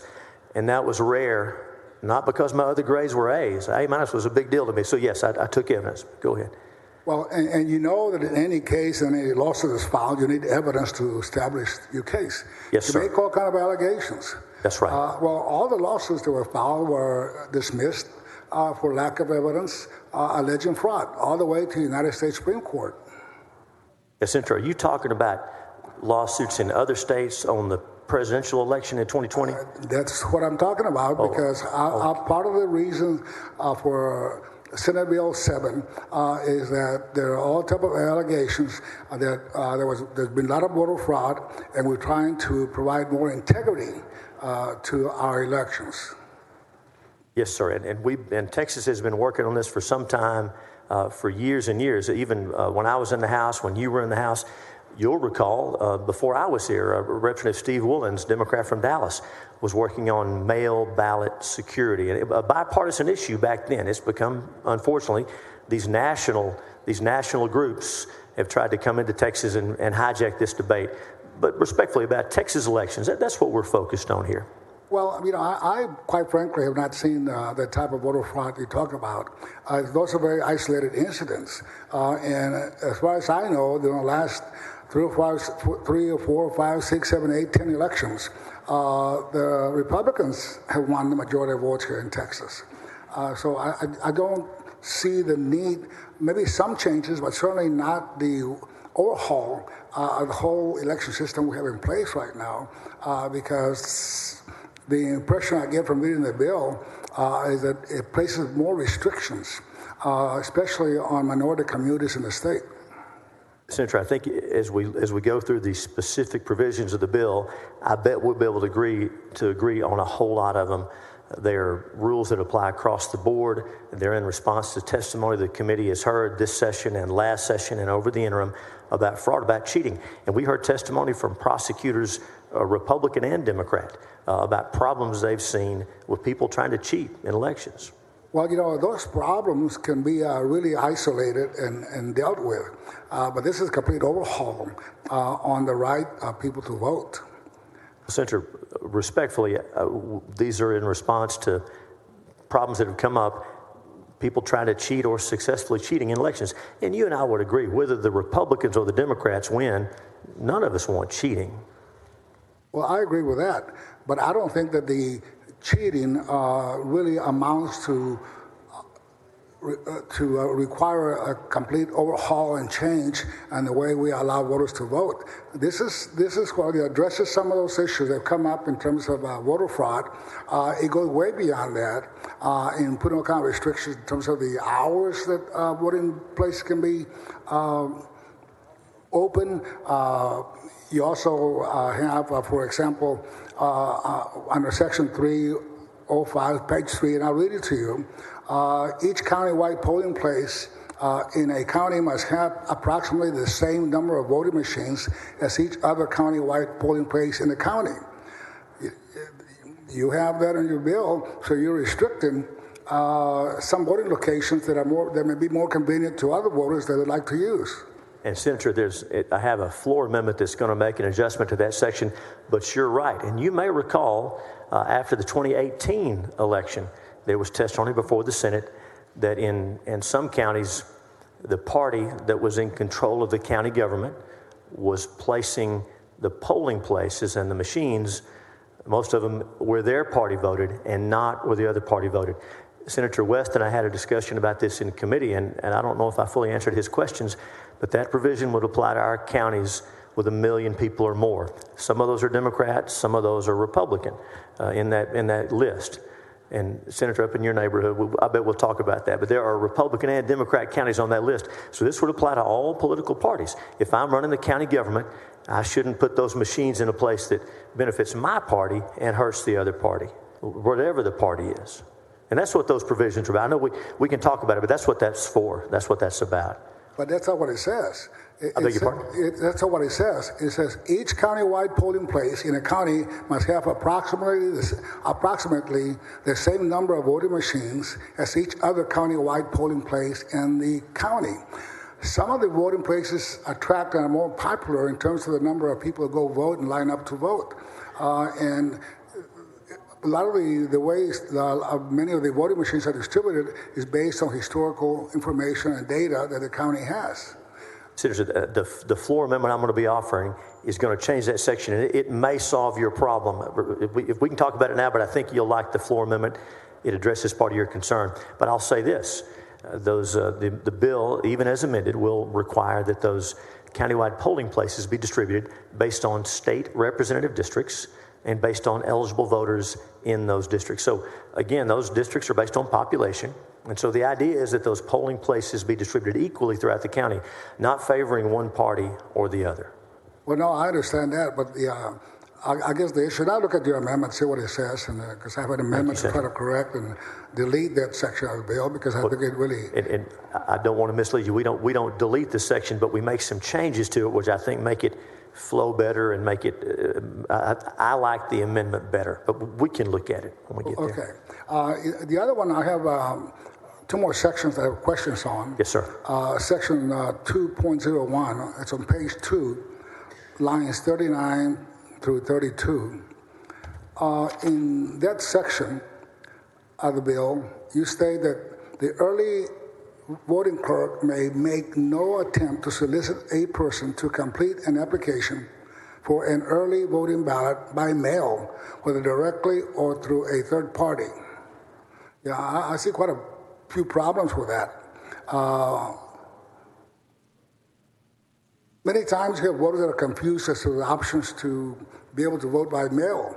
So are you saying that they cannot get information from the voting clerk as to what's available in terms of voting by mail? Well, Senator, it would not allow the early voting clerk to solicit a person to complete an application for early voting ballot by mail. And you may recall, you may have read about this. I hate to pick on Harris County, but I'll pick on Harris County. In the 2020 election cycle, the election officials there were preparing to send applications for ballot by mail to millions of voters who had not requested, who were not eligible to vote by mail. Now, the courts intervened and stopped that from happening. Because, you know, in Texas, if you're 65 or over, you're disabled or going to be out of the county, you can vote by mail. We don't have universal mail ballots in Texas. Some states do. And if that's good policy, we should file a bill and talk about having it. I don't think we should do universal mail ballots, but that's not the law in Texas. Therefore, you know this, 65 or over, disabled, out of the county. And of course, we take care of our military personnel. I know that's important to you. But we don't have universal mail ballots in Texas, and that would need to be passed by the legislature, not determined by one county official. I don't think any of us want county officials making up their own rules when the people of Texas have spoken through the legislature. But solicit means, I guess the county clerk could put information on a website to inform the general public how to vote by mail without being in violation of this section? In the case of Harris County, they were, and they admitted this, they were prepared to send millions of applications to voters who were not eligible and who had not asked for them. So that's the idea here. And those applications are available from Secretary of State. They're available from the county clerk. You can get them online. Those applications aren't hard to get.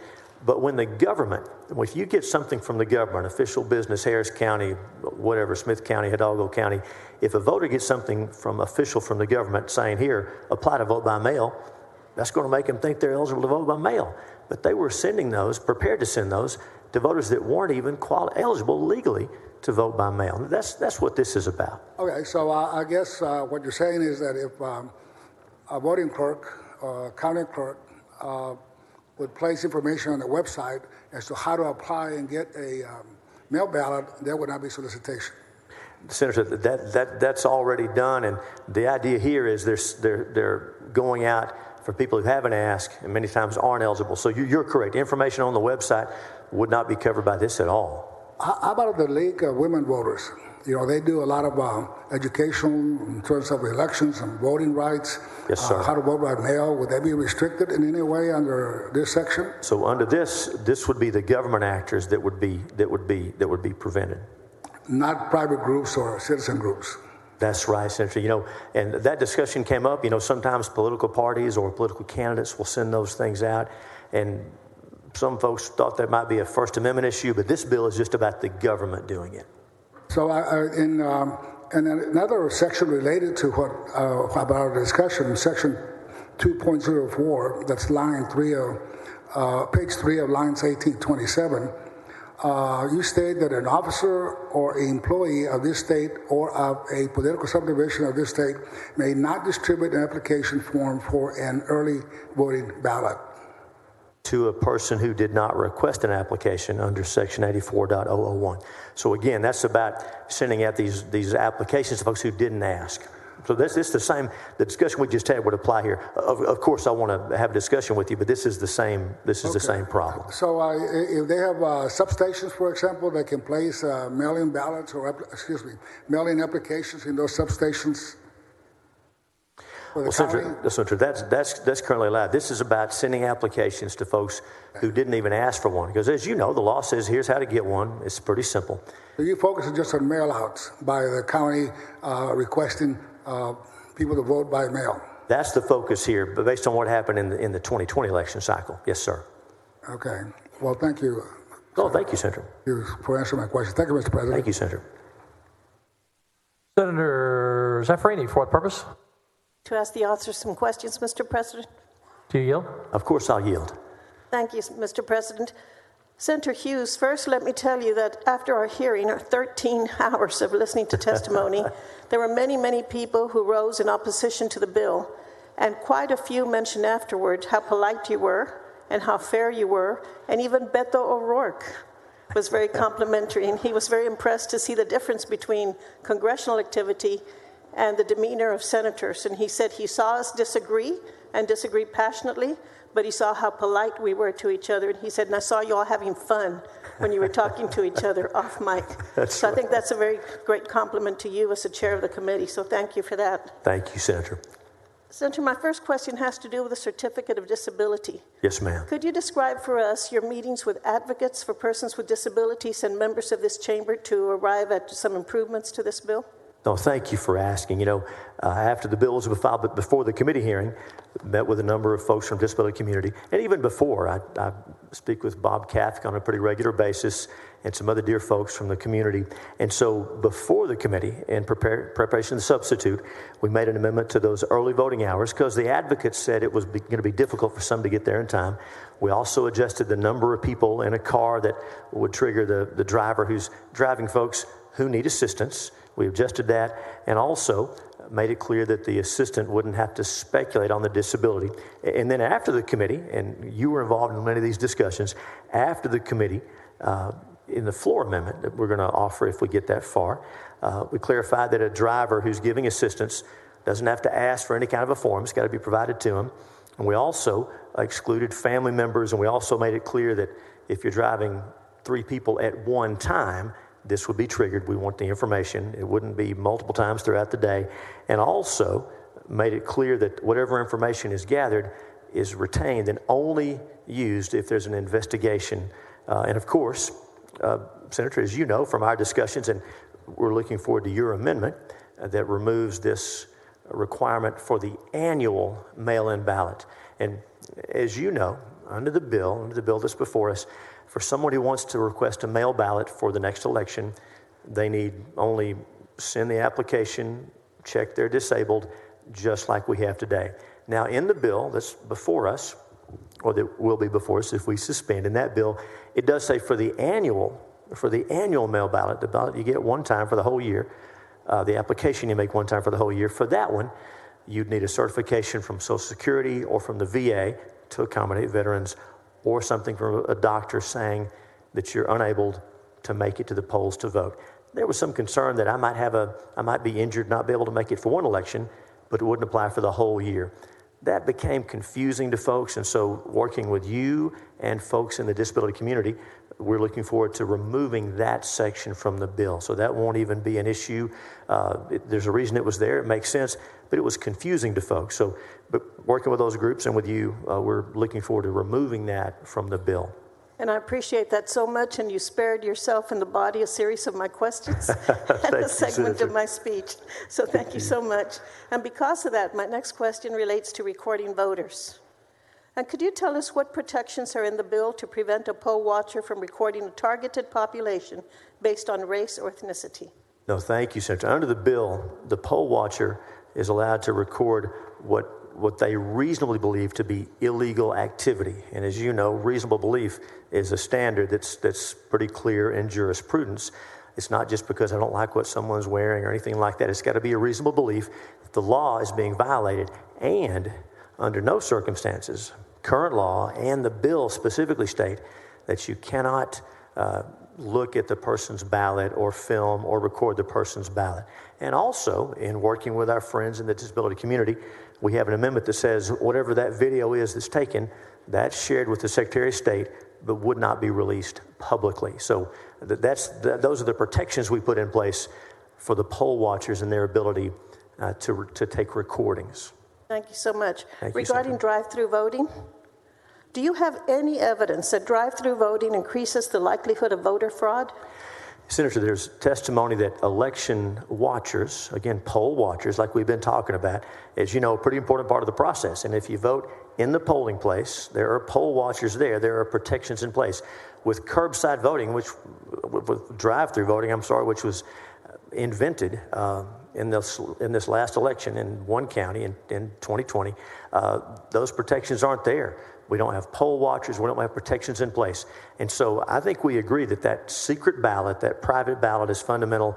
And without poll watchers, the public doesn't know if the rules are being followed. So that's the concern there. Thank you, Senator. Regarding extended early voting hours, the bill would restrict late-night early voting and ban 24-hour voting. Do you have any evidence of increased instances of fraud at night? Senator, thank you. And you probably know that 24-hour voting was never contemplated by the legislature. The code didn't expressly prohibit it, but sure didn't provide for it. And until this last election, no county had ever tried it. Even in 2020, it wasn't until the end of the year that this was done in one county when there was a change of personnel in the elections office. And there was evidence and other reports that it was difficult to find election workers who could be there, and again, to find poll watchers. And again, I would stress those poll watchers are the eyes and ears of the people of Texas. Poll watchers from both parties. It's important they be available and have access to keep everybody honest. Thank you so much. Thank you, Senator. Your bill also would require persons who provide rides to the polls to fill out a form, but now has that been changed too? Senator, under current law, if you assist someone with their ballot, so you give them a ride and you assist them with their ballot, your name is recorded already. But here's what this bill would say. For those who give more than 3 people a ride to the polls at once, who are non-family members, and if those people need curbside assistance, we want the name and address of the person doing that. And you'll recall there was testimony, again, from a couple of prosecutors, that we have folks who will show up at the polls and they will walk up to the voters on the way in and say, oh, you need assistance, let me help you. They sort of overpower the will of the voters. They walk them inside and they help them with their ballot. And then the Attorney General's office has heard from voters after the fact who said, hey, I voted today and this guy walked up to me and took me in and showed me how to vote, and I was afraid. I didn't know what to do, didn't know if he was official, that's not the way I wanted to vote. What do I do? Of course, the vote's already been cast when that happens. And so this information is being gathered so that if a complaint like that comes, Secretary of State, the Attorney General can look back and see who it was who was giving multiple people, again, 3 or more people at one time, a ride and helping them with their ballot to make sure that they really were trying to help that voter and not just trying to impose their own will, overpower the will of the voter. Senator, as you know, I missed maybe up to 30 minutes of that 13-hour hearing. I was there the whole time, took 3 very short breaks. I know. But I don't remember that testimony. Was that at a previous hearing? Senator, that was in the interim hearing. The State Senate Committee on State Affairs had prosecutor from the Rio Grande Valley talked about that. So did his chief investigators. That was in the State Affairs interim hearing on election security. Or was that 2019 maybe? Yes, that's correct. 2019. Okay, I was trying to remember that from this hearing, and I couldn't believe I would have missed that. No, you're right. That was in 2019 in the interim hearing that the State Affairs Committee considered the issue. Well, thank you, Senator, and again, thank you for your courtesy. Senator, thank you for yours. Thank you for your questions. Thank you, Mr. President. Thank you, Senator. Senator West, you're recognized for what purpose? Questions of the author. You yield? Of course, I'll yield. Let's walk through the bill. And I'm not going to be repetitive. Some of the questions are already asked. What I want to visit with you about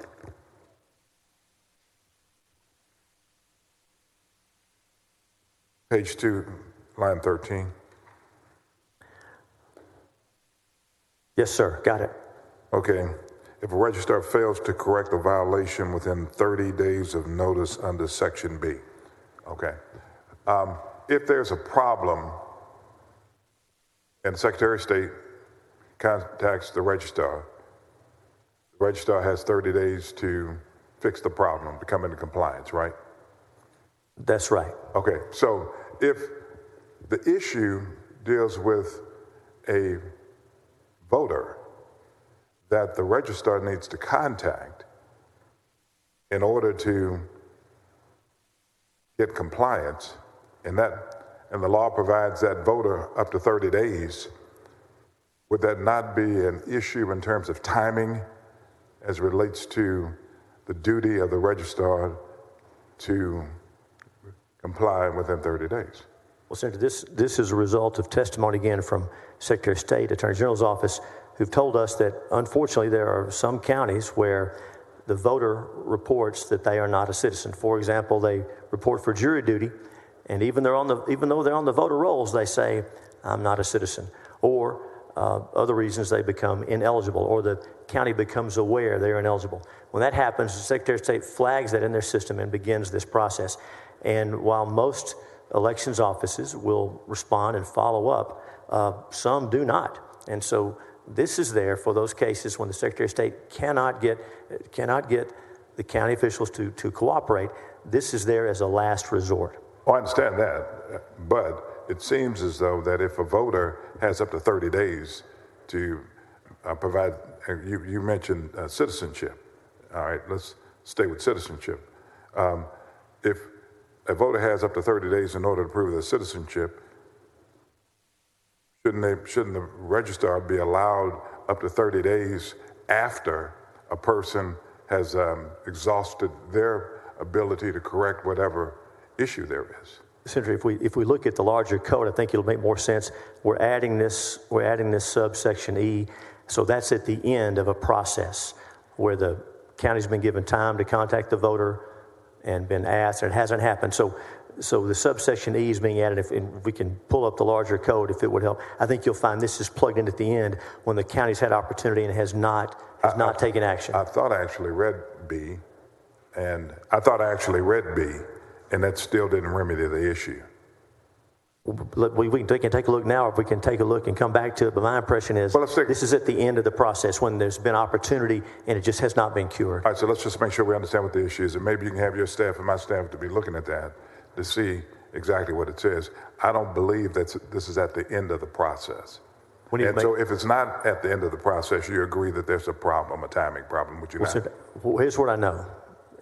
There's a problem with some of our county election officials at various times I understand all that. Not cleaning up, even when they know, just refusing to act. So that's what this is about. I'm just trying to make certain that there are no traps inherent in the legislation where a voter, the registrar can contact a voter, and the voter is given a certain amount of time in order to respond to the registrar as relates to what the issue is, but the registrar has to respond to the Secretary of State within 30 days of receiving the notice, even though a voter has 30 days to respond to the registrar. That ends up being a trap. Now, if it's handled in Section B, then okay, but I don't believe it is, and I would ask that your staff and my staff look at that together and let us know.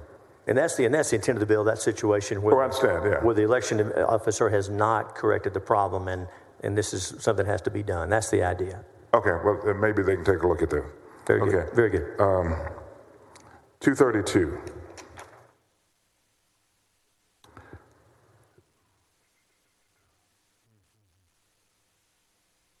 Okay, on line 232, you said whether directly or through a third party.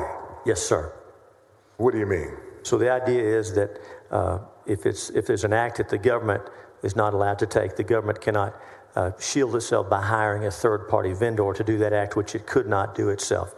So the government through a third party. So as Senator Inhofe and I discussed, this would not prevent political parties, interest groups, candidates, but the government actor here being the early voting clerk, cannot mail from their office or hire someone on their behalf to unsolicited send these applications. So that's all that's supposed to mean. All right, so let's just make certain, because say through a third party, you would agree that that's vague. Would you not?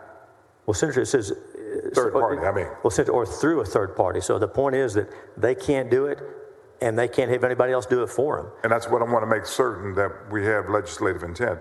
We're talking about the government, I don't agree with you, but at least for purposes of intent, if the government hires a third party, that would prohibit this statute, section of the statute would prohibit that. Is that correct? Senator, that's right, because a third party on its own, that would not be the government acting through a third party. That's how I would read it. Okay, well, again, that's your intent. And so if this issue comes up, people can reference this conversation for purposes of what that means. We can. And Senator, if it's helpful, we could ask this to be reduced to writing and placed in the journal on that. I plan on it. Oh, okay, go ahead. Okay. Okay. 236. Yes, sir. Oh, that's right, strike that one, that's been answered. Go to page 324, line 24.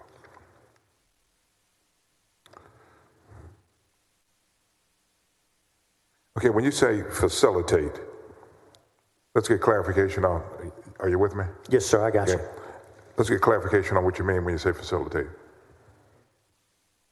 Yes, sir. So the concept we described before, the officer or employee of the government cannot do it themselves, nor can they hire somebody else to do it. They can't use public funds to go hire somebody else. I can't do this, but you go take care of that. That's the idea. They cannot, and we're familiar with this concept in the law.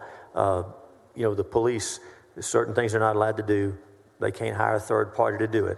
If it's them acting through someone else, they're still liable for it. And okay, any government actor. You use the verb hire, and so we're talking about, you use the verb hire, which infers compensation. So that's exactly what you mean. You can't compensate someone to do what you would not be able to do. That's right, Senator. And on line 24, may not use public funds to facilitate. So the idea is using that money to hire.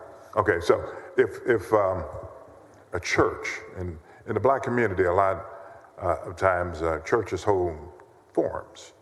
Yes, sir. They encourage people to vote by mail and provide them what the law is associated with it, and invite someone from the voter registrar's office. Would that be a facilitation? So as I read this... And there's no compensation? Well, essentially, as I read this, the employee of the state would not be using public funds to facilitate the distribution by another person of the application. Well, I mean, let's talk about it too. You know, and I think Senator Shorten would appreciate this. If indeed that person is hired by the registrar, and that person is going to the church or any other community group. Well, Senator, let me finish it. I'm sorry. I thought you'd stop. Okay. I'll hold. All right. What I'm saying is, and if they go to the church and provide information about what the law is that a violation of this particular part of the statute? I'm looking carefully, and they would not be facilitating the distribution by another person of an application form for an early voting ballot to a person who did not request an application. All right, so then... I think we're fine in that situation. Okay, well, that'd be my intent. That's how I read it. Okay. I'm glad you asked. And so the thing is, a registrar, if this bill passes and is held to be constitutional, then a registrar can have an employee, they can go or have an employee go to a forum concerning voting, discuss mail balloting, and if that church, in this instance, want to pass out mail ballots, that would not violate this law. Senator, I don't read it. I don't read that it would. And of course, as you know, deputy voter registrars are normally volunteers. They're normally not using government funds anyway. But I'm saying that the clerk. I guess I should say the clerk. No, I'm talking about the person who was. I may have misunderstood you. I thought you said registrars, but I don't want to split hairs. You're right. I did say registrar. I'm talking about the registrar, voting registrar. Right. Okay. I believe we're fine under this statute. That's certainly my intent. Okay. All right. And I think you've visited with Senator Zaffarini on the disability issue? Yes, sir. Yeah. And so, just briefly on this disability issue, we're now going to require a person, the big issue that came up during the 2020 election was who would make a determination as to whether or not someone who claimed to be disabled was in fact disabled, right? And now yes, sir. What your bill do is require an affirmation by the person that they are disabled, number one, and number two, for them to get proof through a doctor, Social Security, otherwise that they are in fact disabled. Is that correct? Now, Senator, the part you're describing in the bill was for an annual application only, sure. But that's coming out. That's not going to be in the bill. We're accepting Senator Zaffarini's amendment to remove that language so it won't be confusing. Okay, so then the only thing a person has to do is affirm that they're disabled. And, Senator, and as you know, current law, when you get that application, one of the places is from you're disabled. And you probably heard this testimony. There's testimony that vote harvesters have different titles in different parts of the country, different parts of the state. But they would come to voters, young, healthy, able-bodied voters, and say, hey, do you want to vote?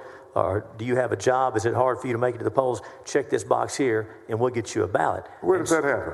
Well, there was testimony that happened. Where did that happen? Senator, there was testimony before the Senate committee in the interim hearing that has happened in the Rio Grande Valley. There's also testimony in beautiful Longview, Gregg County, Texas, that I represent, that was happening. But here's how I would answer your question. Current law, you've already got to check disability. This bill will put the definition there, so when someone is checking that, they'll know what it means. Because I think you and I agree, we don't want some vote harvester or anyone to mislead a voter. And that's what happens so many times. It's these vote harvesters who are not giving the voter the information. The violation is done by the vote harvester, but the voter's the one signing their name to it. So let me be clear. To answer your question, the doctor's certification, doctor's note, that's out. That's annual. But what this will do, current law says you check the boxes, I'm disabled. This bill will add the current definition, not changing the definition of disability in there so the voters know what it means when they check that box. All right, so there were two instances where some young, able-bodied person, quote-unquote, allegedly abused the statute? Senator, testimony from prosecutors from the Attorney General's office told us that... I'm sorry, what specific prosecutors? What office again? So the prosecutor named Escobar from the Rio Grande Valley, and I'll get the county for you in a moment. Secretary of State's office over here, I guess they're over here. And then also from investigations in a county that I'm proud to represent, Gregg County over in Longview. Testimony was that in these mail ballot fraud cases, they found that disability was the one that was most often abused. We're not talking about folks who were disabled, but able-bodied, young, middle-aged people who were told by the vote harvester, oh, just check this box right here. So we want to put language on there that says when you check this box, you're saying I'm disabled. I hope, Senator, I hope we agree that putting the definition of disability before the check that says disabled is something we would want voters to have. In those instances where persons came forth and said that there was in fact some voter mischief going on. Well, it wasn't the voters, it was the vote harvesters doing the mischief. All right, vote harvesters. Were those persons prosecuted? Yes, sir. In Gregg County, there are a number under indictment right now. We're not proud of that. No, there's criminal indictments pending in my county right now. I was asking whether they were prosecuted.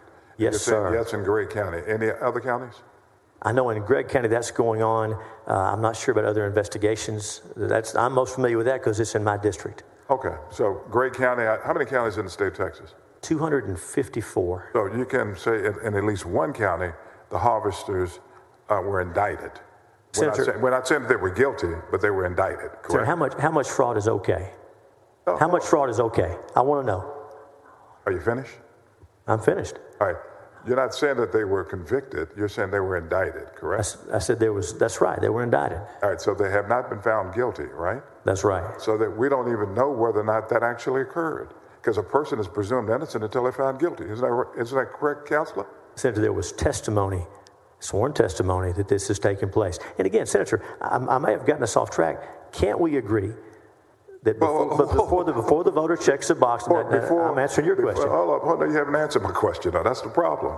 Okay, I just want to make certain that as it relates to these voter harvesters, yes, sir. You're saying it happened in Gregg County. Yes, and sir. what I'm saying is there has not been a final determination as to whether or not it occurred. You're saying that there have been people that have provided affidavits.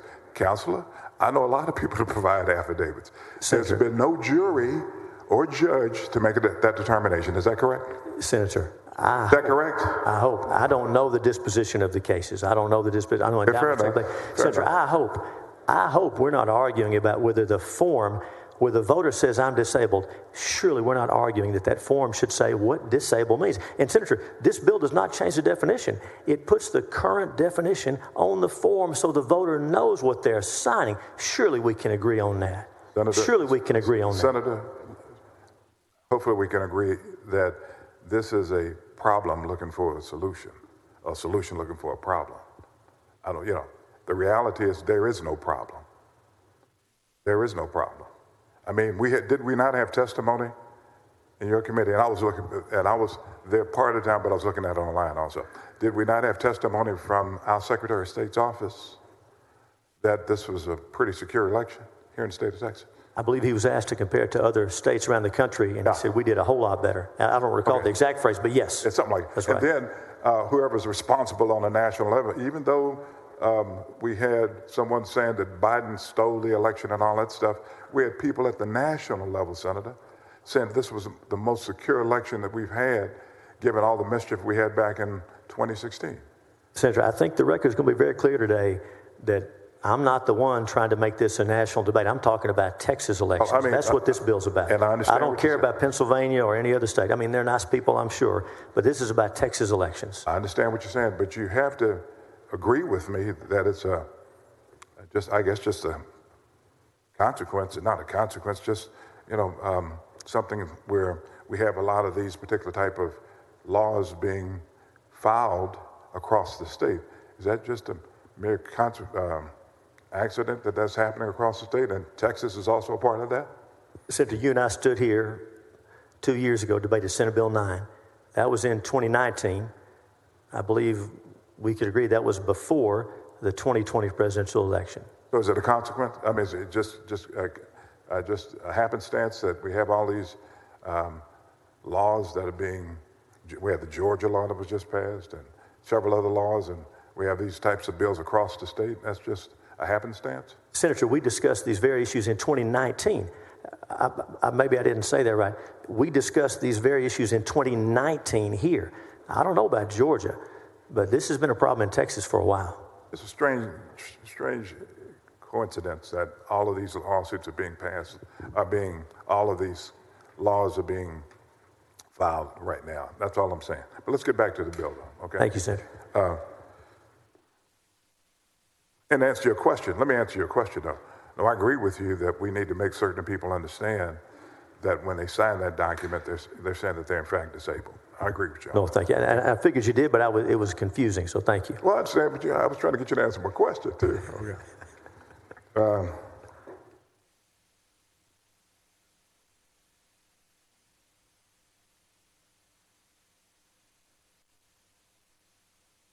On page 6, line 19. And this, members, deal with I think this deals with the poll watchers. Yes, sir. Okay? A watcher is entitled to sit or stand near enough to see and hear the election officers conducting the observed activity. Who determines enough to see and hear? Well, Senator, as you know, the law sets what the standard is. And if there's a dispute, ultimately the courts would decide. But this says near enough to see and hear. I think we'd agree that's what the poll watcher is there for. Okay, now let's stay there for 1 second. Have you ever heard of any types of disputes between poll watchers and people working the election? There was testimony this year that in the 2020 election in Texas, now I'm talking about Texas, in Texas that poll watchers were denied access to the polling place. So the answer to the question is yes? Yes, sir. Okay, and that's not the only incident that you've heard about between poll watchers and election workers, but between poll watchers. Would that be a fair statement? Yes, sir. That's the most recent one, but we've heard about this from other people as well. Yes, sir. Okay. When we put terms in a bill that says basically enough to see and hear, isn't that subject to interpretation by the election judge? It is, Senator, did you see what it says before? Did you see what we're changing it from? Right now it says conveniently near enough. How's that for subjective for you? Right now it says conveniently. Okay, but we're making this more clear with this amendment, with this bill. Again, so you would agree with me that even like with convenient, it's subject to interpretation by the election judge, correct? Whatever bill we pass is going to have to be interpreted by someone and applied. Yes, sir. And you would agree with me also that given everything else that you are desirous of putting into this particular bill where poll watchers can now record. Let's stop there for 1 second. Okay. Why is it that the poll watcher can record, but the election worker can't record? Well, Senator, the poll watcher's job is to observe. Again, they're the eyes and ears of the public. Again, and as you know, Democratic and Republican poll watchers, they're the eyes and ears of the public. And if a dispute does arise about what happened, what was said, what was done, the more evidence we can have, the better. If we can have a video or a record of that, it would clear a lot of disputes. And I will say too, there's other things where we'd like to have a camera in central counting. Again, subjective, it just records everything, so people know what happened. So then if that's going to be the case, we're going to have a camera that records everything. Why does a poll watcher need the ability to do that? The camera I was describing is in central counting, so, not the polling place, but over in central counting. It just seems totally unfair to allow, well, let me go down this road a little bit more. When you sit up and say that the poll watcher is able to record, then is that recording made available to the election judge? Is that recording kept with a chain of custody that would make certain that it's not being edited or anything of that nature? So to answer your question, yes, and that's addressed in the amendment as well. Should the bill move forward, the amendment will make it clear that can't be put on the internet or spread around. It's got to be given to Secretary of State. So we want to make that clear. I'm glad you asked that. So who would put it on the internet, the Secretary of State or the person, the poll watcher? My point is to prevent it being spread around and shared. It's got to go to the Secretary of State. The poll watcher is not allowed to publicly share that. It's got to go to the Secretary of State. If indeed this is passed, don't you believe that the poll watcher should receive additional training on the do's and don'ts of being a poll watcher? Well, Senator, testimony has been that it's difficult to find poll watchers already. We don't want to do anything to discourage people willing to do that. As you know, it doesn't pay anything, and it takes a lot of time. Well, let's follow that a little bit then. And I'm not suggesting we should pay them. Well, okay, all right. But I mean, if it's difficult to find them right now. Sir? You said that it's difficult to find poll watchers. That's what we've been told. But yes, don't we want to make certain that whomever is a poll watcher, whether they're Democrat or Republican, that they know what they're doing, and they know what the limitations are in terms of what they can and cannot do? And just to be clear, yes, and I think that the law is clear. They are there to watch, they're there to observe, and only under this bill, they can only be near enough to see and hear the activity by the election worker, right? And you did, of course, you read that correctly. So I think that's pretty clear. Well, you know, again, the question, what's going to end up happening, Senator, is that you're going to have an election worker and you're going to have a poll watcher that, frankly, are going to push each other, okay? And I think that what we're going to end up seeing is disputes that may turn violent if this becomes law between the poll watchers and election administrators that are going to be testing one another to figure out who is the alpha in that situation. You know that as well as I do. Well, Senator, in a case like that, I would think we would want video to help sort out what really happened, so it wouldn't be a swearing match. Oh, I'm sorry. I agree completely with you, but I'd want to also make certain that I had my own video too. Okay. Well, Senator, if I'm the election worker, I'd want to make certain that I, just like you are now giving a poll watcher, whether they're Democrat or Republican, the ability to video, I'd want to, as an election administrator, I'd want to do the same thing. Senator, remember the election workers have a specific job to do in conducting the election. It would be hard to be conducting the election with a camera in one hand. The poll watcher's only job is to watch, to observe. And so it would be difficult for the election worker to do their jobs and be taking video at the same time. Have you spoken with an election worker to make a determination as to whether that would be difficult, or are you just assuming that it would be? Senator, I'm basing that on testimony I've heard from election workers and based on my observation of election workers as a voter. So I have not asked that specific question. Okay, but you've you've asked election workers whether it would be difficult, whether or not they could have a camera and still do their work? Is that what I'm hearing you say? And what I'm saying is I've seen the work they do, I've heard their testimony, and based on that, I think it will be difficult. But again, their job is to conduct the election.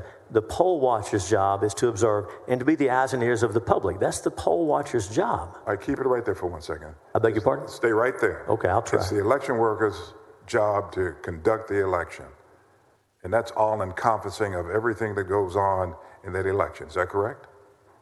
I didn't catch the last part. Their job. All encompassing of everything that's involved in that. Plus, I believe that's fair to say. Plus the poll watcher who's a part of the election.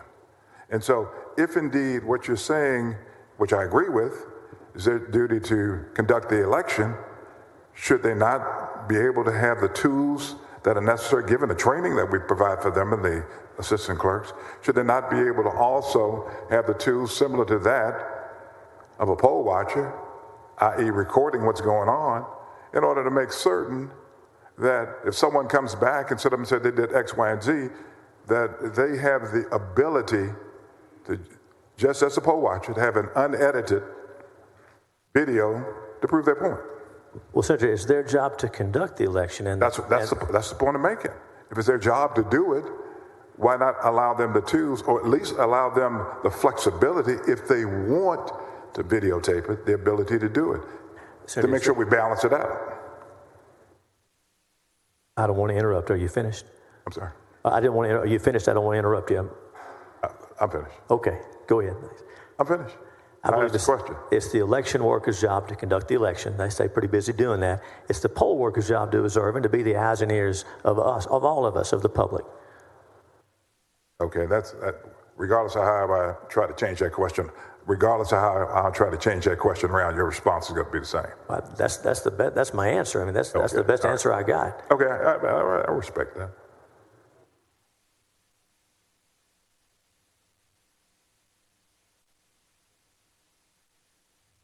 And Senator, I would also ask, while we're thinking about that, remembering that there are poll watchers there from both parties and all have the same rules, wouldn't the poll watcher from the other party have an incentive to record illegal activity, something that bothered them. Wouldn't the Republican poll watcher and the Democratic Party be both doing their jobs? Democratic poll watcher. Glad that you asked that question.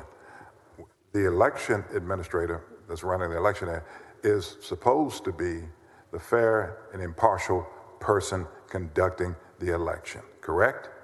Yes, sir. Okay. Supposed to Poll watchers don't have as much training as other election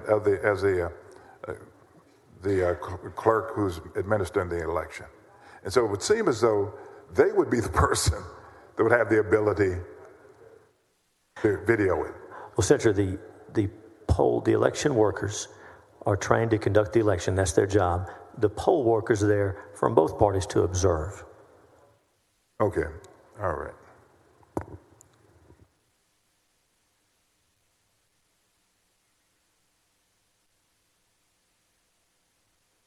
And Senator, we were speaking earlier about testimony about some election fraud. The State Affairs Committee in 2019 heard this. There was also the Interim Select Committee on Election Security in 2018. And so some of the testimony along those lines was heard in the Senate chamber before the Select Committee on Election Security. Okay. I'm going to 623. 6 what? Page 6, line 23. Oh, yes, sir. Got it. Okay. Except as provided by this section, a watcher may not be denied free movement. And again, I guess the video would be the best evidence of whether or not they were denied free movement. Well, it certainly would be some evidence, Senator. And again, the idea is the law is very clear that the watchers cannot take any kind of recording of or watch the voter casting their ballot. That ballot is a secret ballot, it's private. But beyond that, if we want the poll watchers there from both parties to make sure the law is followed, then they should have free access to do that. Yes, sir. Okay, now you recognize we're going to have litigation. I know both of us are attorneys. There's going to be litigation on this issue in terms of whether or not they were denied quote unquote free movement. Whether it's a Democrat or Republican, that's what we're doing. There's going to be disputes concerning poll watchers, between poll watchers and election administrators. And I believe there have been disputes and litigation, and hopefully this will give some clarity so that poll watchers and election workers know what the rules are. With all due respect, I think by giving one side a tool to be able to utilize as opposed to the other side, I think you disadvantage the other side by doing it. The other side, and I should say other side, I think you disadvantage the election workers by not giving them the same tools. But it's your prerogative to do that. I just disagree with it. Let's go to page 7, line 20.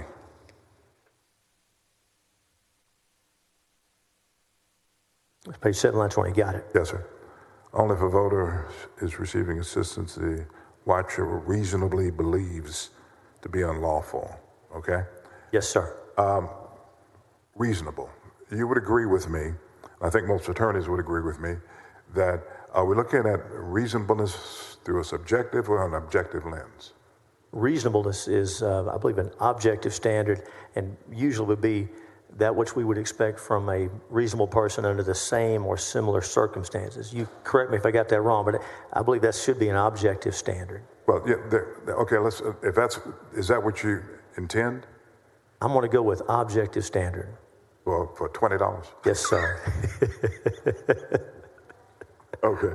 And so, objective, a person in the same or similar circumstance. Objective, I didn't catch the last part, I'm sorry. You said you're going with an objective standard defined as what a person in the same or similar circumstances would do, right? Yes, sir. And you know how that goes. I'm not able to say, oh, I believe X, if X is not reasonable. If no one would believe that I really believe that, I can't hide behind my subjective belief. That's the concept. Isn't that fair to say? That's the general concept we're talking about. Follow me on this one. All right. So if it's a Democrat that's involved in a situation right here, would the Democrat have to get another Democratic poll watcher to be able to testify as to whether or not the actions were reasonable? Well, of course, there are poll watchers there from both parties, Democratic and Republican. I'm talking about for this particular issue right here, though. 720. Yes, sir. reasonably believe, correct? Yes, sir. And so that person would end up getting someone from their party to say that it was reasonable? Or how would that go? Well, Senator, as a practical matter, if a court were determining this, they would apply the legal standard. Reasonable person, same or similar circumstances. Same or similar circumstances. You correct me, but that's generally what's meant by reasonable I agree belief. with you. We're saying same or similar circumstances. I agree with you. So would it be a Republican poll watcher in same or similar circumstances? Would it be a Democrat in same or similar circumstances? Well, Senator, we're talking about... There's evidence that's being presented to the tried fact. So it would help us on line 21, line 20, which the watcher reasonably believes to be unlawful. So what's lawful or unlawful under the election code applies to Republicans, Democrats, independents. As you know, these procedural safeguards and rules apply to everyone, regardless of their party. And I agree with you wholeheartedly. But we're saying that a poll watcher reasonably believed that something was being done unlawfully. Yes, sir. Right? And so I'm just trying to figure out, from an evidentiary standpoint, what type of evidence would you bring for that particular purpose? Well, so unlawful, it wouldn't be political. Oh, yeah, I understand that piece. I'm talking about the reasonable piece, though, the standard, that the person reasonably believed. Yes, sir. And as you know, and you help me with this, but if the sentence just said only if the watcher believes to be unlawful, now that would be a problem because he would say, oh, I believe that's unlawful. But when we say reasonably believes, then we take it out of that watcher's subjective belief and apply a reasonable objective standard. And now, Senator, come on. Now, you know what I'm talking about. We do that in the law a lot. We do that in the law a We're talking lot. about additional litigation. You know, this body, we've been adverse to litigation, but this is going to be a bill, if upheld by the Constitution of the United States, that's going to be fully litigated. It is what it is. Okay? Senator, and I hear what you're saying, and I really want to make sure we're connecting. Would it be better if it said believes to be unlawful or reasonably believes to be unlawful? I think reasonably gives us more protection. Before I answer the question. Yes, sir. Does it really make a difference? Before I answer that question, does it really make a difference? No, I'd like your opinion. I think reasonable is important. I think we're going to agree on that part. But I'm just asking, before I answer the question, will it really make a difference? I'd like to know what you think. So, I know. I think I know the answer, because I think we agree that reasonable is better than subjective. It's not going to make a difference what I believe. It's going to be this way because that's the way you want it. That's fine. I mean, you have the right to do that. I respect your right to do that. Now you are, Senator. Thank you.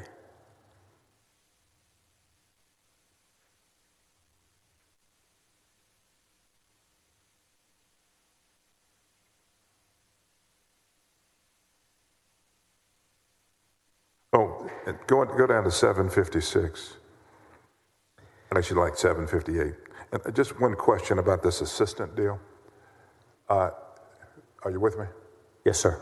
If we have an assistant that doesn't fill out a form correctly, doesn't follow this particular part of the statute, does that void the vote of the person, their assistant?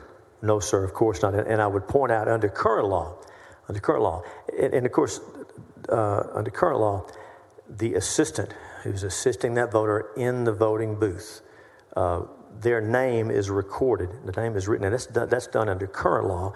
This is getting a little bit more information. But again, that person's name is already recorded. We're just getting a little more information. But no, sir, of course, there's nothing here about voiding someone's vote. If there was an offense, it will be on the part of that assistant. And again, if that assistant is in there overpowering the voter's will or trying to influence the voter, depriving that voter of their private ballot. That's the idea there. And a poll watcher gets it on video.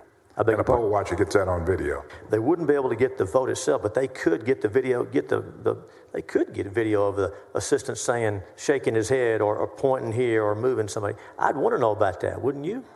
In terms of the issue concerning the hours to vote, I think Senator Hinojosa Zaffirini talked to you about that. Yes, sir. Are you familiar with sold to the polls? Yes, sir.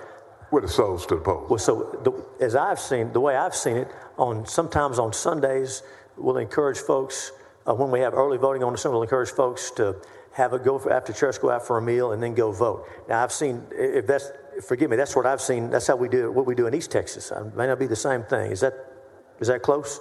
Very close. Okay. Okay. Is there anything in this bill that would prohibit those types of activities? No, sir. All right, now follow me on this. Many churches have buses, okay? Yes, sir. And they transport their members to the polls. Would that bus driver, and that may be 40, 50 people on the bus, what would that bus driver's obligation be under this particular bill? If on the bus there were 3 or more voters not related to the bus driver who needed curbside assistance. All right. Curbside assistance. Right. So only if there were 3 or more voters on that bus at any given in one trip that needed curbside assistance, not related to the driver, then we would get the driver's name and address. And that's the only. There's no offense. There's no criminal offense. Let me finish. Oh, I'm sorry. I was trying to answer. If those voters got off the bus and went inside without the assistance of the driver, then there's no paperwork for the driver to fill out. No, sir, none at all. I'm glad you asked. That's important. Okay. Thank you for asking that. Let me say this, and then I'm going to sit down, even though we got about 15 more questions. I may ask those a little later, though. Senator, again, I don't see the problem.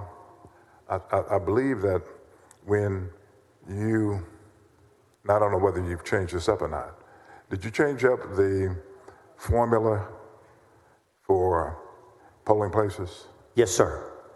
And what did you do with it again? And so, what are you going to do, I guess? Oh, thank you. And that floor amendment, and I want to make sure I get it right.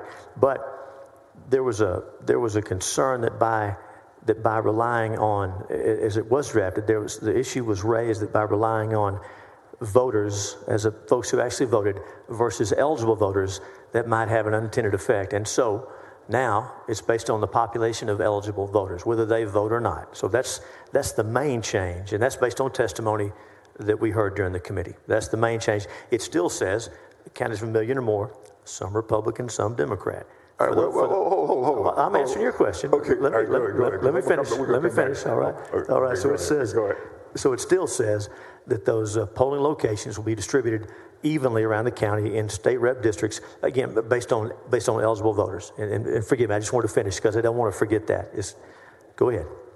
I think I'm ready. You finished? I think. All right. What counties would that apply to?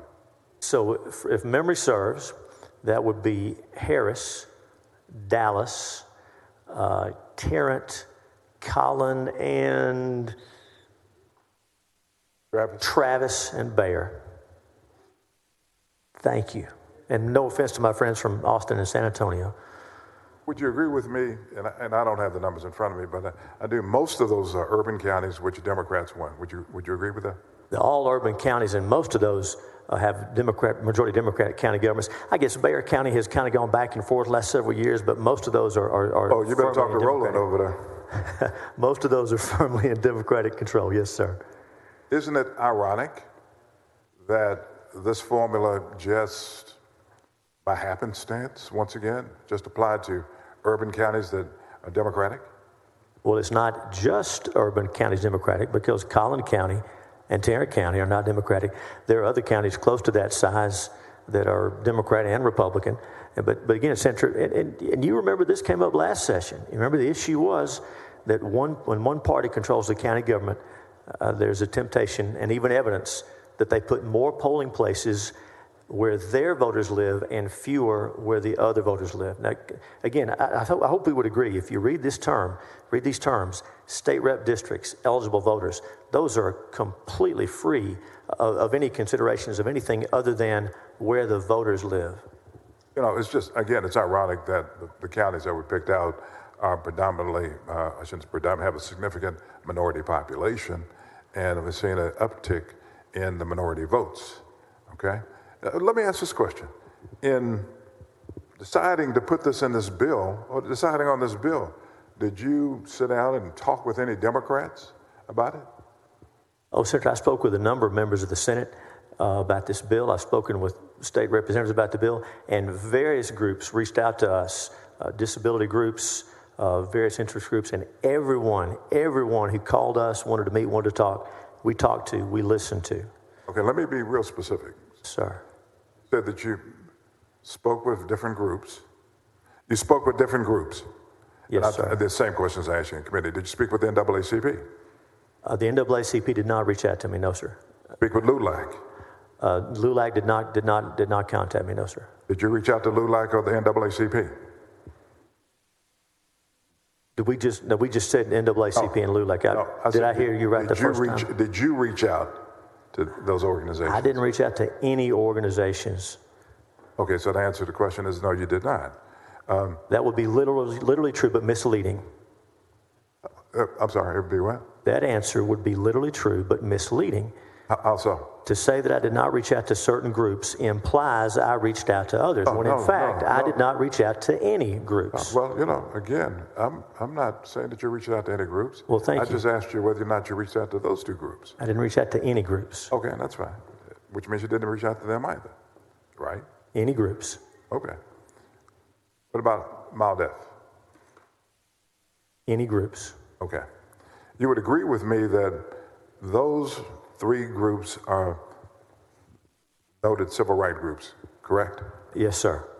You would agree with me also that in many instances over the last few decades when we've done election bills, redistricting, that those groups normally file lawsuits against the state of Texas?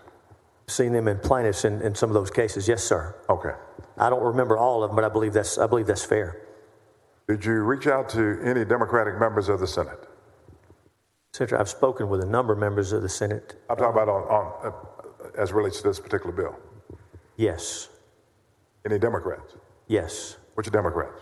Senator Zaffirini and I spoke about this as we discussed some of the disability matters in particular. You and I have spoken about this bill on and off the floor. Isn't that right? Prior to you filing this bill? Senator, I didn't see you before the bill was filed. We were under quarantine from the COVID-19. We weren't around each other very much. We've talked a lot since the bill's been filed, as changes have been made. Senator, come on, you've asked me about stuff in the bill, and we've talked about it. And some of those questions are reflected in the amendments. Now, come on, isn't that fair? We didn't see each other in person. That's right. The bill, correct? Not until the session. That's right. If you wanted my input, though, or any Democrats' input, you could have Zoomed me or called me. That's right. Right? That's right. And so that never occurred, right? I didn't Zoom or call any members about this bill. Okay. When we got back, a lot of us talked once we got here. So it'd be a fair statement to say the Democrats did not have input into developing this bill before it was filed, correct? Senator, much of what's in this bill is from changes we made in Senate Bill 9 based on Democratic input last session. A number of the things we've talked about that are different from Senate Bill 9 is based on input from members of the Democratic senators. Oh, yeah, so everything in Senate Bill 7 is based on what Democratic senators wanted? Much of what's in Senate Bill 7 that came from Senate Bill 9 reflects some of those changes. All right, so because, and members, I know that this is taking a long time, but this is a very important bill. And so I apologize for those of you that are kind of impatient about this or weary. But you just said that Senate Bill 7 contains the input from Democratic senators from Senate Bill 9, correct? I said some of the input we received on Senate Bill 9, bless you, affected what we put in Senate Bill 7. I would also note, Senator, that testimony before the committee by civil rights groups that you mentioned, much of what they shared in committee is reflected in the floor amendment we're going to offer. Some of the changes in this floor amendment came from testimony that we heard from civil rights groups. Let's go back to Senate Bill 9. And as you know, that around here we really listen in the hearings. It's not like Washington. We have a hearing and we listen. Go back to Senate Bill 9. Yes, sir. Can you point with particularity provisions that were in Senate Bill 9 that were advanced by Democrats that are contained in Senate Bill 7? No, Senator, I said input from Democrats about things we had in Senate Bill 9. For example, this issue about driving people to the polls, 3 or more who need assistance, and curbside voting. Some of the provisions in Senate Bill 9 weren't clear, and based on input from Democrats, we cleaned that language up for Senate Bill 7 to make sure it's clear make sure it's not misleading, and make sure people know what their responsibilities are. That's one example that comes to mind of things that were contentious in Senate Bill 9, and we were able to reach a consensus on. Not everything. We're not going to agree on everything.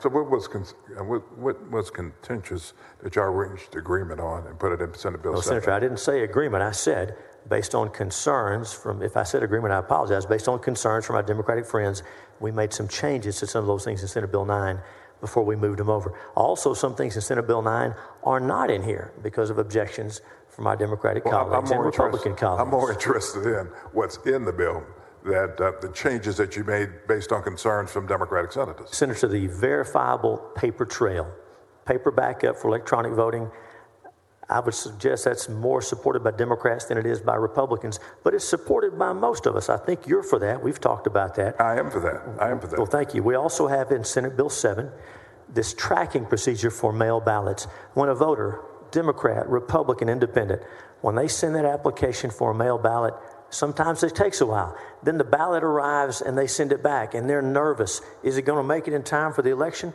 So this bill, Senate Bill 7, has a tracking procedure that voters can use to know where their mail ballot is. Now, I hope nobody would object to that. Those are some of the ideas we got from folks across the board to make the system work better. We also have, and I would just say one more thing. Sure. You're going to see some amendments. You're going to see some amendments to this bill if we get that far that have to do with what happens after the votes are taken to make sure it's safe and secure. And everyone, I hope, will agree those are bipartisan, affect everybody in the same way, like the provisions of this bill. I hope that helps answer your question. Well, it answers my question. And I'm going to hold up on any other questions until we see some of these amendments. But hopefully you understand my position. You know, I'm an African-American man, and we have Hispanic males and females in here. And you know that there's a history of suppression of those votes. Jim Crow 1, Jim Crow 2. And that's why I'm standing on this floor, because I want to make certain that young people know the impact of this particular bill, and they will know that whether I win or lose some of the fights, that I stood up for them. That's important. And I'm going to stand up for them all the way to the Supreme Court of the United States if it's necessary. Thank you, sir. Thank you, Senator. Thank you, Senator West. And we're giving everyone broad latitude on the floor because this is an important bill. So take all the time you need. Members, while that debate was going on, we got the news that Chad Walker, the trooper, passed. He's the 223rd trooper lost in the line of duty since the beginning of the state police. And I don't know if you know this, but he actually took the place of Damon Allen. So he was the trooper that we are going to name a bill after this session. So I'd just like to have a moment of silence for Trooper Chad Walker. And again, it's unbelievable that he took Damon Allen's spot in that same district. He has 4 children, a 15-year-old, 7-year-old twins, and a younger child, and just sadness. Members, have a moment of silence.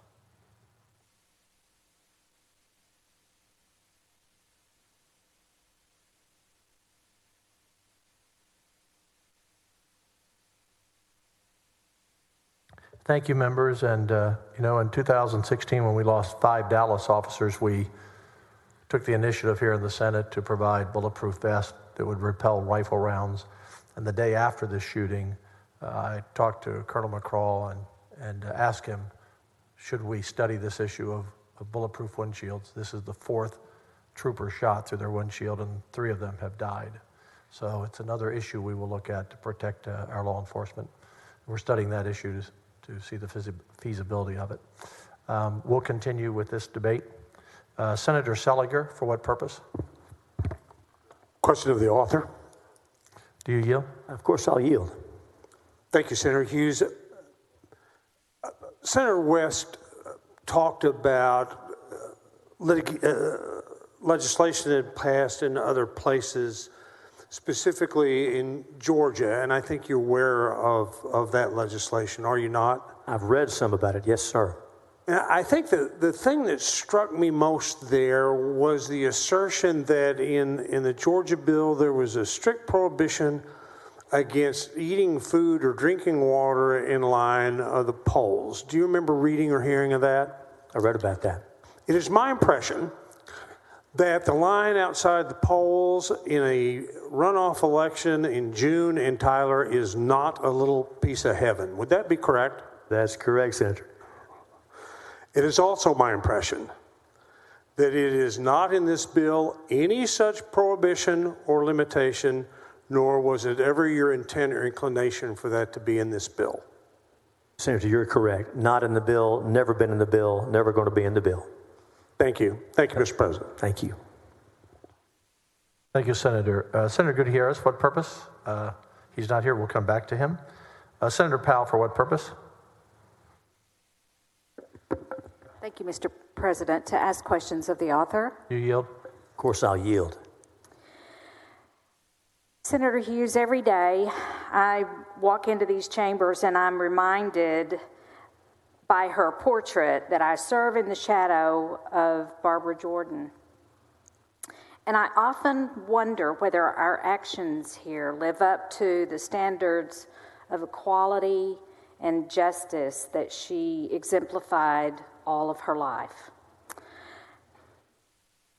Barbara Jordan talked about a concept of governing that is derived from our view of the people. And so, Senator Hughes, I asked the question today. It's a very broad one, first of all. What does it say about our view of people with disabilities, their rights to privacy, that would force them to have to prove their disability before granting them access to the ballot? Now, I understand that you have worked with Senator Zaffirini and that there's an amendment coming. Now, Senator, nothing in the bill would have denied anyone access to the ballot. The question was whether by one application we can get a mail ballot for every election in a given year. That's all that was ever addressed. But you are correct. That's coming out because it was confusing. Okay. And I would just add to that for many Texans, that voting by mail is not an option. It's the only way they have to vote. And what we might consider a privilege, for them, it's their constitutional right to be able to vote and to have that access to the vote be as few steps and as simple as we can possibly make it. Would you agree with that? Senator, nothing in Senate Bill 7 adds steps to that process. Nothing at all. You're correct. Those folks who, under the law, 65 or over, disabled, out of the county, who the state of Texas has decided should receive a ballot by mail, face no additional steps on Senate Bill 7. Well, and I hope that at the end of the day that we actually get to that place, that when we see this amendment come up, that we all have the confidence that we have made a decision that doesn't impede the rights of any of our citizens, regardless of their disability.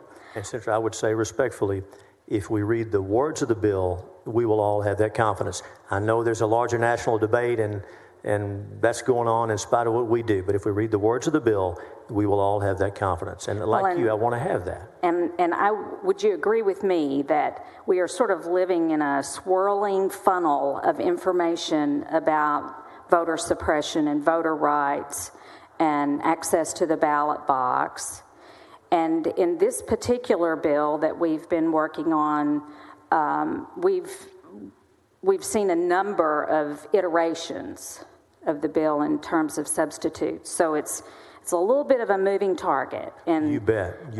Being as new in the Senate as I still consider myself to be, I just want to be certain that when we are through with this bill, at the end of the day, that we have considered our citizens, that we have valued our citizens, and that we have not in any shape, form, or fashion impeded their access to a ballot. Now, to move on past that piece, and I'm going to go ahead and ask this question, even though we're talking about Senator Zaffarini's amendment, because we're not quite there yet. But it seems like in reading some of the information about this Senate bill that we are requiring Texans to provide their private health information, even if that is as simple as checking a box that says I'm disabled. Well, Senator, current law I understand requires one to check the box for the reason that one is seeking a mail ballot. That's been the law in Texas since the memory of man runneth not to the contrary. To get a mail ballot, you have to check a box on the application saying why. So I hope we're clear. That's not new to Senate Bill 7. I understand that's been the law for a long time. I understand that box isn't new, but in one sense, my question here is that even in the simple act of checking that box, are we protecting our voters' rights with regard to HIPAA? Yes, Senator. Nothing on that form requires anyone to state their particular medical condition, any kind of medical condition. It merely states the definition of disability, a physical condition which prevents them to go to the polls. And that definition has been in the statute for a long time. So I wouldn't want to confuse anyone and think that Senate Bill 7 is changing that. That definition has been there for a long time. Okay. Well, I'm going to go ahead and move away from that, and I'm going to hope that having the amendments coming forward that we will have cleared all that up. You may have heard me, I'm pretty sure that you heard me tell my story. I've talked to Senator Betancourt about it, and I think I mentioned it in committee the other day. But for the benefit of everybody else, I'm going to just quickly tell this story.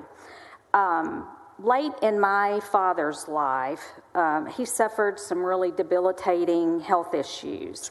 And to shorten it even more, the result was that he lost all the fingers on his right hand. And to sign his signature at the end of his life, he would have to hold a pen or pencil in this fashion. And considering that he had no fingers, he would have to wrap a rubber band around that pen and sign his name this way. I can't imagine ever voting for a bill that had the law been in effect when my dad was alive, would have added to his burden to go vote, that would have robbed him of his dignity, or would have denied him the right to vote because his signature didn't match. That's right, and as you know, signature verification is in the law, been there as long as we've had mail ballots. You know, you sign the application, and then you receive the ballot, and then you sign the envelope, and they compare those signatures. And by the way, I meant to tell you, and I wish I could have known him from what I've learned about him from you, but you're correct. That signature process is there, and I want to make sure we know about a bill that Senator Zaffarini has that you and I voted for in a committee that provides a cure process. We need this anyway for folks where there's a question about their signature. Maybe the signature has changed over time or something like that. But to be clear, the law already has the signature requirement for mail ballots. So we have to make an accommodation for someone like your dad. And we must do that.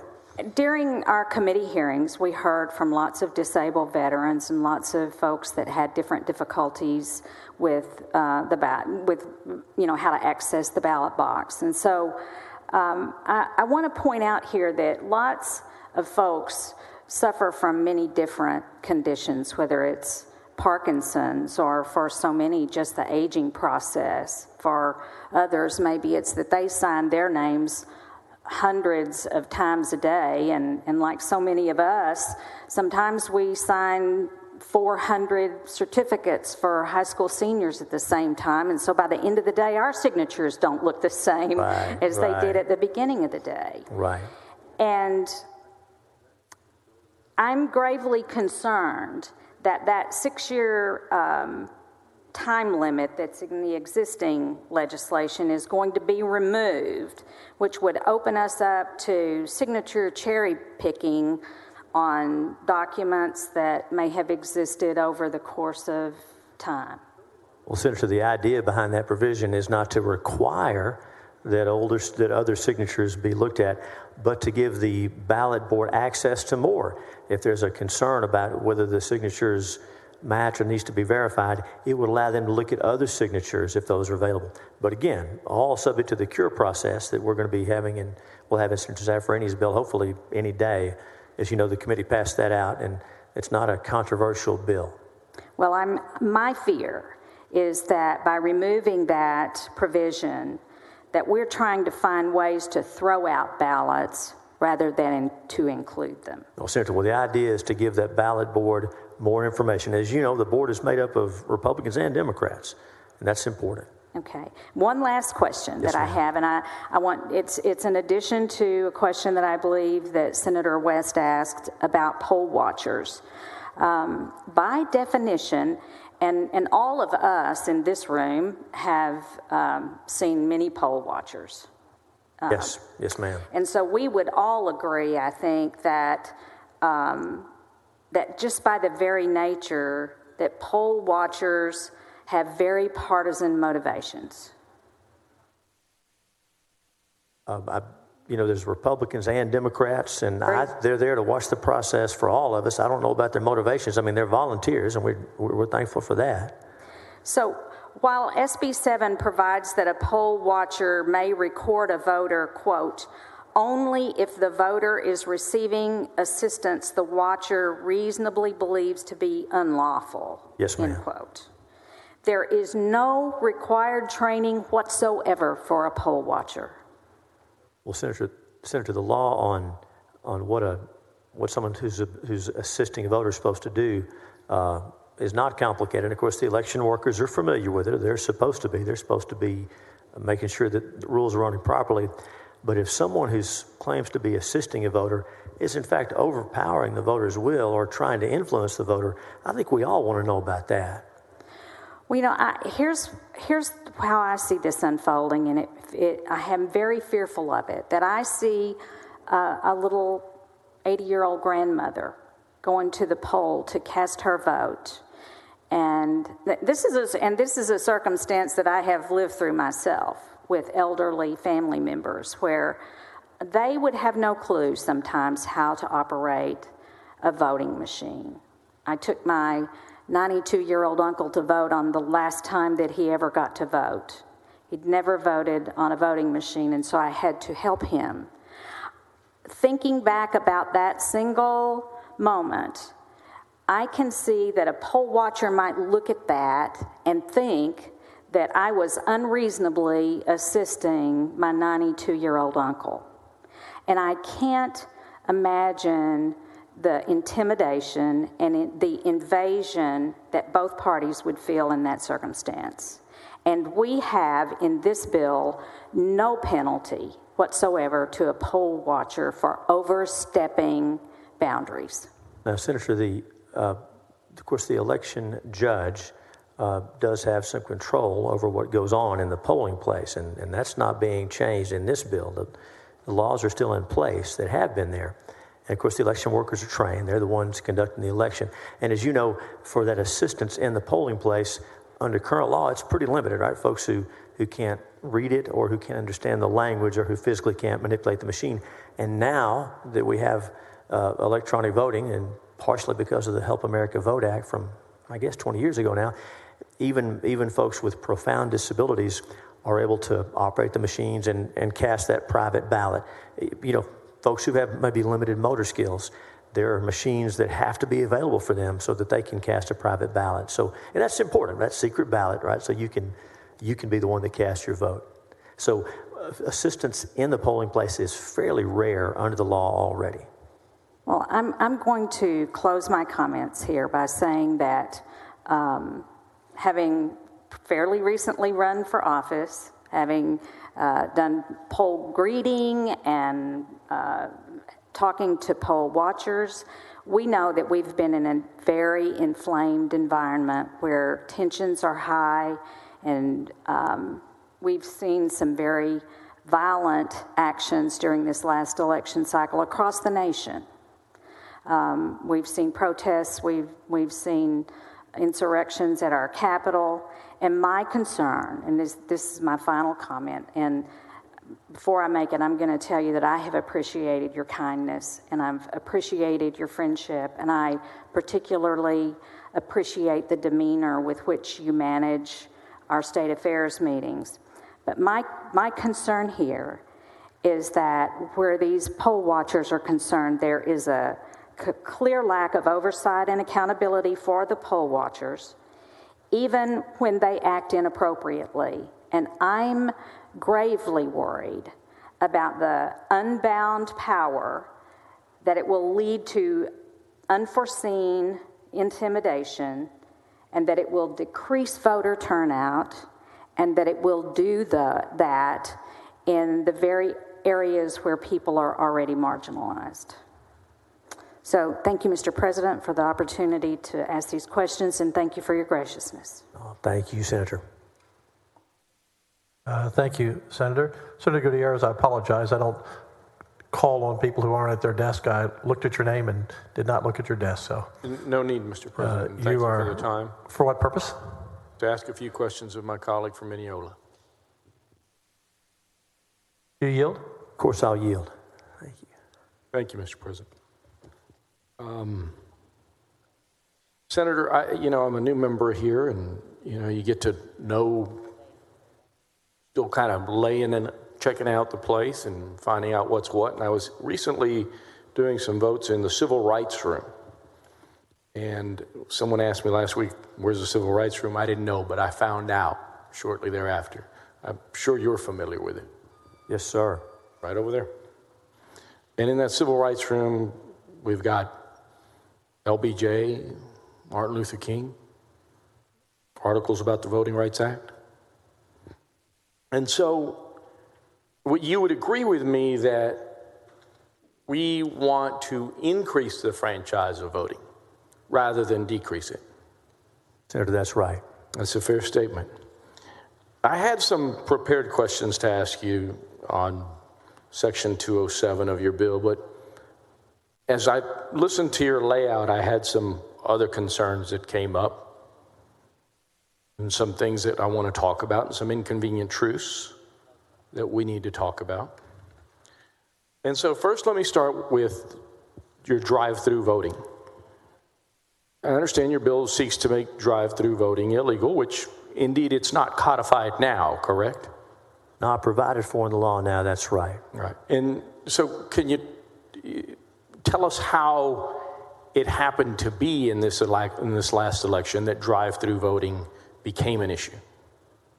Curbside voting, for those who need assistance, folks who suffer from a disability that prevents them from entering the polling place without harming themselves or risk of harm, has been in the law for some time. There are safeguards in place, again, to protect that voter, and that voter's right to vote their will and not to be overpowered or influenced by anybody else. So drive-through voting, again, there's no statutory basis for it. And so it was done, as my understanding, in Harris County in the last general election in certain locations. So it's not something that's provided for in the law, not something ever been done before in Texas that we've been able to find any record of. So it's not a long-standing practice or even a common practice. But other states have done it, correct? I'll take your word for it. I believe you. I don't know. And I think that what we saw from it happening, well over 100,000 people voting in the Houston area in this method, both Republicans and Democrats did enjoy the convenience of being able to do it, correct? I wasn't there, and I've read about it, but I'll take your word for it. Okay. Well, I've done curbside voting with my father when he was alive.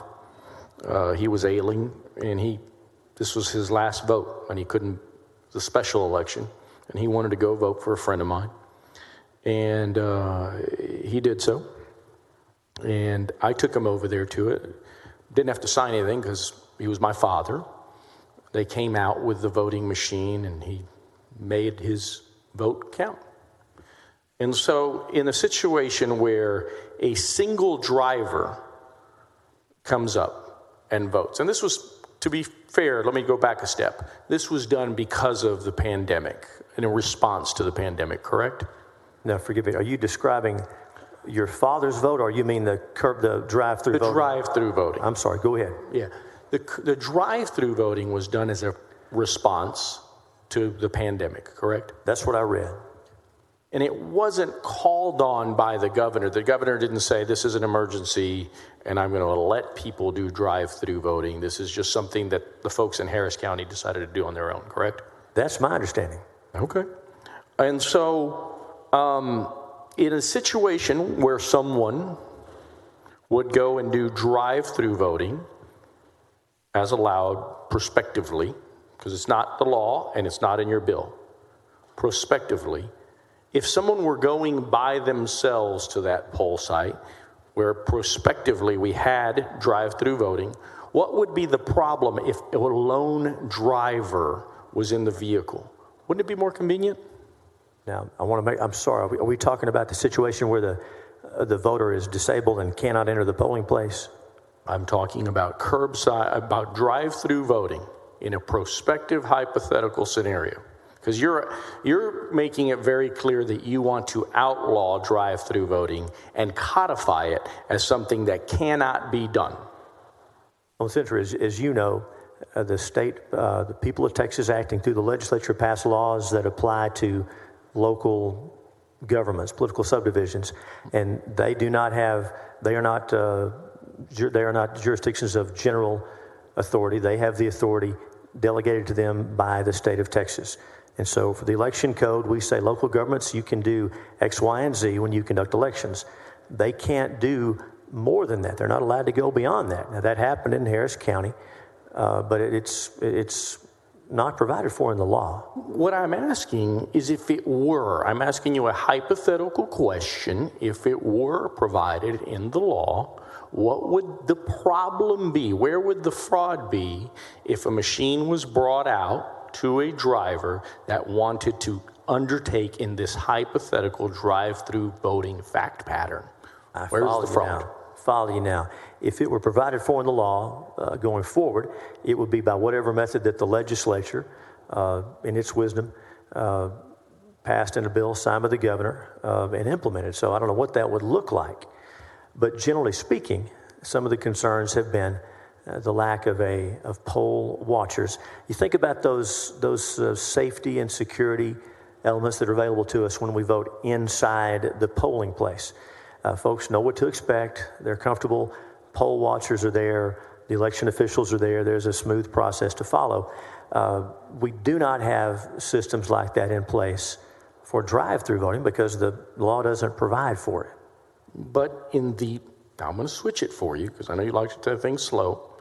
On the curbside voting, a poll worker comes out, gives the machine to your elderly or disabled parent or loved one, and they go out and make their selections, correct? You with me? And in this, we're talking about the accommodation This is the accommodation that's made under curbside voting. I know you know that. I know you know what I'm talking about. So this is for a person with a disability. That's correct. I'm with you now. Yes, sir. And so if that same accommodation is made under the drive-through voting, in other words, my understanding of Houston's drive-through voting moment that we saw this November was such that a poll worker, had the machine, and the voter drove up to the poll site, wherever they created their little queue, and they came out and you voted on a machine, and that vote was then registered. So one person in a car, a poll worker administering their job that they take an oath for. Where is the fraud in that situation, assuming that my hypothetical would be allowed by law? That we had drive-through voting. So to make the comparison, I think I'm following you now. Curbside voting is an exception to the normal process we make to accommodate folks who have disabilities. It's important that they have the same rights to vote. We make the process as normalized as possible. If because of a disability I'm unable to enter the polling place, then that accommodation is made for them. Now, so that's an exception from the standard practice. The standard practice exists because it's tried and true. Everyone knows what to expect. there are safeguards in place. We make an exception, as we should, for folks with a disability. And so that's a policy decision we've made. We don't make that exception for anyone who just doesn't want to go inside the polling place. That's just not how we do it. And that's never even been contemplated, except in one county in one election here a couple of months ago. Let's say 5 months ago. I understand, Senator, but you're not answering the question. You make a fine lawyer. At the end of the day, I'm asking you a hypothetical question. If we did drive-through voting, not an accommodation, if we allowed drive-through voting, where is the fraud with one person in their car, one poll worker with the machine, takes the ID, checks the ID, runs it through the machine, the person votes, the machine is taken back, and they put it back in the main computer, and that vote is then registered. I just simply am asking, where is the fraud in that fact pattern? Senator, based on what I understand from what happened in Harris County, there were multiple people in the car observing the vote being taken place. There were not poll watchers present, as we would have in the polling place. That's a couple of concerns I have, and for those reasons, respectfully, I wouldn't vote for your bill to put this in place. I don't have a bill, but... We're talking hypothetically. Well, we might have an amendment today. We might have an amendment. Haven't seen it yet, but... Fair enough. What would you have, if we get past suspension here, would you take exception to an amendment that said that drive-through voting would be allowed when an emergency is called by the governor? God forbid we have another pandemic.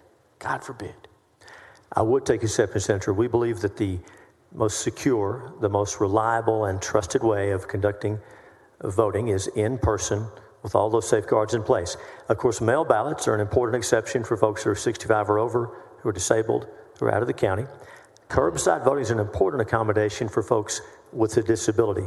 Those are the exceptions to the default rule of voting in person, inside the polling place with all those protections that we've come to expect. So I would oppose that. I'm just one vote, but you're asking what I think. I would oppose that. That's fair. And you would agree with me, though, that we have never seen in our lives, you're a little bit older than me, not much, but in our lives, we've never seen a pandemic of this proportion, have we not?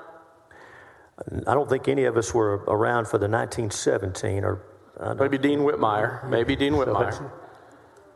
And Senator, and as you know, because of that pandemic, the legislature and the governor took steps to make sure that there were plenty of polling places, plenty of machines, plenty of workers, plenty of PPE, and even extra time for in-person early voting. And so I don't want to get into a proposed amendment. We can talk about that down the road, and we can talk about whether it makes sense to offer an amendment that would allow the governor to have drive-through voting, because I think that it is actually safe.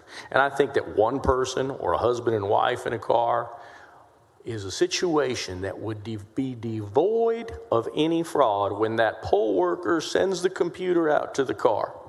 And so I can appreciate your testimony or your understanding, as you said earlier, that people were perhaps voting out there by themselves and there was no poll workers and no one was looking at them. I don't know how they were going to get the ballot to be able to vote in the first place if nobody was looking at them. And it's my understanding that Houston did have computerized voting. So I don't know how your fact pattern worked out as it relates to the facts on the ground that day and during that early voting period. Now here's the inconvenient truth. We're going to move on from drive-through voting. This is a very somber place.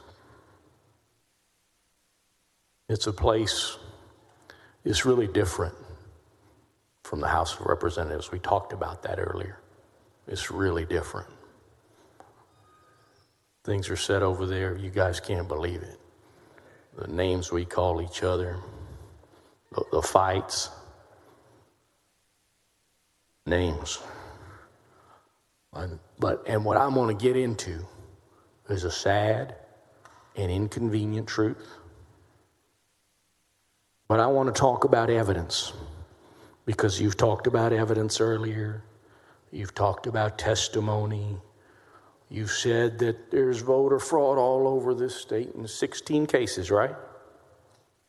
I don't believe I said 16 cases. Senator West asked me how many counties I have, and I said 16 counties. Okay, fair enough. I thought I heard someone maybe in a previous bill something. I'm sorry. And that may be true. I don't remember saying that, but if you say there's at least 16, that's fine with me. I don't know how many it was. I heard your exchange with Senator West.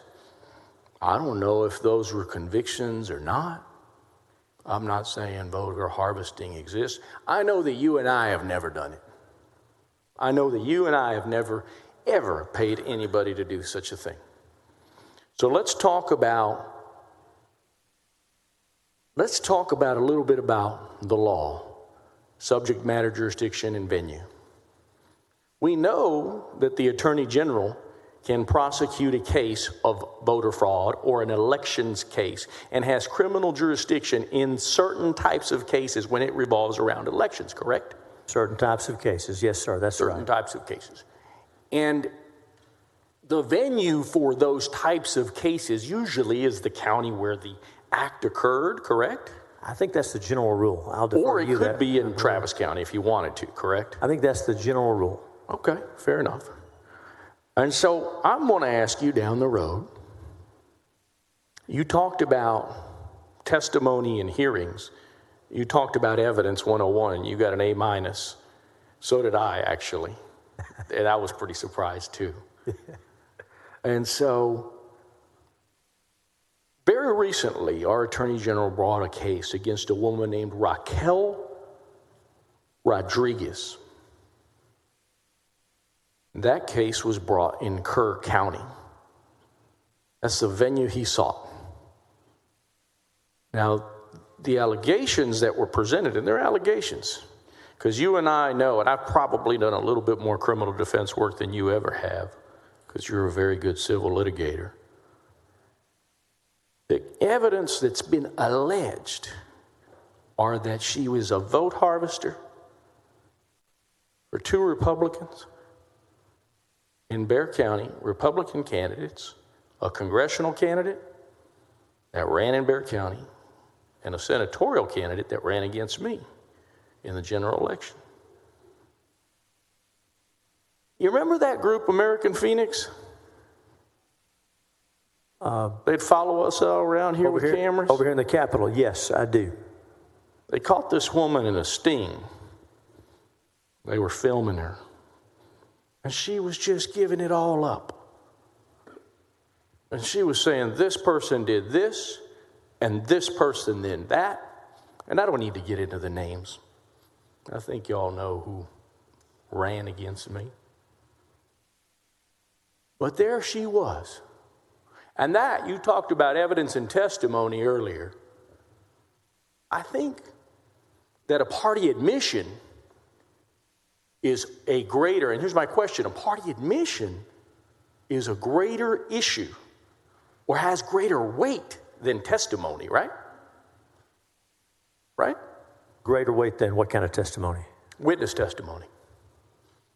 If Joe Blow says, hey, Roland did this or Pete did that, and Joe Blow has nothing to do with it, but you have a party to a lawsuit or a party in a criminal case, and that person admits to committing a crime, a party admission is pretty heavy, isn't it? Pretty strong evidence. Pretty I don't strong know the evidence. facts, but that's strong evidence. Pretty strong evidence on videotape.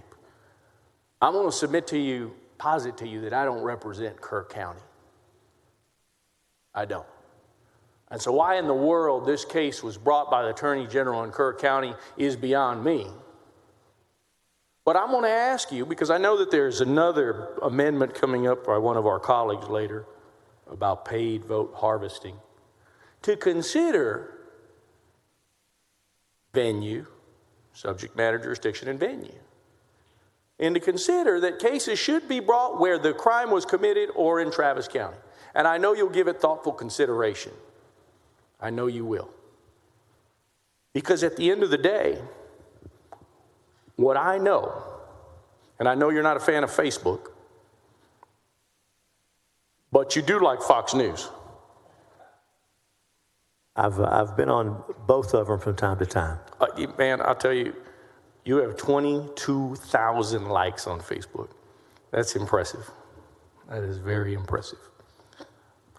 I make a pretty good first impression. If I quit while I'm ahead, I do great. So when I talk about the best evidence rule, and we have the kids that do this American Phoenix stuff, and they go to Fox News, and they have Raquel Rodriguez, and they put her on video, Attorney General Paxton indicts her. She's not guilty yet, but he's indicted her, and she alleges so-and-so paid me this, and so paid me that, both Republican candidates, by the way, and we have an amendment coming up. I want you to consider that venue should be brought in the county where the crime occurred or in Travis County. That's it for all of my questions. I want to work on those amendments, but I want to thank you for your time. I appreciate you very much. Well, Senator, thank you. I appreciate you.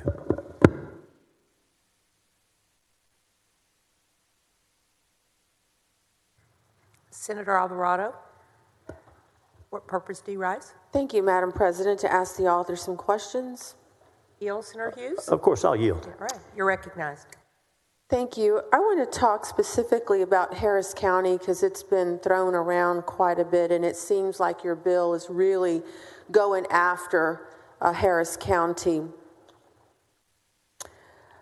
Are you familiar with how election hours are selected in each county?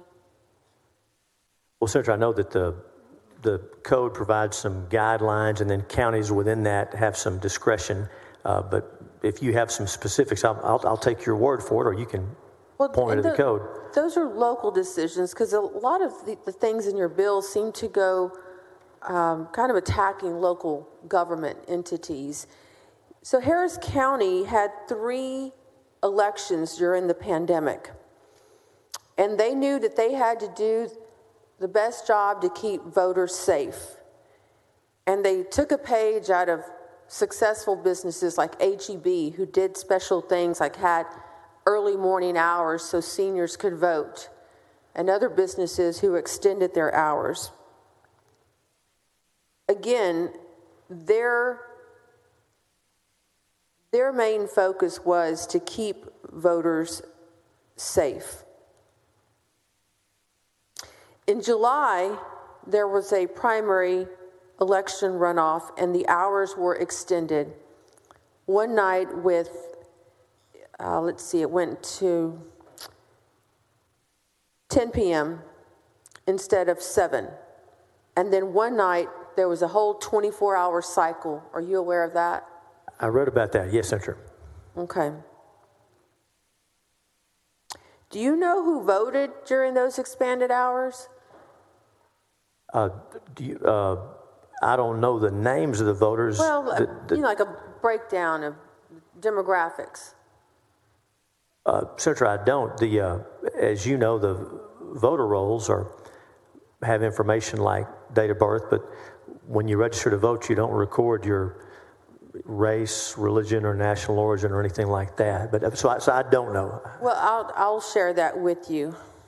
Workers from the Port of Houston, doctors and nurses coming off of their day-long shift, and other first responders and day-long workers. 17,425 of them.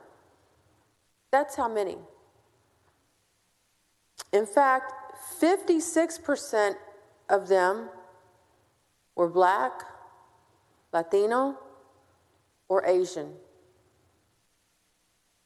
So knowing all of that, who are you really targeting to try to drastically reduce the number of hours and times that voters can vote? Well, Senator, as you know, there's nothing in this bill that has to do with targeting specific groups. The rules apply across the board to every voter. And again, the voter rolls don't tell us what people's race or religion or national origin is. I read something about how there were estimates of who voted, and you correct me if I'm wrong, I don't think there was any official record of that, but someone said that maybe a political consulting firm did some estimates, but to answer your question, I don't know. Okay, but I don't now know. you know. Now I'm sharing that with you now. So knowing that, are you willing to have a conversation offline about that and maybe reconsider?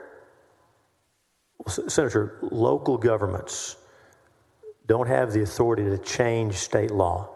Whether it's respectfully where I live or where you live or wherever they are, local governments under the Texas Constitution, under the law, they don't have the authority to change state law. That doesn't work.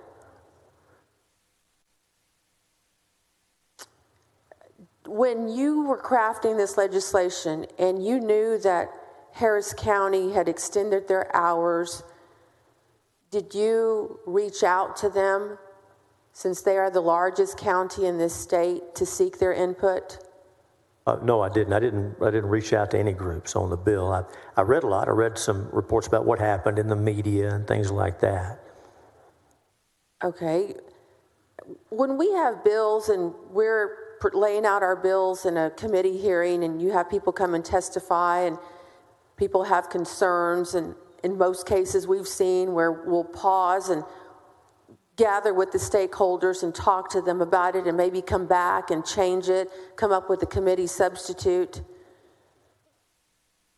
Did any of that cross your mind to take into consideration that once you put this out there, realizing that Harris County, the largest county in Texas, how it would impact them? Well, Senator, Harris County is the county that we were aware of that had gone beyond what the election code provided for.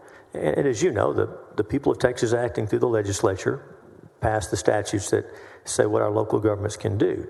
And so whether it's Harris County or Dallas County or Smith County or Kerr County, they've all got to follow the law.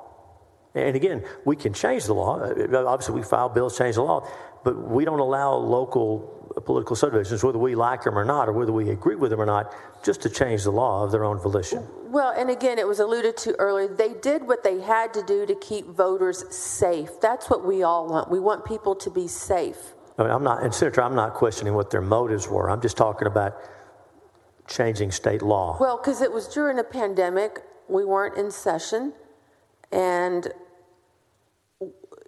I think Senator Gutierrez asked earlier about possibly an amendment to allow flexibility when we're in the midst of a pandemic. Is that something you would be open to? No, I'm sorry, Senator, and I'm not questioning what their motives were, and I hope you'll agree with me that I haven't, criticized or demonized anyone for making changes. But no matter how noble the changes, the election code provides how elections are conducted, and local jurisdictions can't just make up the rules on their own. Well, again, we weren't in session, and there was a pandemic, and their main goal was to keep voters safe. But had you reached out to them, since they are the ones that had implemented this, maybe we would have arrived at a different piece of legislation than what we're debating tonight. I mean, you're talking about a very large county. All right, let's talk about drive-through voting that's been discussed a little bit here. Have you ever been to a Sonic or did some curbside shopping? Sonic, yes. Okay. And we've Whataburger. I'm sorry, go ahead. We've seen other businesses where you could go to Specs and pick up alcohol, right? They come out, they bring your alcohol, and since then there have been some changes made with, liquor to go and things like that, because we've seen what businesses have had to adapt to during a pandemic. Well, in Harris County, as it's been discussed at length here about the drive-in voting, this occurred during the July primary runoff. If you keep in mind that there were 3 elections in Harris County. Fast forward to November 2020, 127,059 people used drive-through voting during early voting. A lot of people. 53% of whom were either Black, Latino, or Asian. So hearing all of that, who are you really targeting when you're trying to get rid of drive-through voting, which, by the way, it is not illegal because it is in-person voting. It's just a different way of doing it. But knowing now that of that 127,000 group of people, that 53% were of ethnic communities, who are you targeting? Senator, the state passes the election code through the constitutional processes where everyone is represented, every district, every voter, every citizen, by the members of this body and the House and the governor. And we come up with the election code, and local governments are bound by that election code. Regardless of how noble their motives, the state sets the election code that local governments have to follow. Okay, and we also get feedback from people that are impacted by the laws that we create. And I think there ought to be an exception during a pandemic. We're making all sorts of exceptions, and I rattled off a few, some dealing with the delivery of alcohol and other things. So why not take into consideration drive-through voting that seemed to work pretty successfully in Harris County? Well, Senator, I don't know of any fraud that occurred. Senator, I think that every member of the Senate is going to take all those things into consideration and how we vote on these amendments, vote on this bill. And that's how the process works. Those decisions are made here, not a different choice in every local government. You know, the election code, we determine what it is, and then the local governments follow it, and we follow it. Okay, so it sounds like you're not going to take any of that into consideration. I beg your pardon? It sounds like you're not going to take any of that into consideration. Well, what I meant to say was that all of us are going to take that into consideration as we determine how to vote on amendments and vote on this bill. And then whatever decision is made by the legislature, signed by the governor, local governments need to follow that. Okay, and you've always been such a very reasonable and very approachable person. Thank you for that. Oh, thank you. And so I'm asking you to take into consideration that during a pandemic, to allow counties like Harris County to have that flexibility. Just like we've been allowing stakeholders to come and talk to us about laws to give them flexibility during a pandemic. We're doing it for alcohol and other things. Why not voting? Well, Senator, as you'll recall, in-person early voting was expanded by a full week to allow folks more opportunities to vote. And of course, all over the state, effort was made to make sure there were plenty of voting machines, poll workers, hours, PPE, to make sure folks were comfortable voting. And again, how we respond to this, we're going to have to decide how to do this together. Once that decision's made, our local governments follow the law as passed by the legislature. Okay, well, you say let's do that together. That I want you to mean that. I want to be able to have a conversation with you before we pass this bill and talk about that, because I think it's very disingenuous to offer these things in your bill knowing that local government entities did what they had to do under some very unusual, unprecedented circumstances. Can we have that conversation? Senator, we're having that conversation now. We have in the committee. We'll continue to. Well, and I'm not questioning the motives of any local governments, but I hope we can agree with the concept that I wasn't in the committee. I wasn't on the committee. I watched some of it. So in the committee, did you have invited testimony from Harris County? I don't believe there was invited testimony from Harris County. Members of the legislature from Harris County have been for and against this bill. There have been a lot of discussions, and those are going to continue. Well, I don't know how you propose such a piece of legislation when the largest entity that it's impacting, you don't invite for testimony. And as a senator from Harris County, I am asking you to have that conversation. We're not going to solve it going back and forth right here, but I would entertain that with you maybe during a break or something. But I'm going to move on to the next topic. Have you done any analysis in the provisions of your bill dealing with restrictions of the number of voting machines and voting locations that would affect Harris County? Yes, Senator, and some of this is based on testimony we heard at the hearing. And the floor amendment we're going to offer is going to make some changes to that. And again, since Harris County is a population of over 1 million, it would be affected. One of 6 or 7, I believe, that will be in 6 will be in that category. And so you'll find in the floor amendment a couple of changes.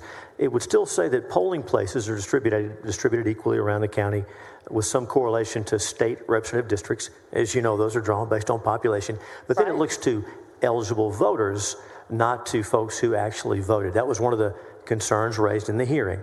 And so I hope you'll find the floor amendment a little more along those lines. But you please take a look. I'm happy to discuss it now, but know that the floor amendment is going to change that. So, of course, I'll talk about anything you want to, but the floor amendment I'll offer will make that look a little different. Okay, I look forward to reading that. So I requested some information from Harris County, and it's pretty stunning. If your bill passes, almost all of the House districts represented by non-ethnic representatives would see an increase in the number of voting locations, in contrast to Black, Latino, and Asian representatives would see a decrease of the number of polling locations in their district. Let me just give you an example. And Senator, while you're looking at it, if it's helpful to you, there was some testimony along those lines in the hearing. And as you know, around here, the hearings matter. We pay attention. And so, of course, I do want to hear. I'm not going to cut you off, but I want you to know that the floor amendment may address this concern, because rather than being based on those who voted in the last election, it'll be based on eligible voters. But please go ahead. I just want you to know that this may get solved, but please go ahead. Well, let me give you an example of what would happen under the current language in your bill. So in Representative Oliverson's district, District 130, the number of polling places in 2020 was 34. If your bill passes, there's an increase of 20, taking it to 54 polling locations. In Representative Schofield's district, District 132, in the 2020 election, there were 32 polling locations. If your bill passes, it will increase by 21, taking it to 53. Then let's go to Representative Wally's district, number 140. In the 2020 election, there were 29 polling locations. If your bill passes, they will lose 15 polling locations, taking it to 14. In Representative Thompson, Sophronia Thompson's district, 141, in the 2020 election, there were 38 polling locations. And if Senate bill passes, it will decrease by 18, taking it to 20. Do you see any disparity there?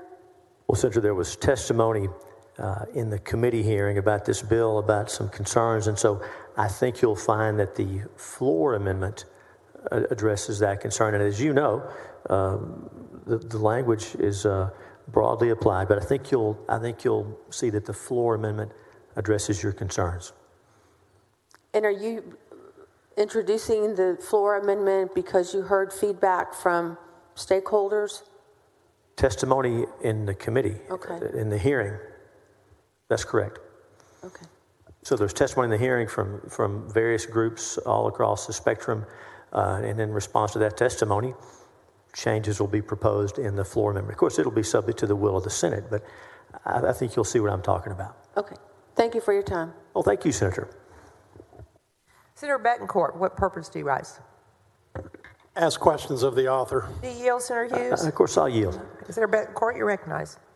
I want to thank you for putting so much effort because your preparation is obvious tonight with the amount of questions that you've already answered. Since I live in Harris County, I have some knowledge of what happened in Harris County, and I just thought that we should talk about what's in the record publicly about the problems in Harris County. I'm going to read from a headline from the Houston Chronicle dated November 3rd. Reversing course, Harris County shuts down 9 of 10 drive-through election day voting sites. In this article specifically, then Harris County Clerk Christopher Hollins has shut down 9 of the 10 sites on election day on drive-through voting sites over concern that these votes could be thrown out due to an ongoing legal challenge. Specifically, he reversed course at 10:30 p.m. This is on Monday, or Sunday night before the election, stating on Twitter that the risk was too great that the votes could later be challenged or thrown out. Specifically, he was concerned that federal Judge Hansen had expressed doubts that 9 of these tented sites did not meet the Texas election code requirements on polling places to be inside of a building. And in good faith, he said, quote, "I cannot in good faith encourage voters to cast their votes in tents if that puts their votes at risk." So Senator Hughes, I'm quoting that apparently the Harris County clerk himself, the person that started this, was the one that stopped it for the election day. I see what you mean, Senator. I believe you do. And in addition, I'm going to quote from a press release that my office put out on October the 29th. Let's see. Without explanation, Harris County Clerk Hollins changes daily record of early voting belatedly after public inquiry. Specifically, and I just checked with the Secretary of State, head of their election division, to make sure this was correct. Clerk Hollins had blamed this different numbers on a slight reporting lag. However, their own self-reported numbers continue to fluctuate. Secretary of State estimated on that day that the count was off between the reported numbers by Harris County to Secretary of State by 1,644 votes. My goodness. I know, isn't that amazing? And apparently, that reconciliation has not yet been done. There is a public complaint into the Secretary of State and by Rachel Hooper Esquire, who has recently tallied the following differences between the E-State CVR and the JBC CVR of 500. There's also a difference between the E-Slate CVR and the iPad roster, which is the pad that people were checked in on drive-through voting, of 1,775 votes. In addition, this complaint also shows a difference between the E-Slate CVR and the daily record of 1,884 votes. Senator, it would appear that drive-through voting has not been tied tit for tat in Harris County by my estimate of 1,644 that the Secretary of State agreed with on October the 29th. And this complaint now is up to 1,775, or by another measurement, 1,884. So, Senator, it sounds like those safeguards are in place and the election code weren't being followed, and this has been part of the result. I believe that is correct, because that is one of the reasons why that we're having this discussion tonight, because while we can, even in Clerk Hollins' own estimation, he shut down shut down drive-through voting on Election Day, and that's well documented. And in addition, even though despite calls by Lieutenant Governor Patrick, myself, and others, there's been no official explanation of these discrepancies, and they continue today. And this is the moral of the story, that when you're doing something that is not prescribed by the election code and you're not using previous operational best practices, you run the risk of having an unreconciled problem with drive-through voting, which was by Secretary of State estimate and mine, 1,644 votes on October the 29th, and now by public complaint, higher. So that's the real record of Harris County when it comes through drive-through voting. Those numbers are important, Senator, and thank you for sharing them with us. And I want to thank you for your attention to detail, because as Senator Hall just dropped to me, that 9 out of the 10 of these areas had significant discrepancies in these early voting sites. And of course, that was the then County Clerk Hollins. That position has since been moved to an unappointed election administrator position by a vote of Commissioners Court and the county board that controls that. So I wanted to, again, commend you for your attention to detail. And thank you for your efforts for voter integrity, because none of what we've discussed is voter suppression, and none of what we discussed is Jim Crow. And that's, I believe you would agree with that. Thank you. Senator, thank you, Senator. This is about having rules that apply fairly and evenly to everyone so that folks can have confidence in the election results. Everyone is the correct answer. Thank you, sir. Thank you. Thank you. Senator Whitmire, for what purpose do you rise? For the gentleman yield. Yield, Senator Hughes? Of course I'll yield. You recognize. Senator Hughes, I'd like to ask you a few questions to try to put a face or faces on this important subject. First of all, could I ask to kind of establish your record? How long have you been in the legislature? I was elected to the House in 2002. So how many? To the House. And so sworn in 2003, so... This is your second session in the Senate. Why have you not introduced such measures before if we have such a serious problem in this state? Well, Senator, you may recall we debated Senate Bill 9 in the last legislative session dealing with some of these matters, and it passed the Senate. Go ahead. And then in 2017, you'll recall, the Senate passed some reforms to ballot by mail. Those passed the House and Senate, signed by the governor. So, and again, going back at least as far as the 1990s, I know that this was a bipartisan issue back then. Representative Woolens over in the House was the one leading the cleanup of mail ballots, mail-in ballots. So, I wouldn't think it's anything new. But you've made reference that this is just the process that we began years before. But you really not going to stand by that, are you? I mean, this is so much more. I mean, in the past, you've never mentioned drive-through voting, the hours, the poll. Have you ever in a piece of legislation addressed poll watchers? And the answer is no. Senator, and let me ask you this: are you really? Can I answer your question? Are you going to? Can I answer your question? You ask about drive-through voting and about the extended hours, Senator. Until November of 2020, no one had heard of those concepts. It would have been difficult for us to talk about them because they didn't exist. And let me clear something on that. You keep referring to Harris County violated the law. The law is silent on that process. Senator, the point I tried to make is that the legislature passes the law and local governments must follow that law. But, Senator, they're not violating any written law. They use their thinking caps and try to accommodate people that were worried about the virus. That's a record. I mean, it was well documented why they turned to that. And I'm more interested in your bringing this to the Senate like it's a crisis, unlike other measures that you could be bringing. We still haven't resolved so many of our state issues. So I'm trying to understand the urgency of this matter, and you're the sponsor, so I don't understand why, after you've been in the session for many years, a legislator for many years, you really want us to believe, and the public to believe, that this is independent of the national movement. Senator, I co-authored mail ballot reform in 2017. Senator, let me answer your question, please. In 2019, I carried Senate Bill 9, which passed the Senate, failed over in the House.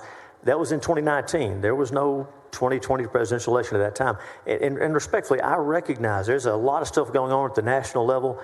This bill is about Texas elections. This is not about Georgia First of or all, Pennsylvania or any other state. As your friend, let me ask you this. I'm glad we are. Do you not worry about your credibility when you stand there and say that this has nothing to do with the 2020 elections or the effort across this country to deal with the alleged fraudulent practices in the 2020 election? Senator, I filed. They want us to believe that? Senator, I would ask you to go back and look at Senate Bill 9 from 2019, which had many of these same themes and concepts. Now, we've improved that bill based on input. I don't blame Senator, that. I just want we've the record. improved that bill, but that was 2019, and I think we could take judicial notice that that was before 2020. Well, let's drill or down. senatorial notice. Let's drill down. Why in the world do you want to keep referring this and our colleagues as the election fraud bill? Why don't you make it more positive, like the election turnout or security or just some wording? You know, and I know, and you've talked about fraud all night. Senator, Can you tell this body one election, and I'll stand here till hell freezes over, one election that's been impacted and decided by a fraudulent vote? You got 31 pretty successful candidates here. This is a huge state. Tell me one election that voter fraud determined the election. Senator, in the Democratic primary in 2018 in Gregg County, Texas, which I'm proud to represent, in the county commissioner's race, there are indictments pending right now. And indictments on voter fraud. Senator, if I can finish, if I can answer your question. To bundle the election. I beg your pardon? The allegation was he paid folks to go bundle votes. The allegation was there was mail ballot fraud sufficient to change the outcome of the election. Now, that election's over. Of course, no one's trying to change the outcome, but there's sworn testimony. There's criminal indictments pending in that county, and by a local grand jury, jury of those folks' peers. Senator, let me ask you: how much fraud is too much? How much is too much? First of all, what you're proposing doesn't address that top, side, or bottom when you talk about poll watchers. You've turned to poll watchers, and that's the only example, and that didn't involve a poll watcher at all. But let's get to the 31 members here. We have 3 new freshmen. Do you think voter fraud, do you think they're not valid elections and valid members sitting here on this floor? If fraud is so prevalent, show me some impact it had on this diverse body. Senator, Senate districts are pretty big, and that's good. There's a reason for that. I haven't seen allegations that a race of one of us has been affected. But, Senator, are local elections not important? Are city elections and school board elections and county elections not important? Do they not matter? Of course, each and every one of them. And the vote security is precious. And that gets me to this. You know how long I've been on a ballot? 48 years. Do you know how I have actively looked for fraud? I've been in contested primaries, general elections, and you do everything you can, as I'm sure each member has, to make sure that we have an open, honest, transparent election. And you stand there and act like we've got a broken system and that there's probably members, certainly at the local level, as you just referenced, that wouldn't be in office but for some fraudulent practice. Senator, in your years in the House and Senate, have you ever voted for an election reform bill, for a bill that increased security of the election process?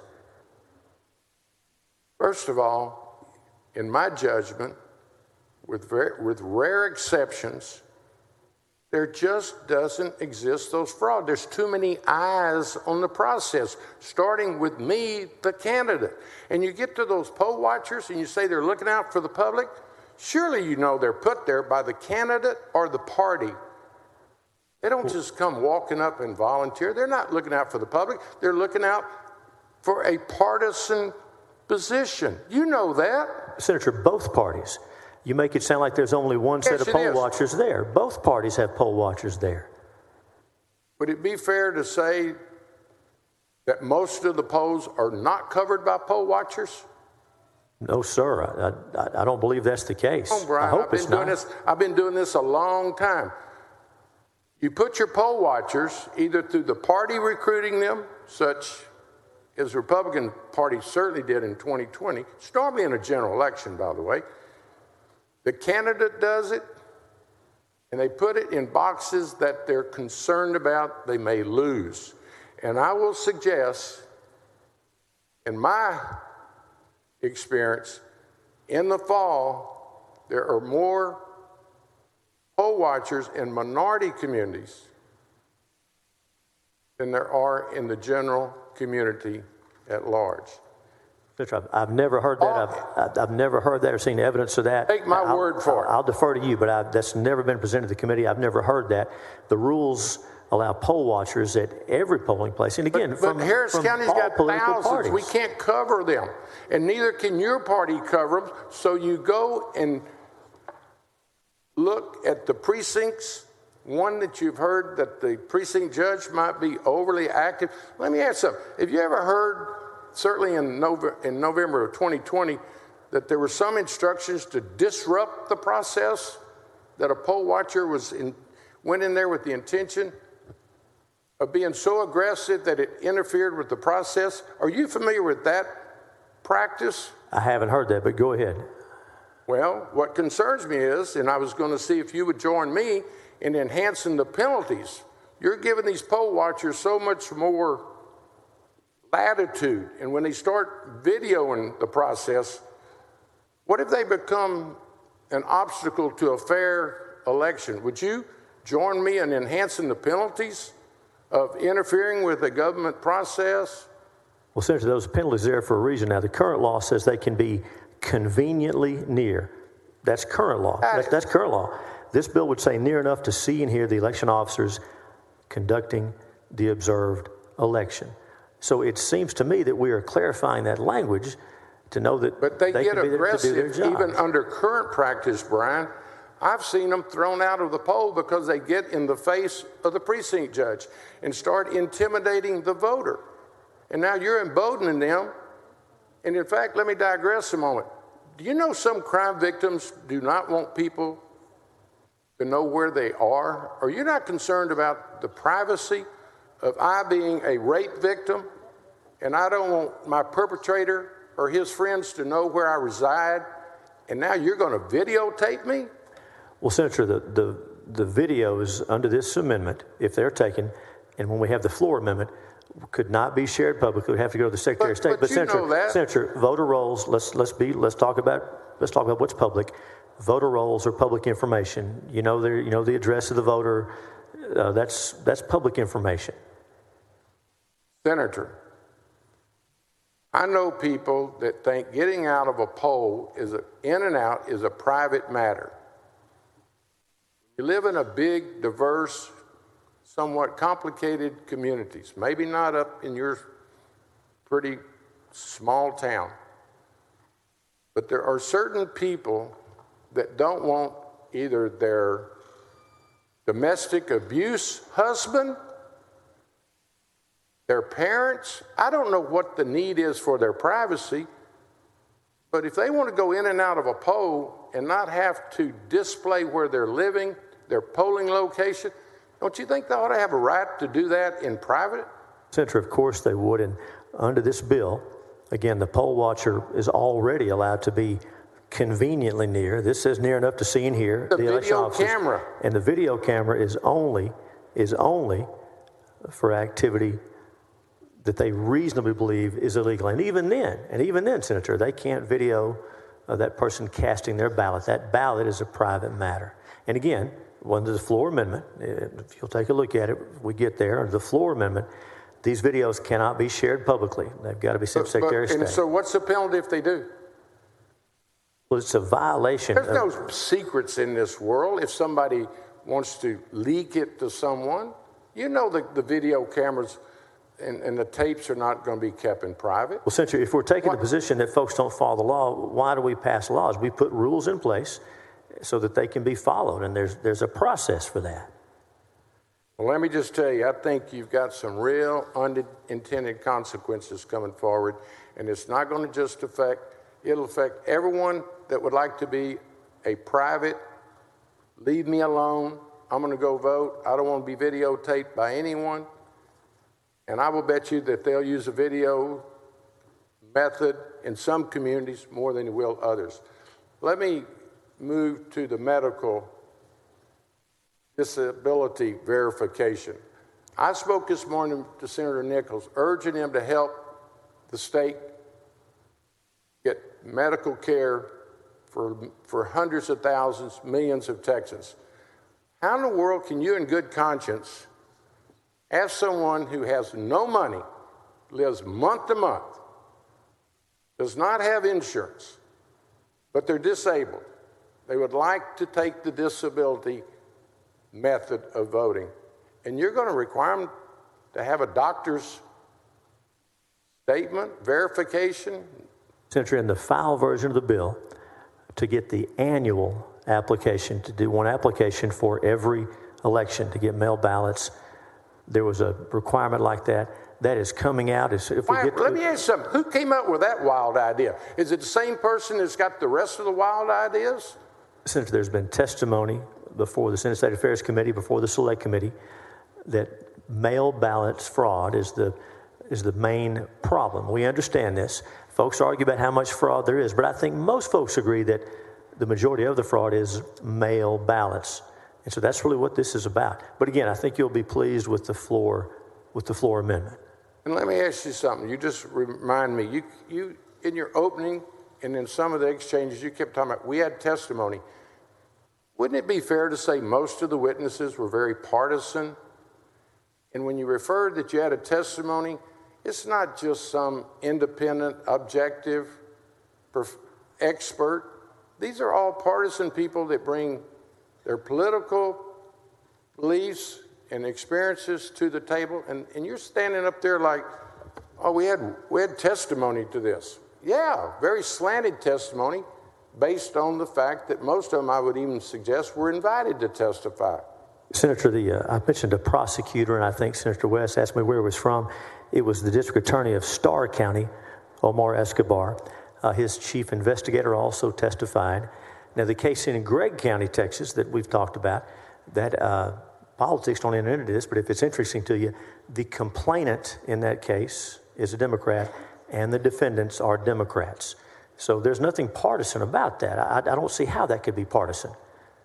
Oh, I can tell you how it's partisan. The case was brought by Democrats against Democrats. It's partisan by the person, by the people that are promoting it. Let me speak to voter fraud. Senator, it was brought by a Democratic candidate who was defeated, they allege, because of voter fraud. A Democrat brought it against a Democrat. And we're all entitled to do that. Labels don't mean nothing. There's good and bad Democrats just like good and bad Republicans, my friend. Would you not agree with me that we probably have less voter fraud today? If you took a snapshot of our most recent election, with all the scrutiny, all the contested races, would it not be fair to say that we have less voter fraud in this state today than we did 5 years, 10 years? I mean, we've loaded up the AG with a budget. You've got one of the most aggressive AGs in history going after voter fraud. The poor lady in Fort Worth just a couple years ago, undocumented, I believe, made a mistake and registered and voted. She's serving 7 years in prison. I mean, how much enforcement and fraud prosecutions do you need? I mean, answer my question. Wouldn't you think elections are more honest and open than ever before in this state? I think they're getting better. I think because of the measures that this legislature has passed over the years, we're getting better. When we put measures in place and then people cheat and the prosecutors come tell us, here's how people are cheating, so we try to put measures in place to address that. And you know how that is with the system. We hope to learn about what's working, learn where the problems are, and so the law continues to develop as we do that. Again, with input from Republicans, Democrats, all across the state. We've got the AG has an entire division. That's history making. And all these allegations you want to make, why don't someone turn them in? Senator Bettencourt was talking about all the shenanigans in Harris County. Turn them in. I believe All he you said gotta do is walk across the street. I believe he was reading from a complaint that's been filed, so I think somebody has been turned in. He was using it to try to impact this legislation. And I just don't understand. Y'all act like every one of us probably managed to get here under some fraudulent means or something. It's in every one of our interests, would you not agree, to have honest elections? And I've tried to catch opponents. 92, I had a tough runoff. We were watching them very closely. Watching them, you can't find them. What you ought to worry about is the practice in Dallas County a couple of years where poll workers were showing up in dark Suburbans wearing green uniforms trying to scare off Hispanic voters. And let me just address that. Do you have any undocumented friends? Undocumented? Undocumented residents of Texas. Oh, yes. They're not U.S. citizens. They're here working, raising their families. Many have been here for years. They're undocumented. Do you have any undocumented friends? Let me give you an answer. I don't ask my friends for their immigration status, but I know a lot of folks back home, and it may be that some of them are not here legally. I don't Lord knows know. I don't. I don't but know. I have undocumented friends because they need my assistance to pay their bills and to raise their families and send their kids to school. The idea that you need a bill like this, and it's been written by some of your associates in the papers, they've been quoted, they're worried about undocumented people voting. Let me just tell you, and if you don't believe another thing I ever tell you, I have multiple significant number of undocumented friends for many years. Ana Hernandez gave the most moving speech that I've ever heard on the House floor about. She was raised in an undocumented family. Neither parent could leave at the same time because somebody had to stay there in case the authorities showed up. Let me remove any question in your mind or anyone that hears my voice. Undocumented people do not vote, don't want to vote. You couldn't make them vote. They want to be left alone. They don't want any contact with government officials. They won't go in a post office for fear of being apprehended. Their voting should not even be a consideration, but I know it's in the back or in the front of many of the proponents of this bill. So that needs to be taken off the table as a reason for this bill. Then you get down to just campaign practices. And I've seen everything in my 48 years on the ballot. The bundling. Someone that comes and offers to go get a large number of votes. But we prosecute people that for now. When I started, that was not an issue. But now, Paxton and local authorities will prosecute people. And let me close by asking you, are you familiar with the measures in Harris County, many that you're going after, gave us probably in my 48 years of running for office, the smoothest election that was never experienced. For Democrat, Republicans, and Independents, are you familiar that they didn't have to stand in long lines this year? And they applauded that process. There was no long hourly waits to get in. Are you familiar how well it worked? I hear what you're saying. I read some articles about it. I wasn't there. Are you familiar that your governor, our governor, for this purpose, he's all of our governor, gave us an extra week to vote in this state?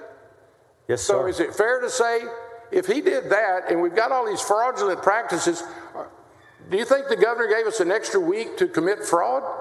He gave us an extra week so folks could safely think vote about in that. person Think with of the the safeguards nonsense that are in place. If I can answer the your question, nonsense and the message you're sending out to the public that you've got this bill that's got to cure all of our election ills, but our governor thought it was important enough to give everyone an extra week, and he knew we were doing drive-through voting at that time. And we had extended hours. We had a 24-hour period voting. But our governor, recognizing those practices that you're trying to eliminate, gave us an extra week to do that. Are you familiar with that? Senator, respectfully. Well, what do you tell him? He screwed up? I'll answer your question, Senator, and I think you know the answer. The governor gave us an extra week of in-person early voting. The governor did not approve In fact, he criticized some of the practices you're describing. And as you know, there was litigation over it as well. He gave us an extra week to do it. How do you rationale that? Senator, he gave the state of Texas, even those of us following the law, an extra week for in-person early voting. Let me say it one more time. All the things you're trying to stop, our governor gave us an extra week of those, what at the time were seen as good practices. In fact, I think the courts actually allowed Harris County to use the drive-through ballots. But in an abundance of caution, they stopped it after Holsey and others took them to court. But those votes were counted, were they not? Well, I believe so. Let me just tell you, I've been down there a long time, and people dread the long lines.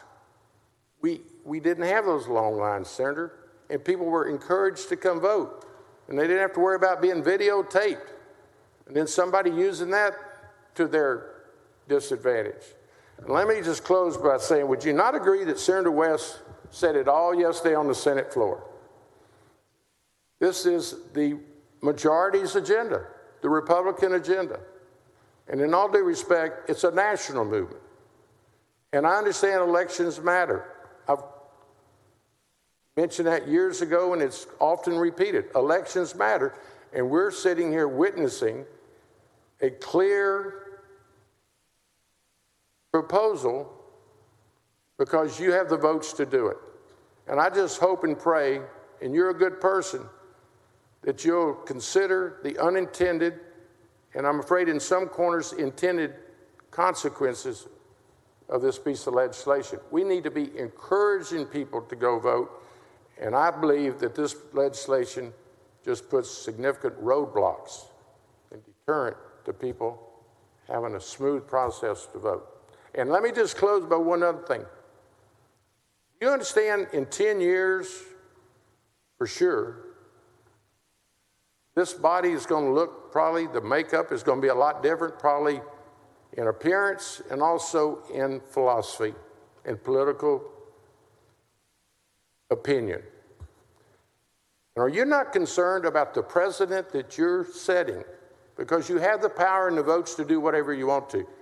Do you have a concern, you and your colleagues from your party, when the other side gets a majority, that they're going to look back to how in their minds you disenfranchise their communities, and they're going to come around and payback's going to be hell?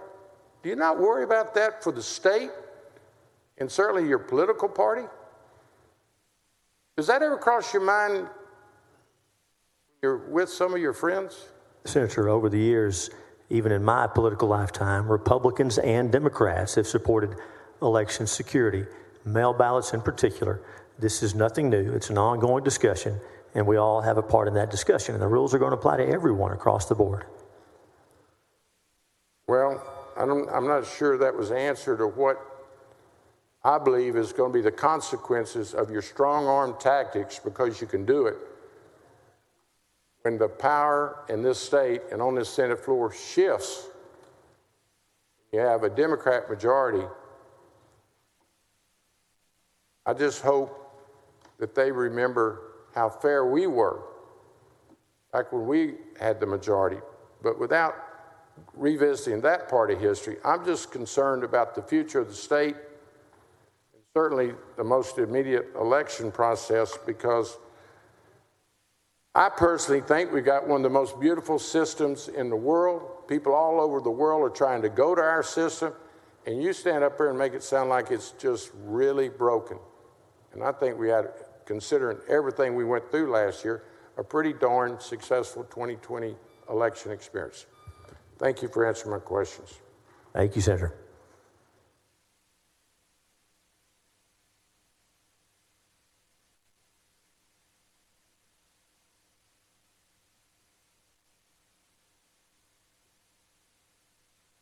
Thank you, Senator Whitmire.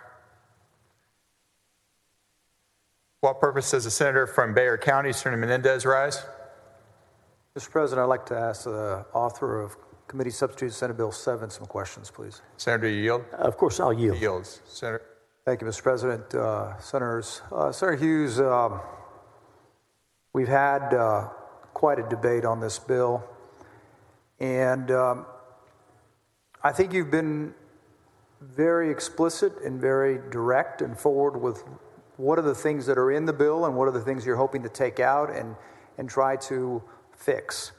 What I had not heard yet, and first before I get to the section that I had questions about, you've mentioned, did I hear you correctly say that it's the legislature that passes the laws to give the rights to explicitly provide for, let's say, drive-through voting? Is that not correct? Is that what you said? Well, Senator, what I meant to say was that the election code is passed by the legislature and it's signed by the governor. So the legislature passes the laws, and then the local governments follow the laws.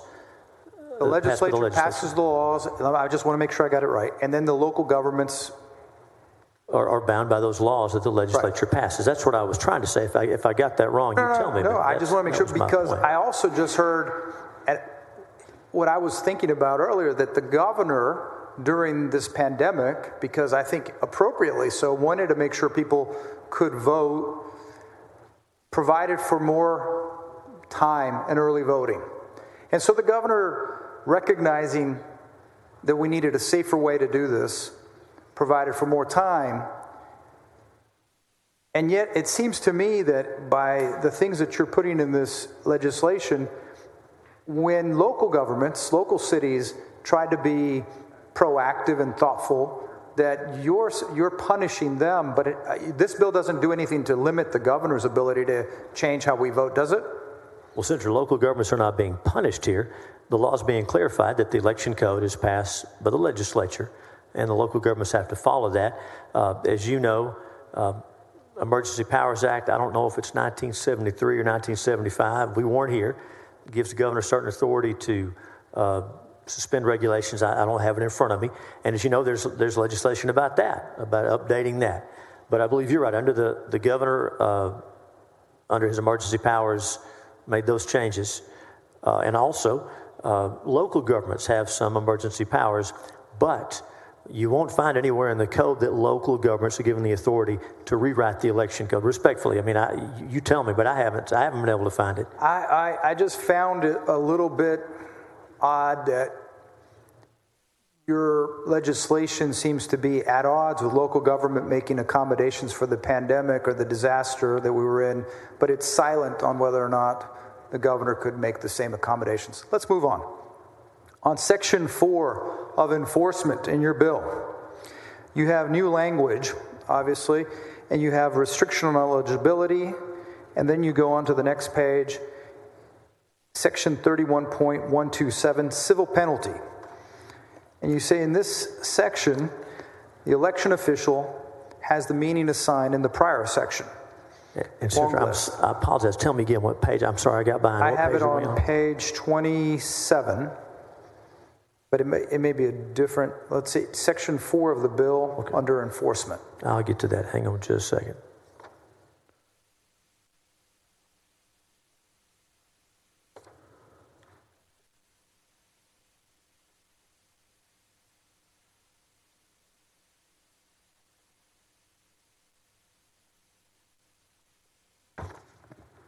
Okay, I'm in the Section 4. Thank you for waiting for me. Okay, Section 4, page 11. Oh, got it. When we get down to 11, line 64, you have the civil penalties. Yes, sir. And this is all new language. And you talk about an election official may be liable to the state for a civil penalty if the official is employed by or an officer of the state, a political subdivision of this state, and 2, violates a provision of this code. In this section, you say in letter C on the next page, page 12, 2, line 2, a civil penalty imposed in this section may include termination of the person's employment and loss of the person's employment benefits. Yes. Pretty serious.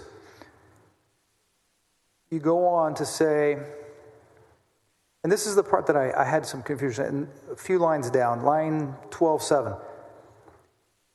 An election officer commits an offense if the officer knowingly refuses to accept a watcher for service whose acceptance is required by this code. Here you create a criminal offense. You say an offense under this section is a Class A misdemeanor. Is that yes, sir. Class A misdemeanor, is that the least of all the misdemeanors on the books? Is that what? How does that add up in Class A, Class B, Class C? So a Class A misdemeanor, as misdemeanors go, is the highest level offense. Of course, it's not a felony or a state jail felony, but it's a Class A misdemeanor. And yeah, that's correct. So if you, as an election officer, refuse to have a watcher, you violated the law at the same level as someone who's driving while intoxicated on a second offense, or someone who's assaulted someone causing bodily injury, or someone who's had burglary of a vehicle.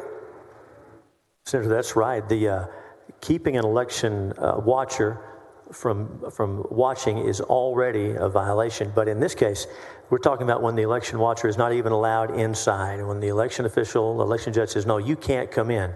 That's what this is about, if they refuse to accept them. So do you in the context of the codes. Are there any exceptions for someone who maybe the day before came in and was belligerent or was threatening to someone? Do you have any exceptions for an election watcher who has been violent or threatened somebody? Senator, someone like that is violating the law, and they're not. They wouldn't be. You notice this says a person who is. Make sure we have the right language. Whose acceptance is required by this code.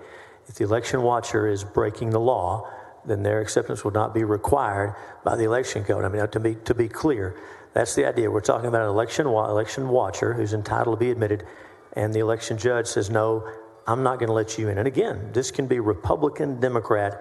It is party neutral. It's everything neutral. It only applies to the election official keeping out a poll watcher, refusing to admit them. Good. A couple lines down, you have injunctive relief. A watcher or appointing a watcher or the appointing authority for a watcher is entitled. Who is an appointing authority for a watcher? So to the reason that's there, and I think this might be helpful, as you know, when an election is going on, the polls are open, time is of the essence. If there's no poll watchers allowed inside, they need to have some relief. If you have to go to court, file a lawsuit, wait for an answer, and wait weeks or months, the election is passed. So the idea here is that if a poll watcher is being illegally kept out of the polling place, you can get an injunction in court. So the appointing authority would be the Republican Party, Democratic Party, those who are entitled, or the candidate, those who are legally entitled to have a poll watcher there to appoint poll watchers. They would be able to seek relief. Think about that. The poll watcher is at the polling place being denied entry, so they would call their appointing authority, Democrat, Republican, and they could then seek injunctive relief, go to a judge and say, Your Honor, the election is going on and this poll watcher is being denied access. So that's the appointing authority, if that's helpful. And who would be the determinant of the access being denied to the watcher? Well, the injunctive relief, of course, that means a judge. So a judge who should have some training and experience and should know the law would be the one making this decision.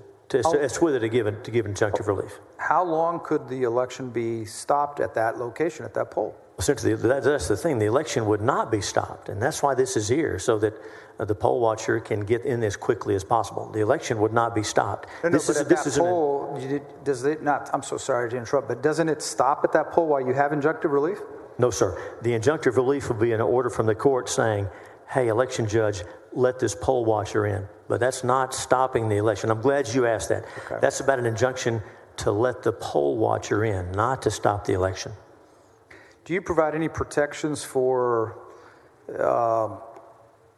potential intimidation from any poll watchers? Are there any protections for people? Well, Senator, if you read the provisions about what a poll watcher can do, he can observe, and even what he can observe and what he can video is limited to his reasonable belief that the law is being violated. The election judge is still in charge of the polling place. It still has statutory power, still has inherent power. But we're just making sure that the poll watcher is allowed to do her job. On Article 2 of this bill, you have, I'd like to know, what do you consider solicitation of a ballot by mail? And Senator, that's the idea that we discussed a little bit earlier, that when someone who has not requested a ballot by mail, they would be able to seek relief. Think about that. The poll watcher is at the polling place being denied entry, so they would call their appointing authority, Democrat, Republican, and they could then seek injunctive relief, go to a judge and say, Your Honor, the election is going on and this poll watcher is being denied access. So that's the appointing authority, if that's helpful. And who would be the determinant of the access being denied to the watcher? Well, the injunctive relief Right. You know, if you or a candidate or I or a political party or a group, if someone like that wants to send ballot by mail applications, that's one thing. But this says that the government can't do that. Does this bill treat mail ballots differently than in-person ballots? Would they be tabulated separately? Well, yes, that's right. And believe it or not, Senator, you may have seen that the keeping them separate has been done for some time in many states. I don't think that's controversial. You tell me if it is, but the idea is keeping those mail ballots separate. Of course, they're anonymous. No one knows how you voted or whether it's your ballot, but it does provide for that. My last couple of questions have to do with Section 3.0, where you allow for poll watchers to use recording devices at the voting station. And in your legislation, it says here, only when the voter is receiving assistance from another person and the poll watcher reasonably believes assistance is unlawful. I think that's page 16, lines 1 through 5. Yes, sir. My thought is, it appears to me that this language in Senate Bill 7 singles out voters who receive assistance as the only voters who could be recorded while voting. Is that not the case? So, Senator, the recording, and I think if we read all of them, it'll make sense. But it says the poll watcher can record what's going on, how the election is being conducted. Now, they can't record the voter or the voter casting the ballot, and the ballot can never be recorded. But if the poll watcher reasonably believes that someone who claims to be assisting a voter is in fact overcoming the voter's will, influencing them, arguing with them, something like that, that's the only time that the voter could be recorded like that. So it's a pretty narrow exception. And again, it's to make sure that that voter is the one casting their ballot, their private ballot, and not being influenced by the one who's assisting them, who claims to be assisting them. So, but what if, as it happens in many families, you have a person who is there legally to vote? It probably wouldn't surprise you that both my parents are naturalized U.S. citizens. Well, my father was and my mother is. And that they never missed an election, but that they had English language limitations. Their proficiency wasn't. They immigrated to this country as adults, worked in Spanish-speaking communities, tried hard to learn, but it wasn't always that easy. And sometimes they would ask me or my sister or someone for help. It seems to me that this language in this bill would potentially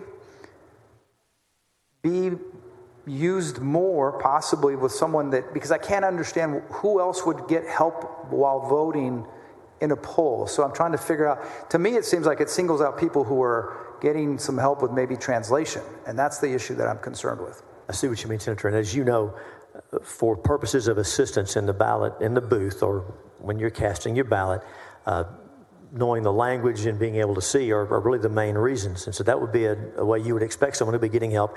Senator Johnson has a bill about interpreters to make this even cleaner. So that's not unusual. That's not against the law. There's no reason anyone would think that's against the law. We heard testimony from the prosecutor from Starr County that we have folks who show up at the polls and they prey upon voters. We're not talking about folks who are disabled who've brought someone to assist them. We're talking about people that show up at the polls or go offer to pick voters up and say, let me go in, let me help you, let me assist you. And so they overpower the voter's will. The voter doesn't know what to do. The voter complains about it later. That's what this is about. I'm glad you asked, because this is very narrow. So when you describe it like that, it obviously makes sense, and the way you're describing it. The problem that I have is that you're not going to be at every polling site. You're not going to be there to make the decision before every judge on which poll watcher who was being intimidating, or which poll watcher was videoing someone who maybe they were related and they had a disagreement. And so my concern is that this whole thing, this whole bill, with the penalties that you've put in, the Class A misdemeanor that could provide up to a year in jail.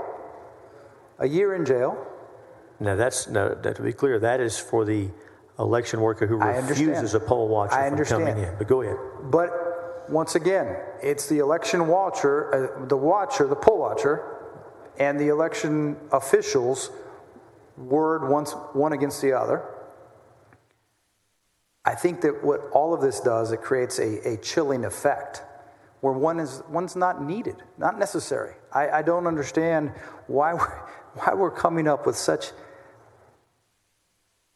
I mean, you're refusing to accept a watcher for service whose acceptance is required by this code at the same level as a second offense DWI. It just doesn't seem like the penalty that you're putting in this is commensurate with what you consider to be a crime. You're making a crime. Well, Senator, those poll watchers from both parties are the eyes and ears of the public. I mean, no one else gets, as you know, voters go into the polling booth, someone who's assisting them. You can bring your children, of course. But other than that, no one gets to watch. And that's how it should be. But these poll watchers, they're the eyes and ears of the public. And again, I know you get this, but there are poll watchers from both political parties. Yeah, no, I understand. I just, it's the ones that concern me is what you were describing as someone that's trying to intimidate or overpower someone. I think that my big fear is that this legislation will embolden people to say, I now have the protection of Senate Bill 7. You can't refuse me or you're going to go to jail. I can video whoever I think is, because it says here, the poll watcher reasonably believes the assistance is unlawful. We've left that decision in the eyes and the mind of the poll watcher. Well, Senator, I would say if we had said the watcher believes to be unlawful, that would be a concern. That modifier reasonably, Senator West and I discussed that's there for a reason. It makes it an objective standard, not just what's in the mind of the watcher. I appreciate the time and the energy and the fact that you have worked with many of us. We had a long discussion about this bill about a week ago. I do appreciate the fact that you recognize that if someone gets off work at 6 or 6:30 and they get in line, that they should be allowed to vote.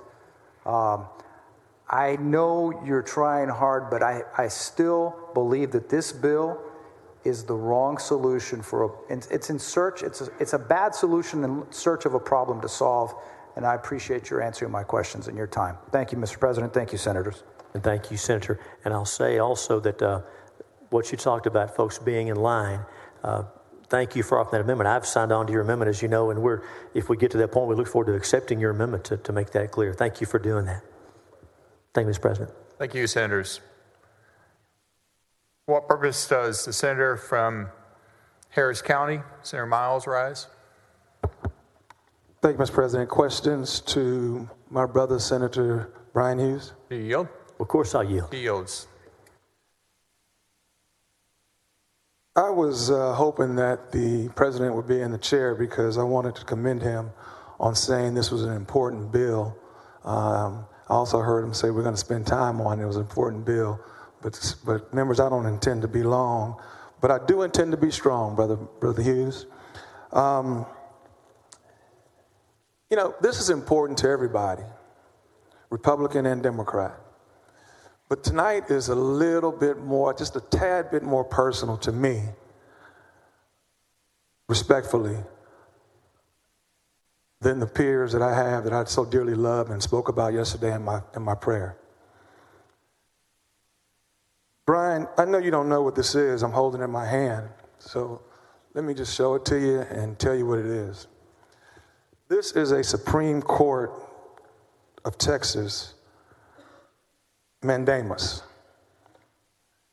filed by some individuals who, because of respect, I'm not going to reveal their names, but I am going to reveal that it also was filed by the Harris County Republican Party. And I bring light to it because it has me in it. It's against me, Boris Miles, Senator Boris Miles. And it refers to me, as some of you know, as the Democratic Harris County voter fraud kingpin. That's right, the Harris County Democratic voter fraud kingpin. That's what it refers to me as. Brian, my children read the news article that the Chronicle wrote. My district is made up of a lot of seniors. And I got multiple phone calls. It was pretty painful, but we withstood it and got through it. I've never committed mail ballot fraud in my life. 15 years I've been serving, several elections, and I've never, ever committed voter fraud in my life. But this was filed by the Republican Party and some of their allies. And Brian, you know, I've always admired you because you've always been genuine. Genuine. You believe in what you put out on this floor. You sincerely believe the things that you put out on this floor, whether others believe them or not. And I admire that about you, and we always get into our banter back and forth, and it always comes up, and I always compliment you on that. And I you. Mr. President, if he was sitting in the chair, members, the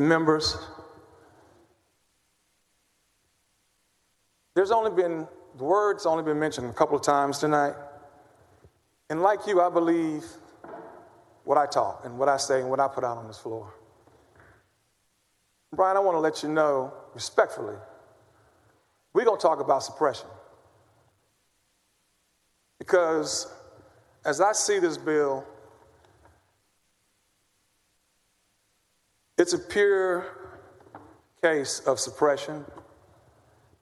There are some things in here that's really, really offensive that, as you heard my colleague Carol get emotional about, Senator Alvarado get emotional about, as you heard the dean get emotional about, and some of my other colleagues. This hurts to the core, brother. And because we have people that we represent, we have to stand up and be a voice, just like you have to. So I'm going to spend a few minutes going through some questions. Because again, Harris County, I'm the Harris County mail fraud kingpin. And I want you to know, along with that, there was an individual that was paid $250,000 to put a case together to show that I was the kingpin, myself and a couple other black leaders in Houston. But I'm the kingpin that never came up with a doggone thing because there's no truth whatsoever in it. With me? I'm with you. So forgive me if I'm a little emotional because, you know, you've heard me refer to my big mama before. I think everybody on this floor has. Yeah. I know, is that right? Yes, sir. She's probably rolling over in her grave saying, boy, if you let this get through. So, Brian, let me ask you a couple of questions. According to the Houston Chronicle, the AG processed just 16 votes for fraud in 2020. We've all discussed that already. All involving incorrect addresses and some resulting in involving incorrect addresses and none resulting in any jail time whatsoever, where the organization of voter fraud that you claim never exists. 16 cases, 2020, with no voter fraud found whatsoever. But yet, as I told you, I was, wrongfully accused of harvesting ballots to the tune of $250,000, which an individual was paid, finding nothing whatsoever because nothing existed once more. They obviously made up what your bill doesn't do and address the situations. The Houston Chronicle investigation published on March 24th showed that at least 72% of all election fraud cases processed by the AG has been against blacks, and Latinos. How does Senate Bill 7 protect these minorities by referring cases to the prosecution, to the Attorney General? How are you going to provide protection for people of color for all these fraudulent cases and for the AG to harass, intimidate, and scare all these minority individuals? And how does this bill do that?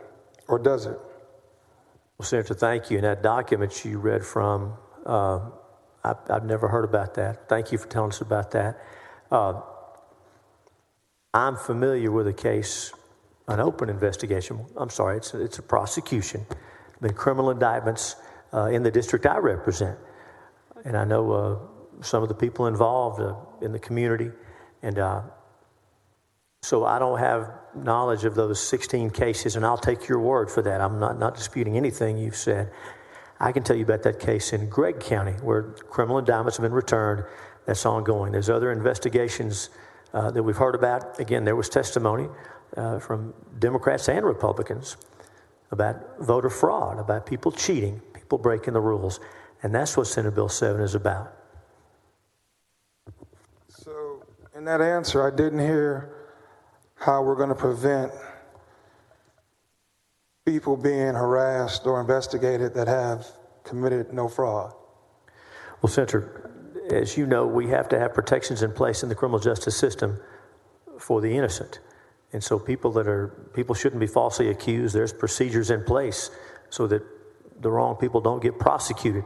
And whether we're talking about voter fraud or any other allegation, we always have to work to get that right.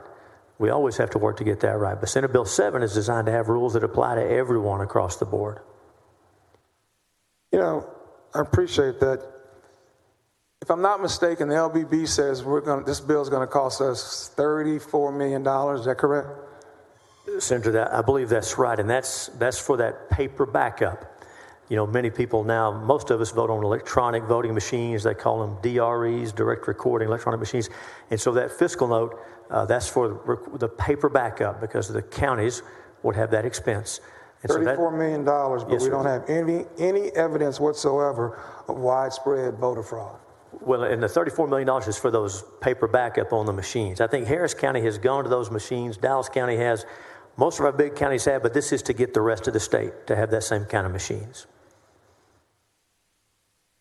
So this $34 million is going to go how again? Can you repeat that? So voting machines. Some counties have electronic voting machines that don't have the paper backup. So if you have to do a recount, there's no paper record to look at. I think y'all just got new machines in Harris County the last couple of years. We did. And the kind y'all bought are what this bill would make everybody get by the next couple of election cycles. So that's where the money comes from. And again, that's after the votes have been cast and counted. That's just making sure we have a record in case we have to do a recount. Let me tell you, like I told Senator Perry, I'm in no way an election lawyer. But this bill sets an evidentiary standard for civil suits claiming electoral fraud as a preponderance of evidence. Is that correct? About the civil suit, I didn't catch everything. I'm so sorry. Sets the level at a prepreponderance of. Yes, sir, that's right. That's exactly right. Thank you. This is the lowest evidentiary level that you can have, correct? Yeah, since it's a civil case, and you know that preponderance is the greater weight of the credible evidence. Some people say that's 50% plus one because it's civil. For a criminal case, of course, you know, we have that beyond a reasonable doubt. But since it's a civil case, it's preponderance of the evidence. Yes, sir. So for $34 million, don't you think we should at least set the standards at something like clear and convincing to settle the allegations of fraud because there's been so many fraud claims? Well, Senator, the $34 million, of course, is for those voting machines and also for the ballot tracking system so you can track your mail ballot. But as you know, in civil litigation, if you bring a frivolous case, you can be sanctioned for that. So this is plugging into the civil justice system that has some good procedures in place for frivolous claims or for false claims. And that is important. At a preponderance, doesn't that leave us open still for some allegations of fraud that are not true? Well, Senator, the jury would have to find it by the greater weight, so they'd have to be convinced of it. So it still puts the burden on the plaintiff to prove the case. But again, we wouldn't be subjecting someone to a criminal fine or taking away their liberty. They wouldn't have a criminal record. It would be just for money damages. And that's in a civil case for money damages. Preponderance is the standard that we use. Let me move on to something that really gave me heartburn. Representative Senator Hughes, Brian, my brother, explain to me why a Christian Science practitioner has been included to be one of the people who can grant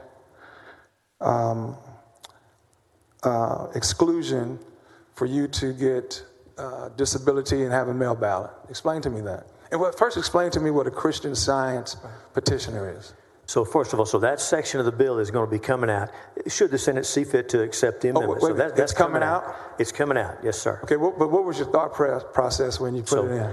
And I'm not an expert on this, but there are some Christian Science. Wait. This is your bill, right? Well, I'll tell you what I know. I'm going to tell you what I know. Hold on, brother. This is your bill, right? I'm going to do my best. So Christian Science, that's not my church. It's a denomination, and I'll ask forgiveness for the Christian Science folks listening, but as a rule, folks who practice this Christian Science do not seek medical help.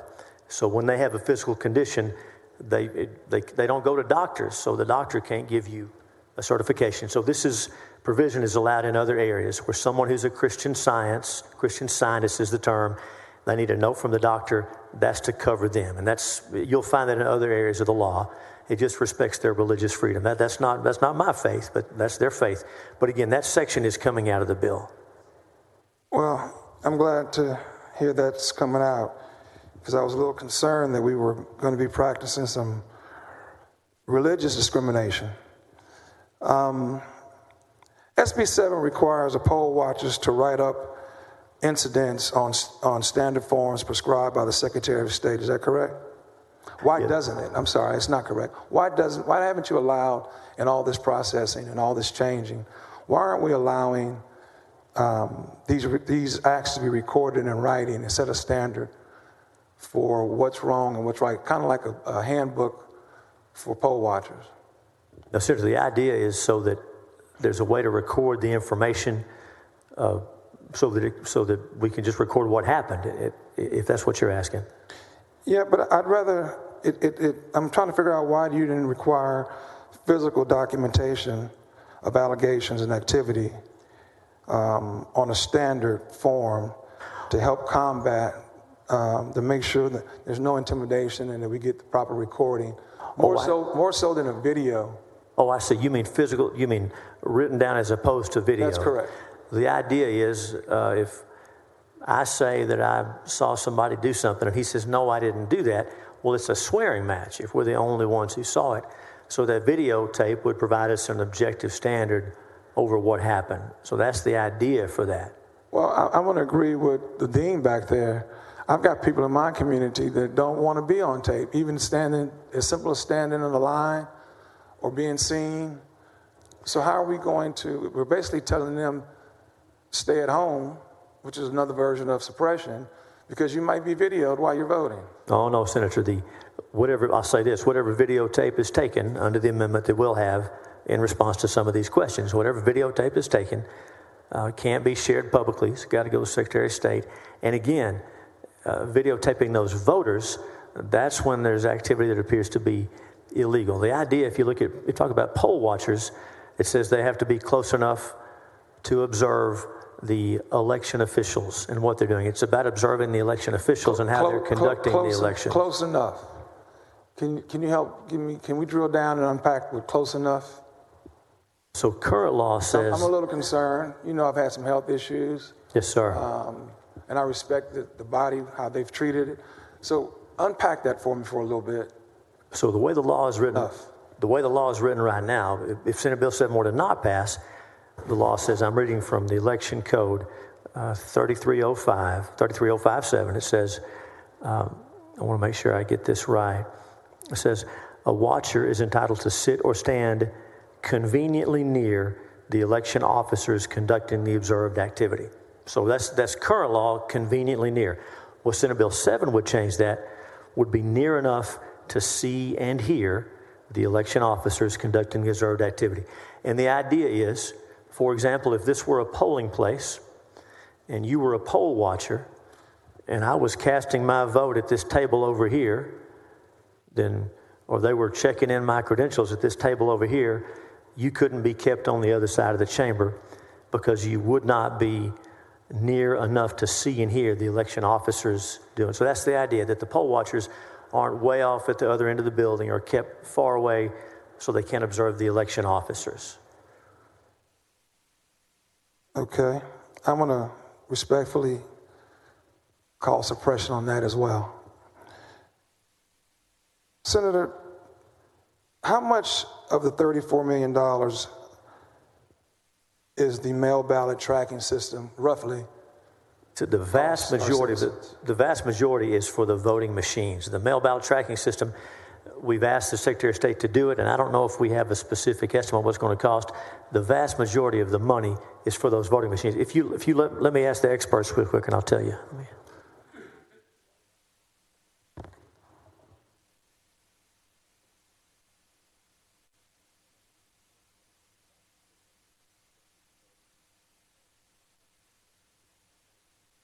Senator, we're getting the information. I can tell you that most of the $34 million is for those either new voting machines or paying to retrofit the voting machines to make them like the ones you already have in Harris County. We'll get the exact numbers, but those are the costs of the bill. It's those new machines or retrofit and this ballot tracking system. Those are the expenses in the bill. Okay, well, let me thank your staff for finding that number for me. But Brian, whatever the cost is, you don't think it'd be a more feasible spending of taxpayers' dollars just to put in a online voter registration program so that we'll know who's registered to vote and we can keep track of that? It's in your personal. Hold on, brother. Hold on. I'll tell you. Hold on. In your personal, you don't think the best use of taxpayers' dollars is to install an online voter registration program? Senator Buckingham has a bill for online voter registration. We support the bill, and it'll be coming before the Senate very quickly. You're supporting the bill? Yes, sir. And do we know how much that bill is going to? I'm embarrassed. I do not know. And I don't know if there's been a fiscal note generated yet. Fiscal note's been a topic of this conversation all day, huh? It has indeed. Okay. But again, Senator, respectfully, I don't think there's much dispute about the need for those machines that have that paper backup, that paper trail. So if we need to do a recount after the fact, there's a paper record. But I think it's safe to say, in the sake of this conversation, that the online voting is not going to cost too much more than your tracking system. Can we move forward and agree to that? I support that bill. Having exact numbers? I support the bill, and I believe you're going to see it come through State Affairs. Have to, of course, talk to other members, but I support that bill. Okay.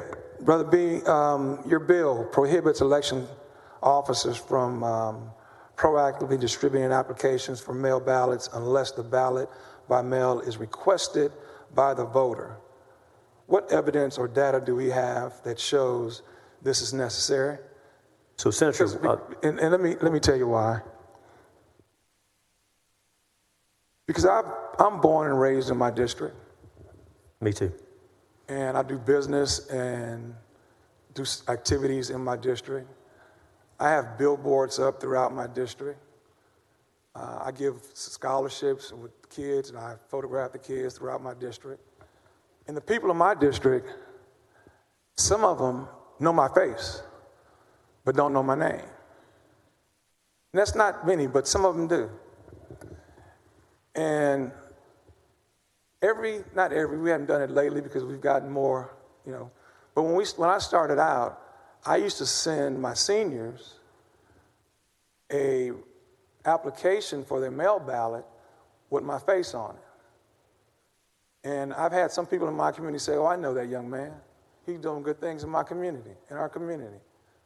I'm going to send my mail ballot and give him my support." So as your bill is written now, I would be committing a crime if I were to do that in my very next election. Is that correct? Oh, no, Senator. Many members of the legislature do that. That would not be affected by this bill at all. Political candidates for office, of course, are one thing, but the election office itself, it's about those folks doing it. As a candidate or a political party, of course, that wouldn't change. That'd be private folks. But as far as the election office, the county sending them out to people that didn't ask for them, not eligible for them, that's what this is aimed at. Okay, so let's talk about that for a second. And I have the answer to your money question when we get back. I'm listening. When you're ready. Give me the number now. Okay, so to retrofit those machines, $24 million, $219,100. For tabulation machines, scanners necessary for that paper, $10,028,400, and for the tracking system and for the man hours, $52,000. So you're right, a lot of money, but not much compared to the rest of the bill. That's a lot lower than I expected. So thank you for those numbers. Yes, sir, and I thank my able team. So let's get back to our parties mailing out. Because if the party mailed it out, if I understood you correctly, that would be a violation. No, sir, parties would still be allowed to. But the county, and you'll recall... County, such as what was done in Harris County that I heard you in Betancourt. Yes, sir. Yes, sir. So it's strictly the county. Yes, sir. So that's the idea. And you'll recall, and we don't question people's motives in doing this, but you'll recall the plan was to send out millions of applications for mail ballots to folks who hadn't asked, even who weren't eligible for those ballots. So that's what this is about. A candidate could still do that. Parties still do that. That wouldn't be affected by this bill. So as Betancourt informed you, we now have an election judge. Is that the correct title I'm using? Election judge. Election administrator. So, and our election administrator keeps up with the registered voters. Our election administrator is going to know who's over 65. Our election administrator is going to have the data where they can push one button and get one out to all of our seniors. And I said all, Republican and Democrats, of our seniors that are over 65. That sounds like efficiency to me. What does it sound like to you? And you can still do that under this bill. So wait a minute. Our county election administrator. Yes, sir. Our county election administrator. Okay. Can do that under your bill. So under the bill, the county election administrator would not be doing that. Anybody who asks. I didn't understand that answer. The county election administrator would not. Anybody who asks, of course, gets one. But this bill would not let them send them out without people requesting them. So my senior would have to call and ask for it? Call, go online, Secretary of State. There's a number of ways to get them. Of course, you may send them to folks. But correct me if I'm wrong. Correct me if I'm wrong. Your bill allows for a mail ballot for anyone over 65, correct? Over 65, disabled, out of the county. Yes, sir. We don't change any of that. Okay, so it allows for them. So tell me what the problem would be and why are we making our seniors, and for that matter, our disabled people? Because if I'm disabled, I should be able to ask, it could be a situation where I can file that disability with our election administrator, our county election administrator. That way I'm guaranteed a mail ballot and I don't have to keep repeatedly call at every election. Because in Harris County, as you know, which I'm sure the same way across the state, we have multiple elections every year. We have a local election, a community college election, a school board election. So instead of enforcing our seniors over 65 or people with disability to have to always call in and keep up with the elections, why can't we have that? Why can't our county election administrator, why are you banning them from being able to send something out? Well, Senator, we're not exactly forcing anyone to do anything, but as long as we've had mail ballots, it's worked pretty well. You request an application, they send it to you, Secretary of State, county, you send it in, you get your ballot. That's how the law has always been. So this is just clarifying what the law has always been. So we're gonna continue what, in your words, what has always been, and our seniors. We're going to force our senior citizens of both parties, by the way, to have to go through each election and call and mail and request a mail ballot. Well, Senator, they're allowed to do one for the year for all the elections. As you know, some folks do it that way. Some folks do it one election at a time.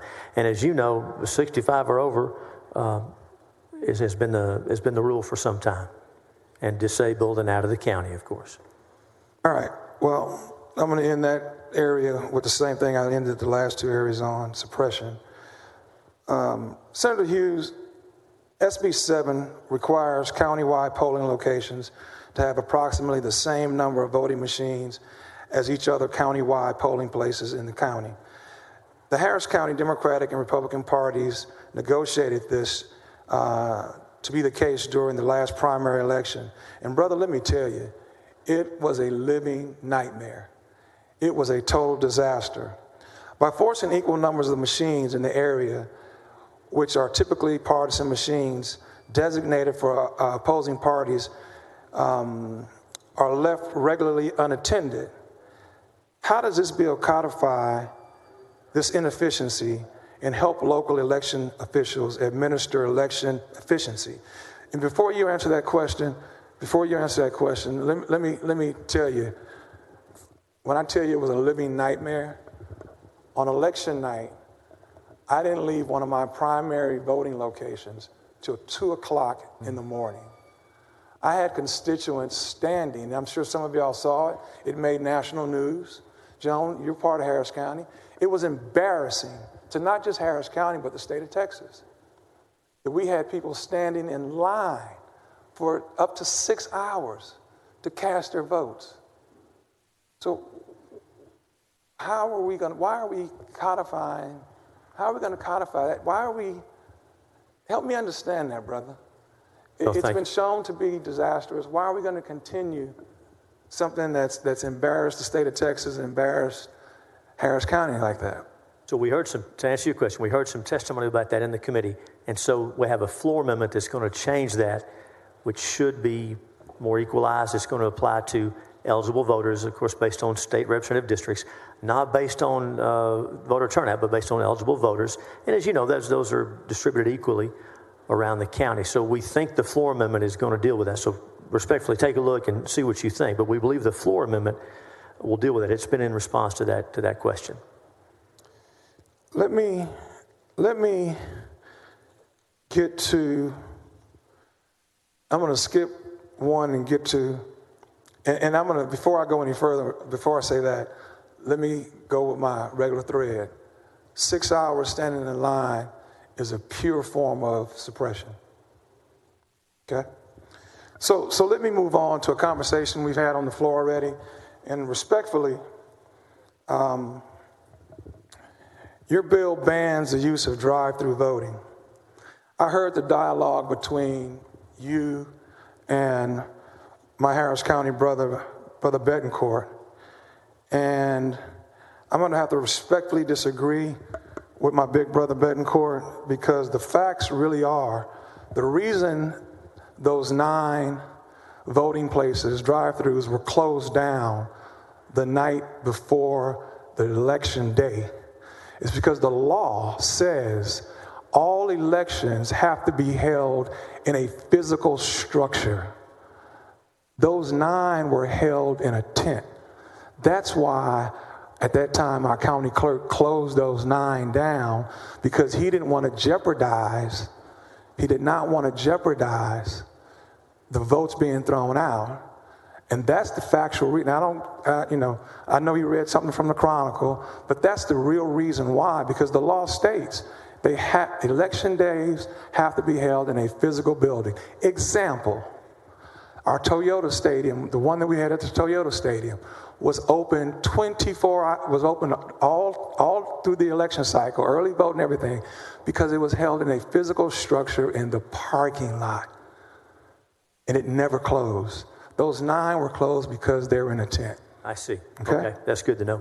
In addition to that,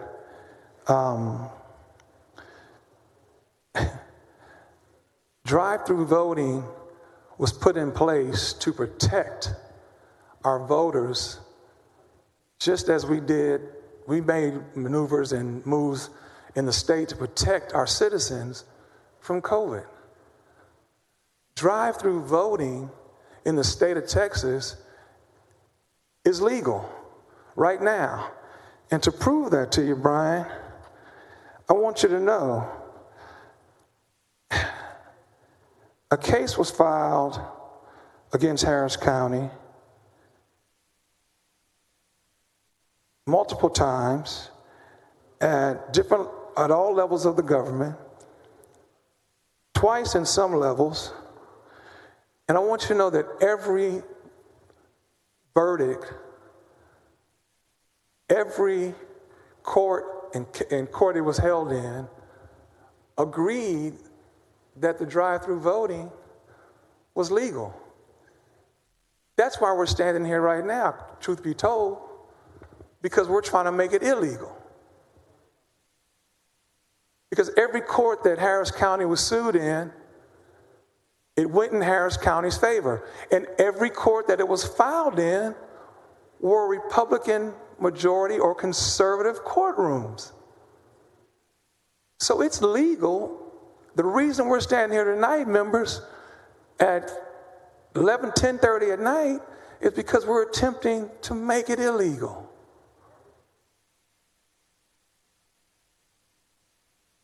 Do you have any response to that? I saw my big brother Betancourt whispering something in your ear. Do you have a response to that?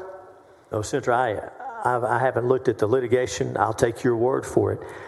I think we could agree that it had never been done before. If it was in the election code, nobody had seen it before, and I'm not disputing what you're saying. Well, don't take my word for it. I want to thank Big Brother Betancourt for bringing it to light, because when he did, my phone started ringing, Mr. President. So these documents that I received in emails are from the Harris County Democratic Party, as well as Chris Holland himself. I wish I was smart enough to remember and know that all these courtrooms ruled in our favor. Let me try to close out here, because there's some more people that would like to address you. Brian, at the end of the day,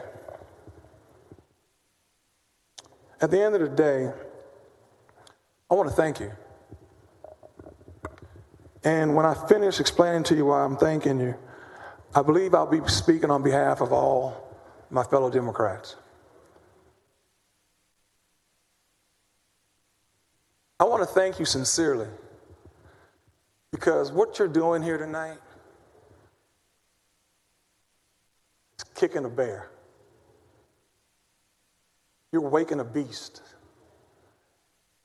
In the times that we're living in now, with people marching for social injustice, in the times we're living in now, that people aren't afraid to protest, in the times we're living in right now, where our young folks are ready, fired up and willing to go, ready to be heard, ready to be seen, ready to act.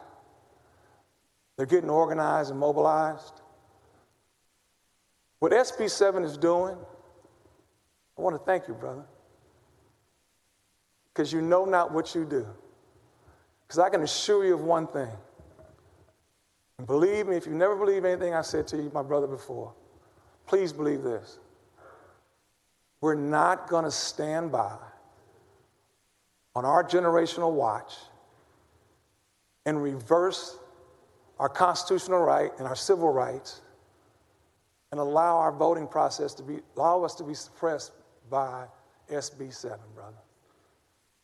I think you're going to see people across the country agree with us. You've seen it already in Georgia. I can assure you, as my brother Royce West has told you, this will be in the courts. We will be in trial on this. But I'm more excited about what it's going to do to fire up my base. You're going to be proving to them what I've been saying to them for the last couple of years. Elections matter. And we're going to get to it before we allow our democratic process and our democracy to deteriorate. So, brother, I thank you. And I think I speak on behalf of Democrats on this floor when I say thank you for kicking up our bear. Thank you for kicking up our base. We're going to be ready. And I hope you be ready too, my brother. Thank you. Thank you, Mr. President. Thank you, Senator Miles. Members, for those of you that have midnight flights, I would cancel them. We have 5 more speakers and 29 amendments, so be prepared for the long term. 29 amendments, 5 more speakers on suspension. Senator Blanco, you're recognized for what purpose? Questions for the author? Do you yield? Of course, I'll yield. Thank you, Mr. President. Thank you, Senator Hughes. I want to drill down. We've had a lot of discussions about poll watchers, but I want to go a little more into detail. And we've heard that there aren't any training requirements for poll watchers. Do the poll watchers have to have any knowledge of election law? Sir, the poll watchers, as I understand it, are there to observe the process. Of course, the election workers are charged with conducting the election. The poll watchers are there to observe. Okay. So they don't, there's no requirement for them to know any election law. Do they have to take any kind of oath? I'm not familiar with any formal training for poll watchers, and I don't believe there's an oath. You correct me if I'm wrong. I don't believe there is. Okay. Is there any vetting process for poll watchers? Well, remember that the poll watchers are selected by, I guess the term is appointing authorities, the political parties, the candidates. And so you as a candidate, I as a candidate, and our parties would have an incentive to have someone who's qualified, going to do a good job and be our eyes and ears. So the electoral process and the democratic process encourages both parties to have good poll watchers. Okay, you said the word qualified. Can you list out the qualifications? So by qualified, if you were going to have to pick a poll watcher, I would think you would want someone who would be sharp and attentive, would pay attention to detail, and would be prepared to watch for what's going on in the polls. I think I answered your question. Is that what you're looking for? I don't think qualifications are set out in the code, if that's what you're asking. Right, that's what I'm getting. If you have it, you show me. I haven't seen it. Well, I haven't seen any, which is why I'm asking. So no qualifications, no vetting other than candidate vetting. So a person with a criminal history can be a poll watcher. Well, Senator, again, the candidates and the appointing authorities have an incentive to have the best poll watchers they can get, if that's what you're asking. But I don't know. You would agree? I don't know of a list of specific qualifications in the code, though. Okay, so you would agree that a criminal can be a poll watcher? You mean someone with a criminal history or someone who's a... Correct, somebody with a criminal history. Yes, I believe that's right. Okay. So no qualifications for poll watchers. How many poll watchers can be at a precinct or a polling location? One of the current law, as I read it, each polling place can have a poll watcher. And so Senator Whitmire and I had that discussion, and he indicated that some polling places don't have poll watchers. In his district, there are not enough people. It's been my experience, most polling places I've been to have had poll watchers, and you correct me if that hasn't been your experience, but that's how I've seen it. But there are a set number, and I'm asking you because you're expanding the scope of poll watchers. So you should probably know how many poll watchers are allowed at a precinct or a polling location. Well, Senator, I'm not sure if we're expanding the scope of them, but we are trying to put rules in place to allow them to do their jobs. So would you say that allowing them to videotape is not expanding? Allowing them to videotape would provide some kind of a objective evidence of what's happened if there's a dispute between the poll watcher and the election worker.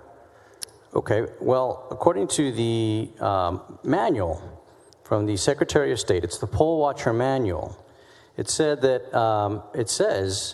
that an affidavit needs to be executed by the poll watcher, that the poll watcher will not have possession of a mechanical or electronic means of recording images or sound while serving as a poll watcher. So you are expanding. Oh, that's current law, yes, sir. We are changing the law on poll watchers. Correct. Yes, So you are expanding. Correct. You're giving them the ability to do more than they currently can in these locations. Well, observing is all they can do, but the recording would provide a backup if there's a dispute about what they observed. Okay. So we know that maximum amount are 7, 2 at any point.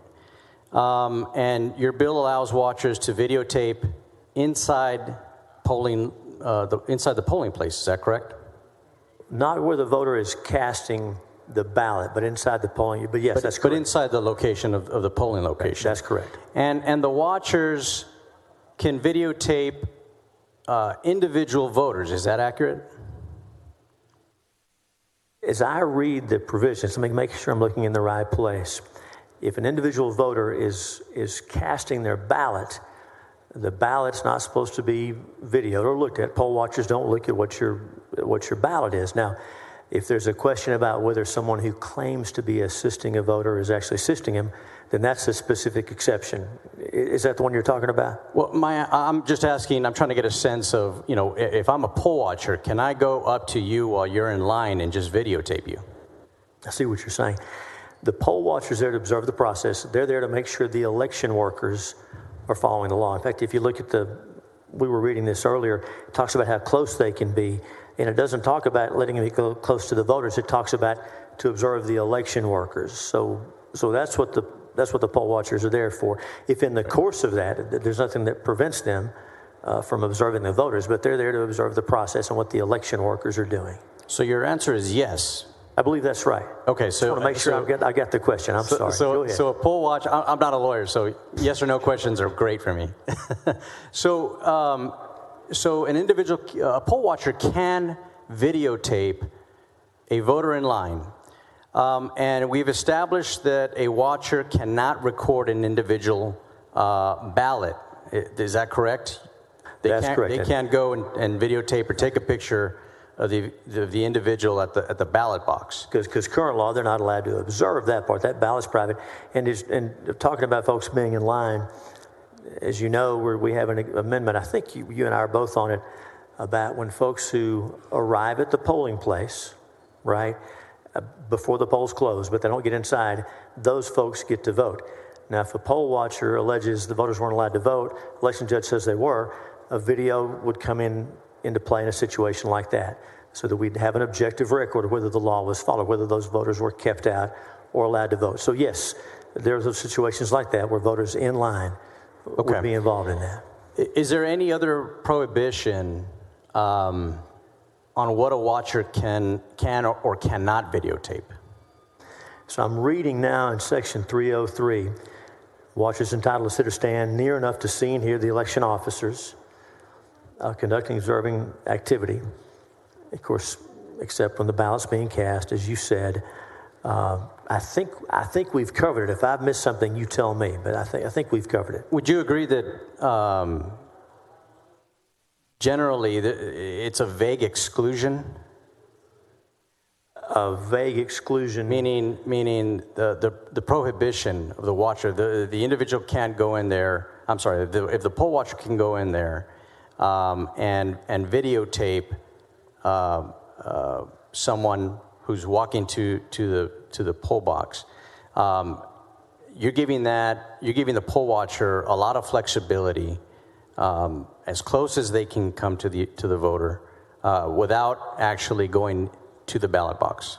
Well, near enough to see and hear the election officers conducting the observed activity. Current law says conveniently near.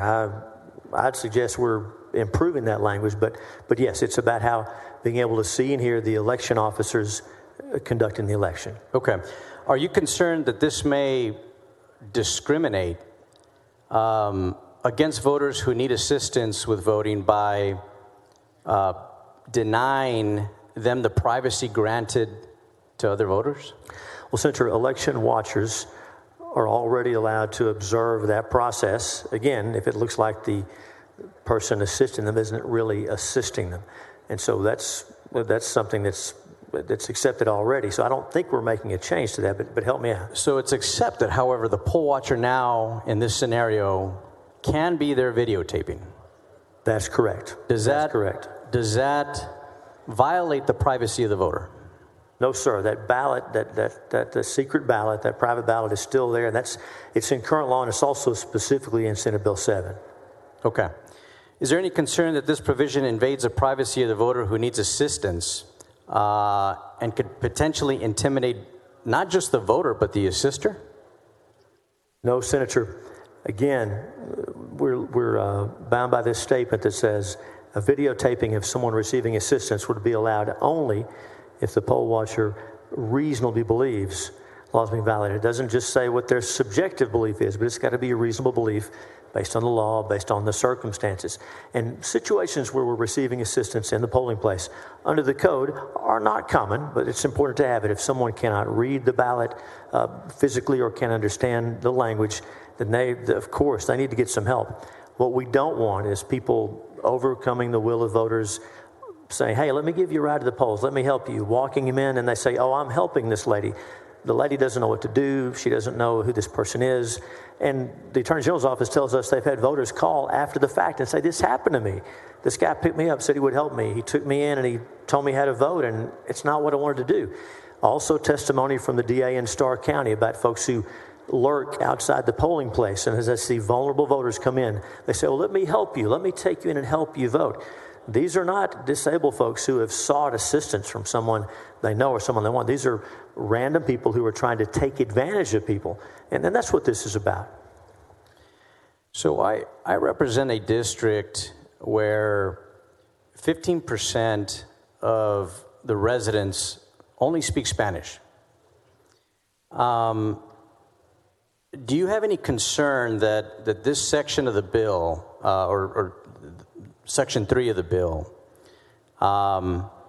may have a disparate or negative impact on Latino voters and other demographics such as Asian voters who require language assistance in order to vote, and that it could potentially violate Section 208 of the Voting Rights Act? So central language assistance is a normal part of the process. Of course, as you know, at least over in East Texas, most ballots are in English and in Spanish. I don't know about El Paso, but so that would solve a big part of the concern. But language assistance, folks who can't understand the language or who can't read the ballot, that's appropriate assistance under the code, and that wouldn't be unreasonable. It wouldn't be unusual. That wouldn't be illegal activity. So that's not affected by this. We're talking about a voter or someone claiming to be an assistant who's trying to take advantage of the voter. Okay. I want to go back to the videotaping part of this. Is there any prohibition on the poll watcher videotaping a voter's driver's license or any kind of ID that they present? Senator, we know even what the poll watcher is allowed to observe is pretty limited. The ballot is private. The choices you make to vote are private. And with the floor amendment we're going to offer, any videotape that is taken pursuant to this has got to be surrendered to the Secretary of State. It cannot be shared publicly. And I would also say that the poll watcher under current law is able to look at a lot of things. I think keeps a poll watcher from looking at someone's information, writing it down, and currently there's no prohibition on them sharing that. So this limits what can be shared if something is incidentally picked up in the course of the job. I want to ask the question that the dean asked earlier. I don't think we got a sufficient answer, but if you're a poll watcher and you're taking a picture of an ID, obviously they're not in the booth. They're with the election judge checking in, and they take a picture of the ID or a passport, whatever it may be, and the individual posts it online. I understand you're arguing that it can only be sent, videos or pictures can only be sent by the poll watcher to the Secretary of State, but who's to say that they're going to go and post it on Facebook or online or keep it for personal use? What penalty is there for the poll watcher that violates that trust and violates the process of submitting it to the Secretary of State? Well, Senator, I want to be clear. It's not just that I'm arguing that. The floor amendment that we'll be offering, and I think you'll be able to see, it places that requirement in place. So that will be a violation of the law. And so it wouldn't be today. And of course, if I'm on the voter rolls, then my name, address, date of birth is there. If I have a driver license, all that information is public information. And so to be clear, this is not, we're not talking about protected health information or any kind of health medical information. So you believe it's okay that these pictures of somebody's passport or identification, and that's not even, and it's public information? No, Senator, I'm saying the fact that I'm a registered voter in that area is already public. But no, sir, nothing in here contemplates the poll watcher taking videos or recordings like that. It's talking about reasonably believes illegal activity is taking place. And I think that's clear. I mean, we can look at the language, but it's not just a subjective belief, but a reasonable belief about illegal activity. So talk a little bit about the penalty. I know you mentioned an amendment, but let's talk about that, because right now there is no penalty. So I'm talking on the bill as is. What penalty do you think would be appropriate? Well, Senator, once the floor amendment goes on, it'll be the same penalties that exist now for impeding a poll watcher or for the election officials not following the law. It'll be consistent across the board. And those are already in the election code. Now, again, the bill before us doesn't have that because I haven't offered my floor amendment yet. But I think you hear what I'm saying. With the floor amendment, it'll be the same penalty as those similar offenses around the election process. Okay. Now, Section 3.03 permits the poll watcher free movement within the polling location, except that they can't go into the voting booth, and we've already discussed that. So I want to be clear: the poll watcher is allowed to be anywhere on election day, with that one limitation, the voting booth. So they can follow an individual as they wait in line for however long they're waiting in line. They can videotape that individual at the check-in booth or the check-in table where they vote, and all the way to the voting booth, they vote, and then they can videotape them all the way to their vehicle. Is that correct? No, sir, that's not what it says in 303, Section A, and we're on page 6, line 16, 6-16. A watcher is entitled to observe any activity conducted at the location which watcher is serving. But then as far as free movement, here's what it says. A watcher is entitled to sit or stand near enough to see and hear the election officers conducting the observed activity. That's not talking about voters in line. That's talking about the election officers. That's as you know, the poll watchers there to see what the election officers are doing. Are the voters being treated fairly? Are they being affected? Is the law being followed? So I think if we read the language, it's about them being close enough to see and hear the election officers. It's not talking about being close to the voters. Okay, so not in line, only near the election judges. Close enough to see and hear the election officers conducting their activities, the observed Close activities. enough to see? Yes, for the election officers is what it is. Correct. So tell me if I'm reading it right. So it's on page 3. Again, I'm on page 6, line 16 through 20. I want to make sure I'm reading this right. I make sure you see it the same way. Page 6, lines 16 through 20. Page 6, correct. And I'm on the committee substitute. It's section 3.02 of the bill, right? Or I can show you mine. If we have different versions, some are formatted differently. I'm on the committee report, which is the one that came out of the committee. It's single space, kind of hard to read, but this is how they do them. I think your eyes are better than mine.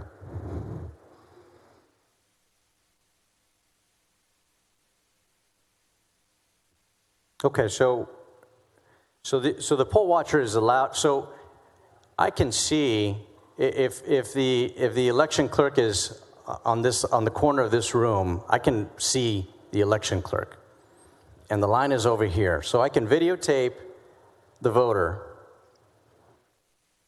and see the election clerk, and I can videotape this whole process until they get to the actual table to check in. Well, essentially, the watcher would have to be near enough to see and hear the election officers conducting the observed activity. So I think we're clear that it's about observing the election officers and what's going on.